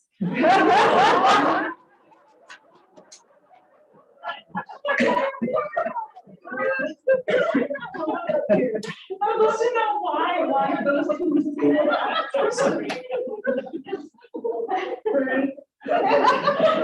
Come to the podium, please. Councilmember Anderson,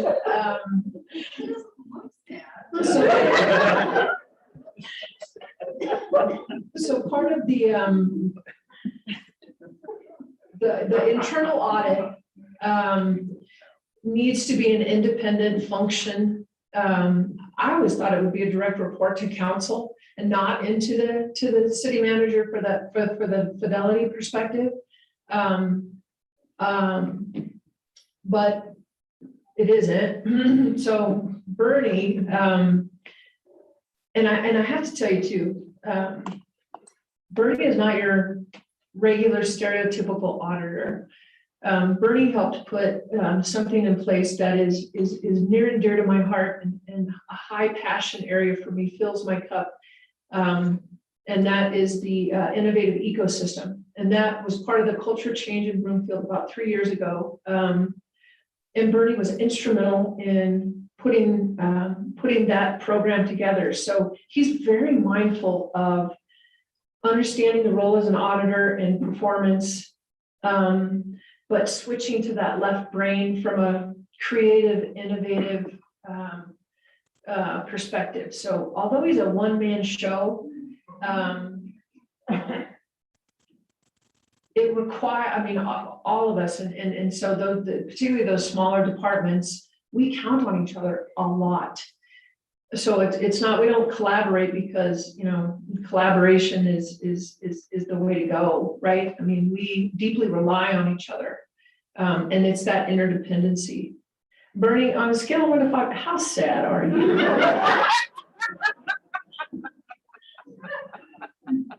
I'm very content.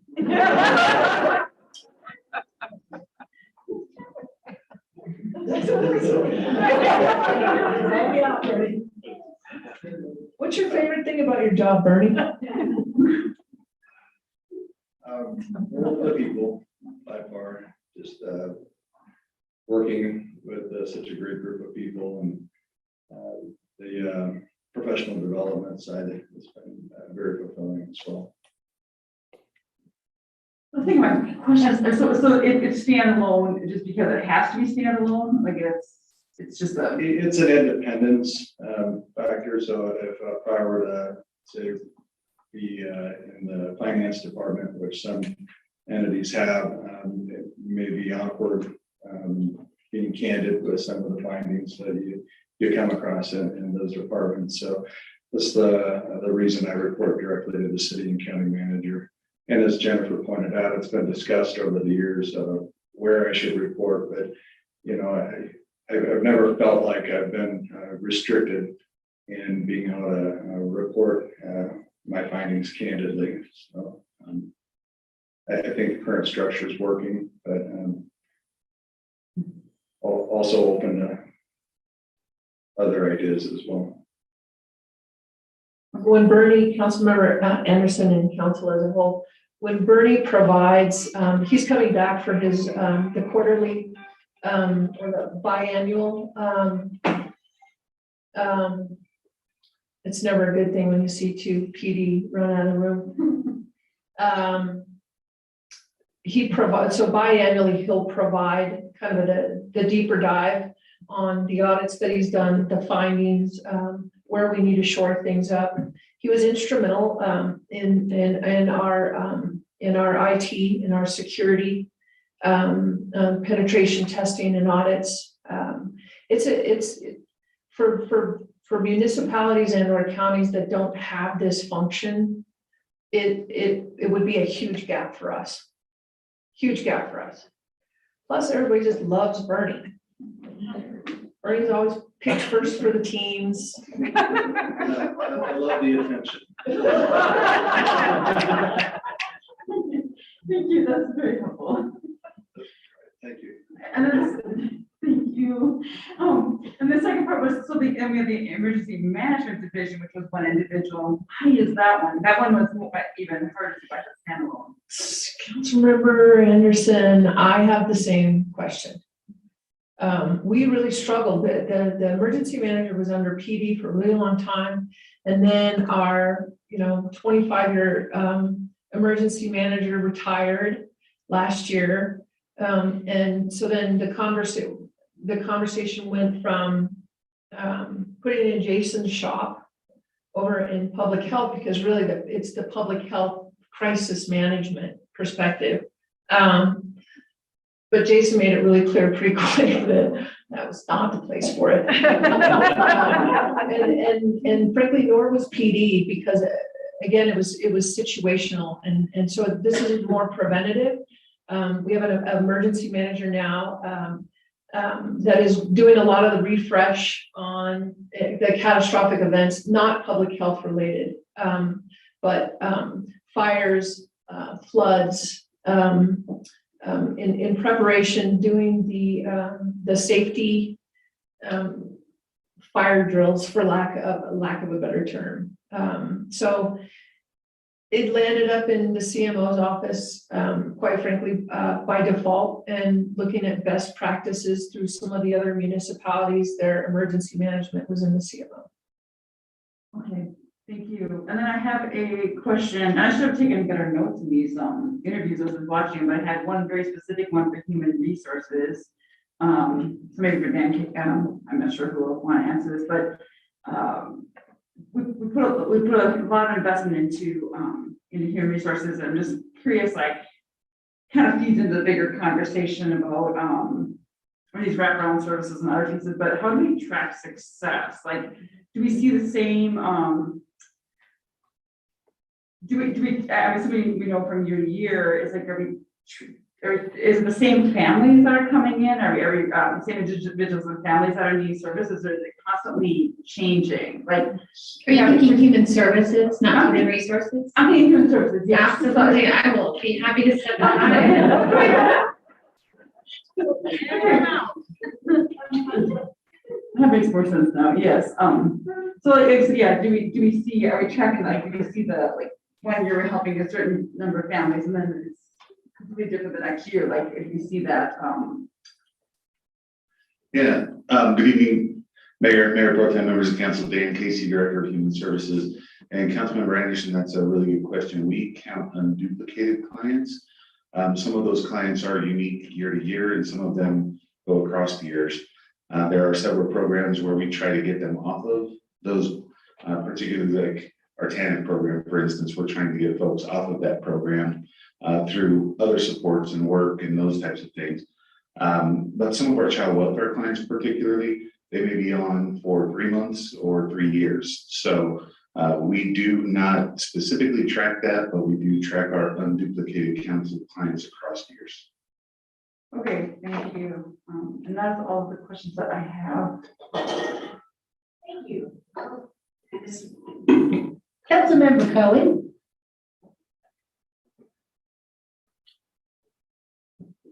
I gotta tell you, I've been up since 4:30, so I'm starting to feel punchy. It's been a long day at work and I didn't have lunch, but I didn't want to miss the opportunity to play Price is Right. I'm a newbie, so I just started and didn't get through all the videos, but I got through a couple of random questions. So I owe Kristen the chance for open space to come on down.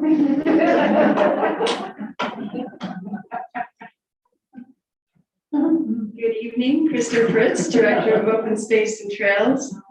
Let the games begin. I just wanted to say first, I was really happy to see a position proposal for a new FTE in open space. I'm curious, one thing actually came up during the questions I received this fall. Do we have enough staff to do what we need to do in terms of acquiring the 40% speedily to meet that open lands? Do we need more people to do what you're already doing now and do that extra work to acquire property in time before it's all gone? In that particular area, I do think we have enough staff. We work very closely with the attorneys on things like that. And then I think for any of our future open space and parks acquisitions, we're working with planning, the city manager's office, finance. So it really is a much broader team than just the open space group. So in that particular area, I think we seem to be. The question I posed earlier, whether how we compare it to Boulder County, whether we have comparable appropriate levels of funding for open space team. But I wanted to say, I was happy to see that FTE proposal was in there. The other question I have is just as curiosity. There was a nice mention about changing your farming practices on our open lands to reduce our carbon footprint. So what does that entail? We started working with the National Resources Conservation Service. We visited all of our farm sites with their staff. We looked at the soils. They're in the process of doing more in-depth analysis. And our next phase is meeting with our 2 farmers with that group and the staff to understand in more detail what they're doing and what can be improved. Sustainability is an important part of that too, CSU extension and park services maintenance staff. So again, that's kind of a team approach on a big topic that we think there's room for improving. Low water plants or lower. Different cover crops, hedgerows along the farms. I mean, there are a lot of different things that can be done. Cool, thank you. Thank you. My other communications, come on down. I'm in communication, so I can ask questions. So Councilmember Cohen, she's actually not here. Okay. She had a family emergency I'm today, sorry. but we can try to answer your question. We'll Yes. follow up. No, I'll follow up later. I had one other question. I was curious from the police. With some interesting crime statistics, notably a 36% interest in serious crime and a 218% increase in, I believe it was car thefts. So we've asked this question of the DA, but I'm curious in terms of, that's a large increase, whether it's all related to the population increase, COVID, and how it compares on a per capita basis to our neighbors. I'm gonna field the question. We have a situation that's occurring. I'll update you in a minute, but per capita, it's average. There's things that are contributing to it. 1 being COVID, and 2 being some of the legislation that has passed. Anytime that the pendulum swings hard in any particular direction, the unintended consequences are much larger. And the folks that are on the street right now are emboldened. Unfortunately, we've seen what the outcome is in our very own house. Again, it's significantly worse in our close neighbors, Westminster, Thornton, Northglenn. So it isn't necessarily per capita. It's a lot of the extenuating circumstances, Councilmember Cohen, that are then compounded by decisions that are made that have unintended consequences, and then you kind of right the ship and on the next go around.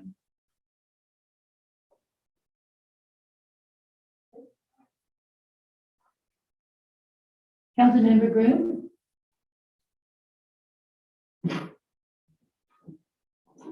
Thank you. I think some of mine are somewhat general. The first one I wanted to start off with is to talk about the water and sewer infrastructure. And I didn't know if we had that audit completed yet for our infrastructure. And if that is going into the budget for next year at all. Brenda. And Katie Allen's also joining us, but she's joining us virtually. If there's any follow-up questions. Councilmember Groom, just for clarification, are you referencing the utility rate study or? Well, I think, yes and no. This was an analysis that's going into that rate study, I believe. But on the other hand, we needed to do it, and I'm assuming we're going to start working on it in this upcoming year's budget. I didn't know. That's what I'm asking. So I can speak to the utility rate study portion of that in terms of so we're currently working with the consultants that we've identified for identifying what the infrastructure, the cost of that looks like, and our current revenue funds in order to support that infrastructure. And in the beginning of 2022, we have scheduled to meet with council, with a consultant to kind of give a broad overview and primarily give updates throughout up until that point, but really kick it off with the community and with council in order to have those discussions about where we are currently, what our anticipated costs are related to the utility rate studies to help support that infrastructure. So independent of the other program plan, I can take a look in CIP and get back to you or work with Katie, Ms. Allen on your additional question. Okay, so I thought we were gonna do that rate analysis this year. You're saying it will be after? So the rate analysis is currently it's in the process of being conducted. So we're working right now with the consultant, providing information. So we're providing that data in order for them to do the analysis, but we wanted to have enough time to review the information, make sure that we understand it before we start having those conversations with council. So, but council should expect an update this year. So we are in the process of that utility rate study. It has already begun. Okay, so we'll see it here in the next month. I would say in the next couple of months, an update, you should expect over the next course of these last 3 months, and then a formal report with a formal study session scheduled in January of 2022. Okay. January 18th, Councilmember Grove.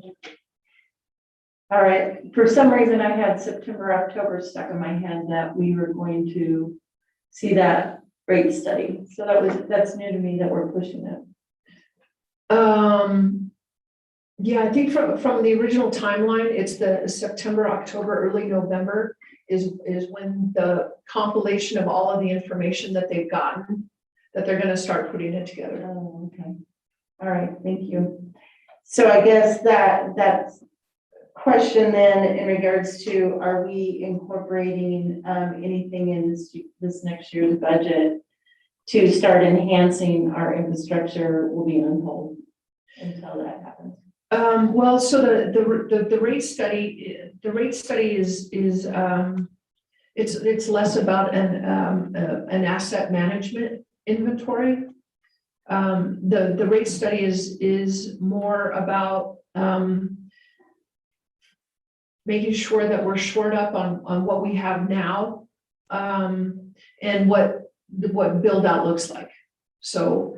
Sure. But it's not an overall comprehensive asset management plan. But I will see your question. Well, yeah, I I'm guess sorry. what I thought the study is we're gonna go over our entire water and sewer infrastructure and see where we might be behind and where we need to bring our rates up based on getting our infrastructure up and running. We have outdated infrastructure. That's what we've been talking about for a while in water and sewer.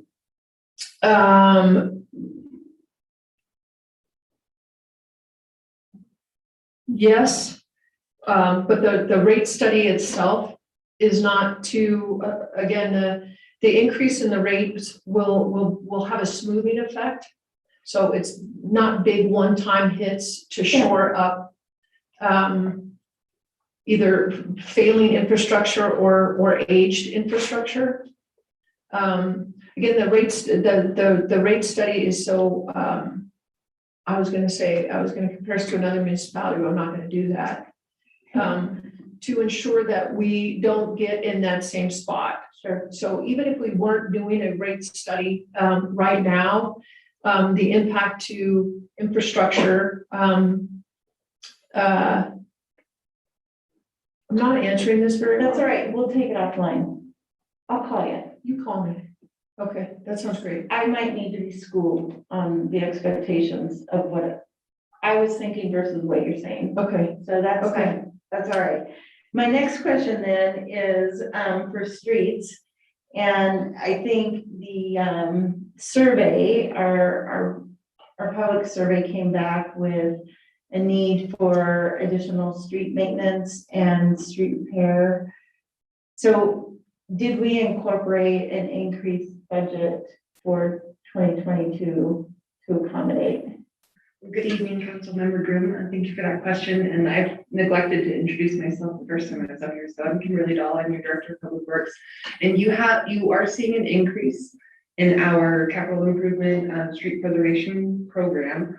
A lot of that increase is just due to increased costs. We do have a projection on where we like to keep our condition of streets. To get technical with you for a moment, we call it RSL, which is a remaining service life, which is approximately how many years we think the street would last if we didn't touch it at all. That's not our pavement preservation program. We try to keep our good pavements in good condition. And so we're just, I wouldn't say expanding upon our level of service, but just really making sure that we are doing the right treatment at the right time, maintaining our pothole response as far as 24 hours, those types of things. If we wanted to take it to the community to find out exactly similar to what we did with our snow and ice response, what would that level of service change look like? We could investigate that, but the 2022 budget right now is maintaining our current level of service with the new anticipated costs. Thank you very much. And I would say I would recommend us relooking at that because we did get feedback from the public survey and street maintenance was one thing that popped up. And I can say that's a lot of comments I get out talking in the public about the cracks in the streets. And we're talking really big cracks in the streets, not just little ones. Gaps in the streets, maybe not cracks, and also some other road maintenance issues. So I would say that if one thing we need to do is increase that effort in 2022. That was a big feedback we have gotten. Yes, you're correct. And I would say that our feedback that we've gotten from our residents is mirrored to yours as far as the types of inquiries that they're having. And so that will help guide our inquiry moving forward. And as we move through that study, we can update you on what that looks like and what impacts, if any of those, that may have. Perfect. Is that going to happen before we see the next budget or, okay. And and Councilmember Groom, that's part and parcel of the conversation about the level of service. As we're moving into, again, kind of prioritizing what is immediate, what is short-term, and where those funds and focus is allocated throughout the community. So from the perspective of doing kind of an overall process piece, so no matter where you are in the community, if you have an issue, if we can drop it into a repeatable, known process, it'll help us manage expectations. And it also helps us shore up what that budget needs to look like, should look like, from a prioritization perspective of health and safety first. And then, kind of the accoutrements after that. Not saying that accoutrements aren't important. But again, increasing any one of these budgets from a service level perspective all goes into that bigger conversation. I guess I'll look forward to that conversation. Okay, and then the other two comments I have, parks and maintenance is in the same category as streets. We have had a lot of feedback in regards to parks maintenance, not necessarily any parks that our employees take care of, but more of our contractors. So I would like to see us figure that out in 2022 and what we want to do there. And Councilmember Groom, and that's an excellent segue. We discover little nuggets as we're moving through some of the development agreements what that handoff looks like for us to be doing the maintenance. And we haven't planned for it. We haven't budgeted for it. We don't have the FTEs for it. So that continues to be a work in progress. And again, from a prioritization perspective, those that we've agreed to, that we don't know, we have to assume those, but that's going to reflect an increased budget for FTEs and level of services that have been unexpected. So, and there's quite a few of those. There's quite a few of them up north. There's one that I'm thinking of in Skystone. That they're in the business development agreement, there wasn't specification enough for us not to have to assume it. So in that gap, then we assume it. So again, it's all part of the bigger conversation we're talking about from a budgetary perspective of there's a lot of unknowns that will be reflected as we move forward. And I guess those are the conversations that I think we should have prior to approving the budget. Is what are the priorities that are not in the 2022 budget that we want to consider? Whatever that list is. I have a couple: streets and parks maintenance, right? So I'm hoping that is a conversation we'll have before we approve the 2022 budget. It probably isn't. From a time perspective, so again, based on the 2022 budget is based on current priorities, not a modified version of the priorities. That's something that after the budget is identified, and a new council is seated, that the bigger prioritization conversation comes with level of service, diversification of funds, the bigger topic that Councilmember Lindstedt had. We're not prepared to have that conversation yet. And again, and council knows we have probably 4 to 5. I mean, we used to have like 10 budget amendments throughout the year. We're trying not to do that because it's just too hard to track from one piece to another, which is why the structure and presentation is so important. But on those additional items that should be or wanting to be prioritized, we don't have the time before the budget adoption for 2022 for the first go around. After we have this conversation about priorities and adjusting those funds, we can certainly do a budget amendment based on council's direction to change what those current priorities look like.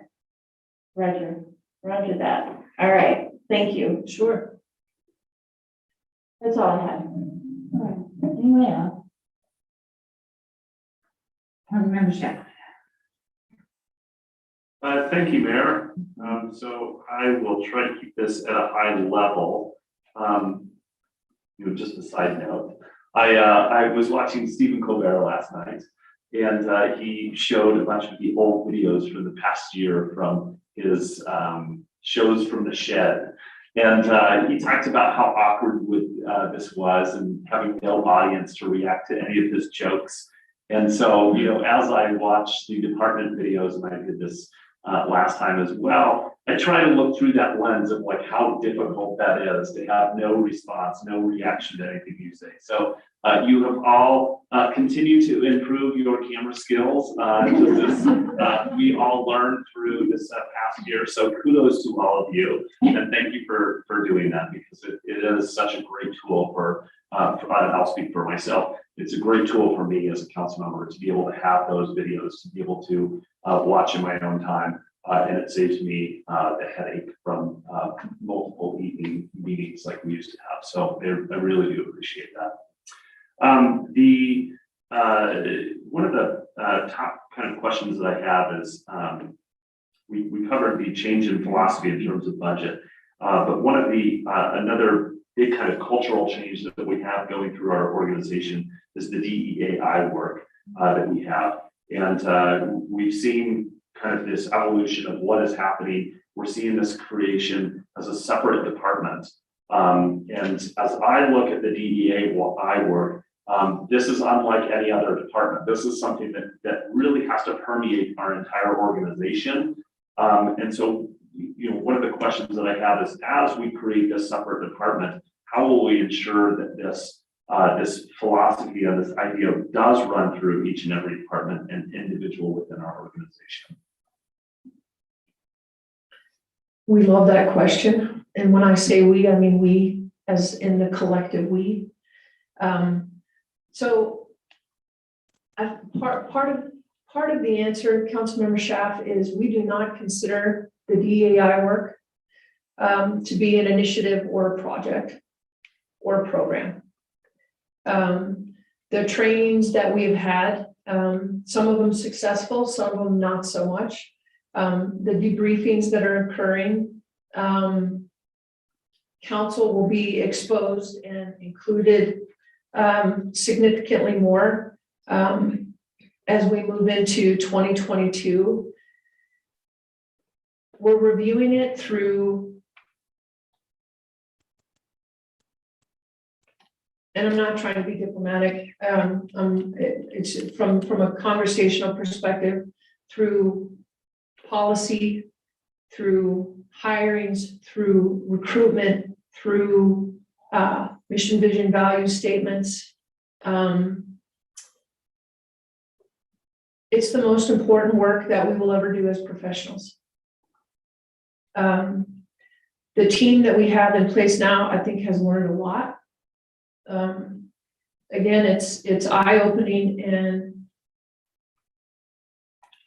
it's a difficult journey to be on, but it is in fact a journey. Vanessa and her crew, is V here? Oh, there she is. Let's have the head of our DEI. And I wish we would have thought to have Demetrius here. So Demetrius Parker is one of our new hires. He's our organizational development guru, if you will. Vanessa and I have we recruited Demetrius for about 2 years.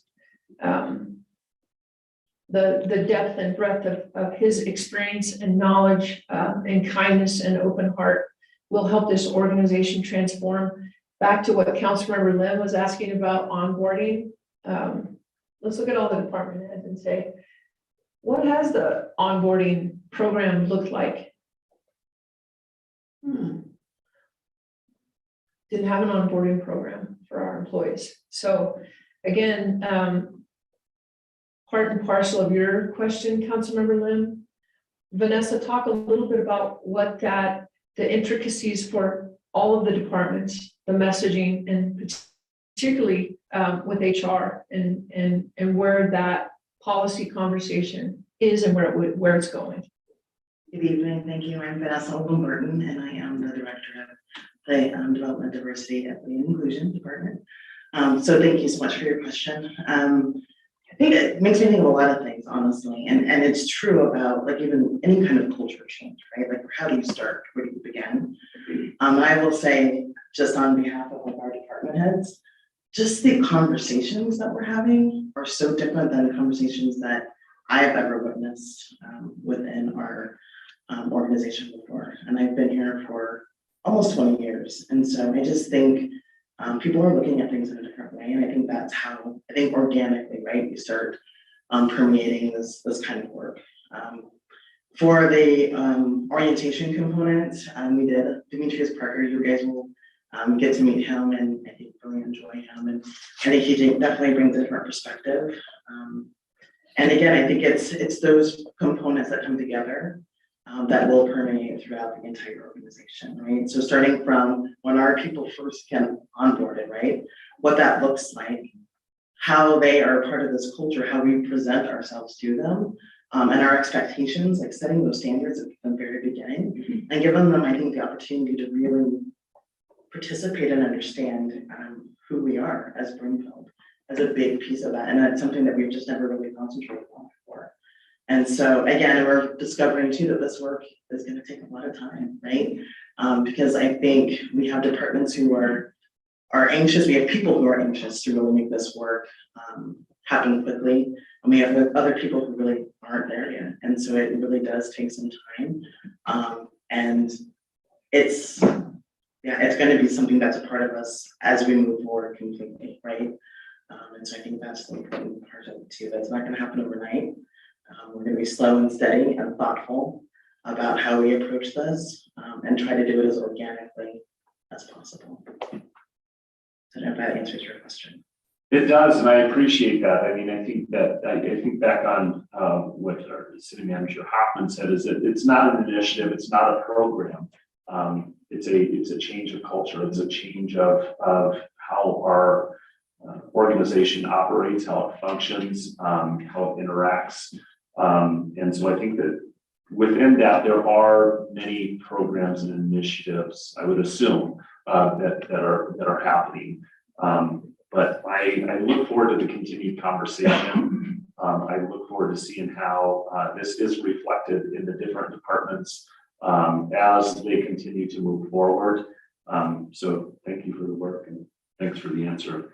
Kind of going along with that, we talked a little bit about the change in philosophy for employee compensation. I'm curious, with that conversation, we had the piece where the size or the increase in population has not kept up with the FTE per capita. And I'm curious, because we are lagging in that metric, if it would be possible to kind of see what it's going to take in order for us to get to that recommended FTE per capita and the timeline in which we could actually do that. So of course, we know that as we go forward, the population is going to continue to increase. We don't know what rate that's going to be, but can we get an idea of how to start closing that gap and what that's going to take and how many years it's going to take to get there? Absolutely. And then a couple specifics. We talked a little bit about PD and I guess PD is not even in here. So I'll save that question. I told her I wasn't going to ask her any specific questions, but I thought of one. So my last question is really the CIP projects. This for us is a big budget item, and we talked about the changing philosophy within the general budget. But I'm curious what kind of change in philosophy has happened around our CIP projects and kind of within this last year. How the CIP budgeting and projects have changed, and then how these will be budgeted, paid for, and prioritized. And if that has changed, or if it's kind of as they've always been, what can we expect? Katie's on the line and can join us. There's Katie. I don't think we've had a philosophical change. Councilmember Schaaf, I think we're in that second part of making sure that what was postponed because of COVID is in the plan and executed on. I think from a prioritization perspective, it was a real eye opener, and again, part of the DAI work is how we shift from how we prioritize. And part of that is how the operations have been in the past is the ones that complain the loudest get the most attention, time, effort, and talent. And those that don't,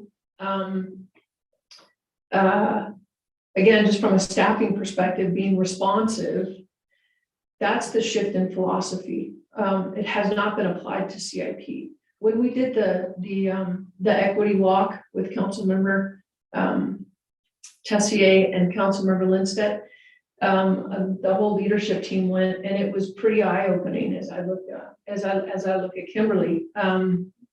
Again, from a structural perspective, that hasn't been modified, but Katie can certainly talk about how we're shoring it up and overall Katie, how do you plan the 5-year CIP plan? And how is it modified? Under what circumstances is it modified?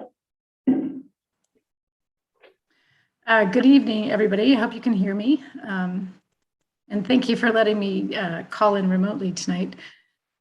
So I would say our CIP philosophy hasn't really changed. We make sure that we are on top of our infrastructure to serve new growth, that we're on top of our asset management for our existing infrastructure. And then we dial into each category. So parks and rec versus water and sewer and transportation to make sure that we're addressing the highest needs in each category. And I don't see that changing as we build out. The shift from, in some categories at least, the shift from new capital projects versus asset management is going to, that balance is shifting more towards asset management because we have more miles of roads and more miles of pipes and more traffic signals to maintain. And we will not be building as much new infrastructure as we go forward. I think the one philosophical change that we want to tackle in the near term, which Manager Hoffman mentioned, is really dialing into prioritization within each category. We have, it's pretty straightforward in water and sewer and sometimes in transportation, but really looking at the equity component when it comes to parks and rec and trails and other amenities for the community. So I guess that's what I would say as an overall strategy.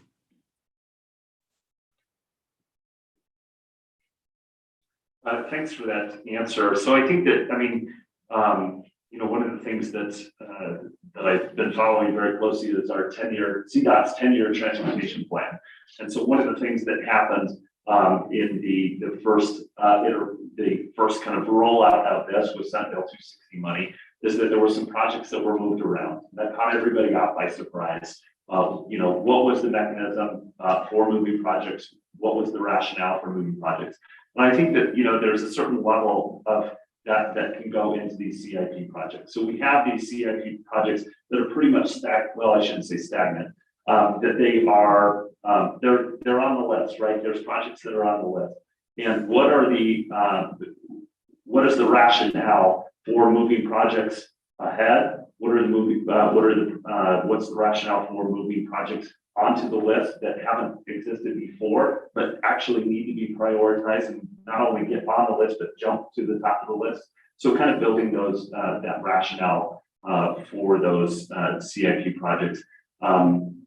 So I'm curious to see how this kind of continues to change. I mean, it does seem that the general fund philosophy is going to impact how CIP continues to move forward. So I'm looking forward to that. And then one minor question real quick on the skate park refresh. Does that include the batting cages?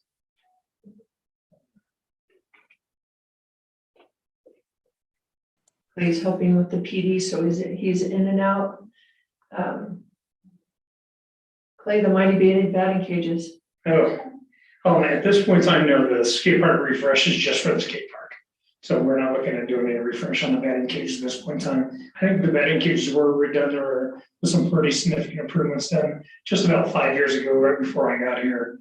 So right now we're not looking at anything for the batting cages. Yeah, so being a user of those and being out there, the mechanics of those get stuck, and I'm just wondering how much revenue we're losing by those just not operating at a top form. Absolutely. We've talked to a lot of our neighbors that have same systems, same troubles.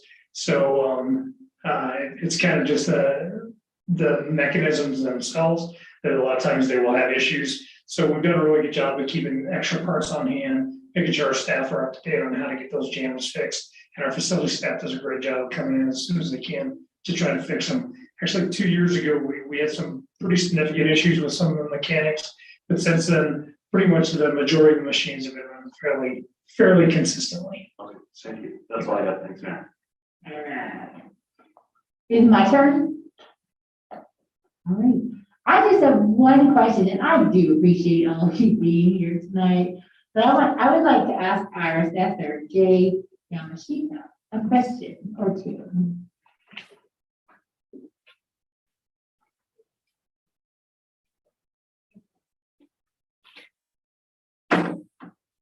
Good evening, Mayor, Mayor Pro Tem, Council, Jay Yamashita, Assessor. Did I say your name wrong? It's fine. I'm sorry. I get it too. I get it too. Well, I do hear a lot about the rising, property tax bills. And, I've dug a little bit into fiscal policy and kind of get it, but is there anything, what are the factors that impact, the assessment of a property? So what we have to do statutorily, we've got to look at the 2-year data collection period.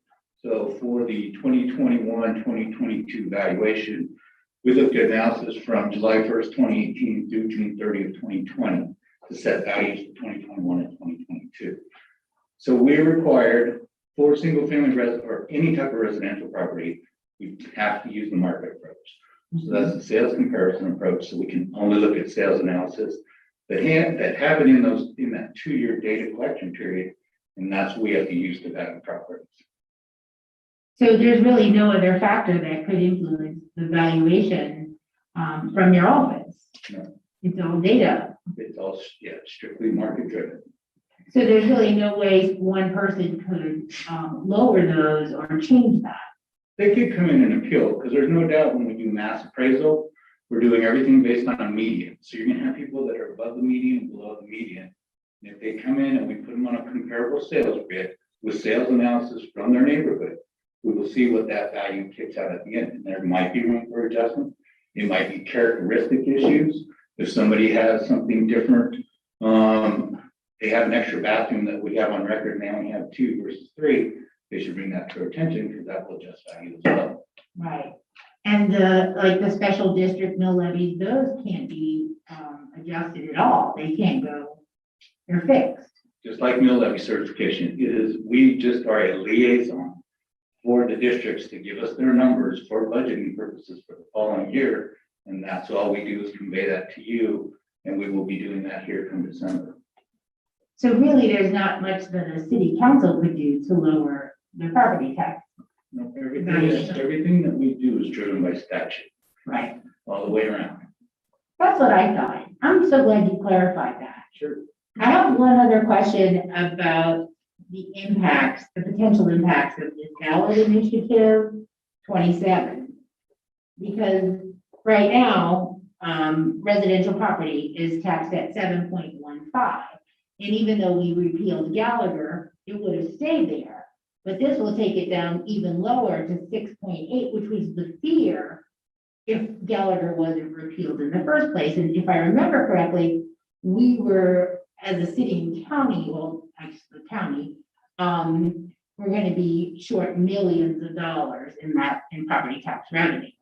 So do we know what the number of the impact would be if this passes to Broomfield? At this stage, I can get with the city manager's office and we can give you estimates. Okay. And I would do that with them and then they can convey that information to you. But there's no doubt that there are going to be different situations depending upon whether Initiative 27 passes as to what happens with the assessment rate. Yeah, because it also impacts non-residential. That is correct. Yeah, that's a double hit. It does. But what would the homeowner like me see as a result of that? Say like a $500,000 home, how would it impact me? Well, so an assessment rate, so we're at 7.15% now, it could drop to 6.8%. So there's your difference. If you take the $500,000 by 7.15% versus 6.8%, that's going to be your difference. The difference being is just an assessed value. That times the mill levy is what's going to give you your taxable dollars that you're going to owe. Will it be a big difference, like a big cut? No, I don't. I think what I think is it's going to be somewhat substantial because we're talking numbers. We're talking everybody, all the residential, and then you also have the commercial. So there is definitely some impact. What those numbers are going to look up is something that I will go over with the city manager's office, and I'll let them give that information to you. Yeah, I would be interested to seeing what the average savings per average homeowner, something like that, to kind of compare. And unfortunately, you know, I don't know whether we're gonna be able to get into the minutiae of that, because what's gonna be the caveat to all this is mill levy. Yeah. Mill levies have not been set yet, will not be set until December. So I'm sure all these entities are looking at it and going, all right, it's gonna drop. So we're gonna take advantage to raise our assessment rates probably as high as we can go based on what's going on. I mean, I'm just saying that is a caveat to it all is it may be that we're gonna lower the assessment rate, you raise the mill levy, it's kind of a wash depending upon how that goes. Well, mill levies can't be increased without a vote. Right, I think there's some language in there that I think that they can raise it a certain amount, no different, I think we can raise it to a certain amount. But I think for most options, it does have to go to the vote of the people. All right. Well, I appreciate that Sure, explanation. Thank you so much. That- That's all I have. I think that concludes, big send off to, our longtime, she started right after I was the, appointed director of court services, so she's been here a really long time. Julie McCarthy will be, retiring.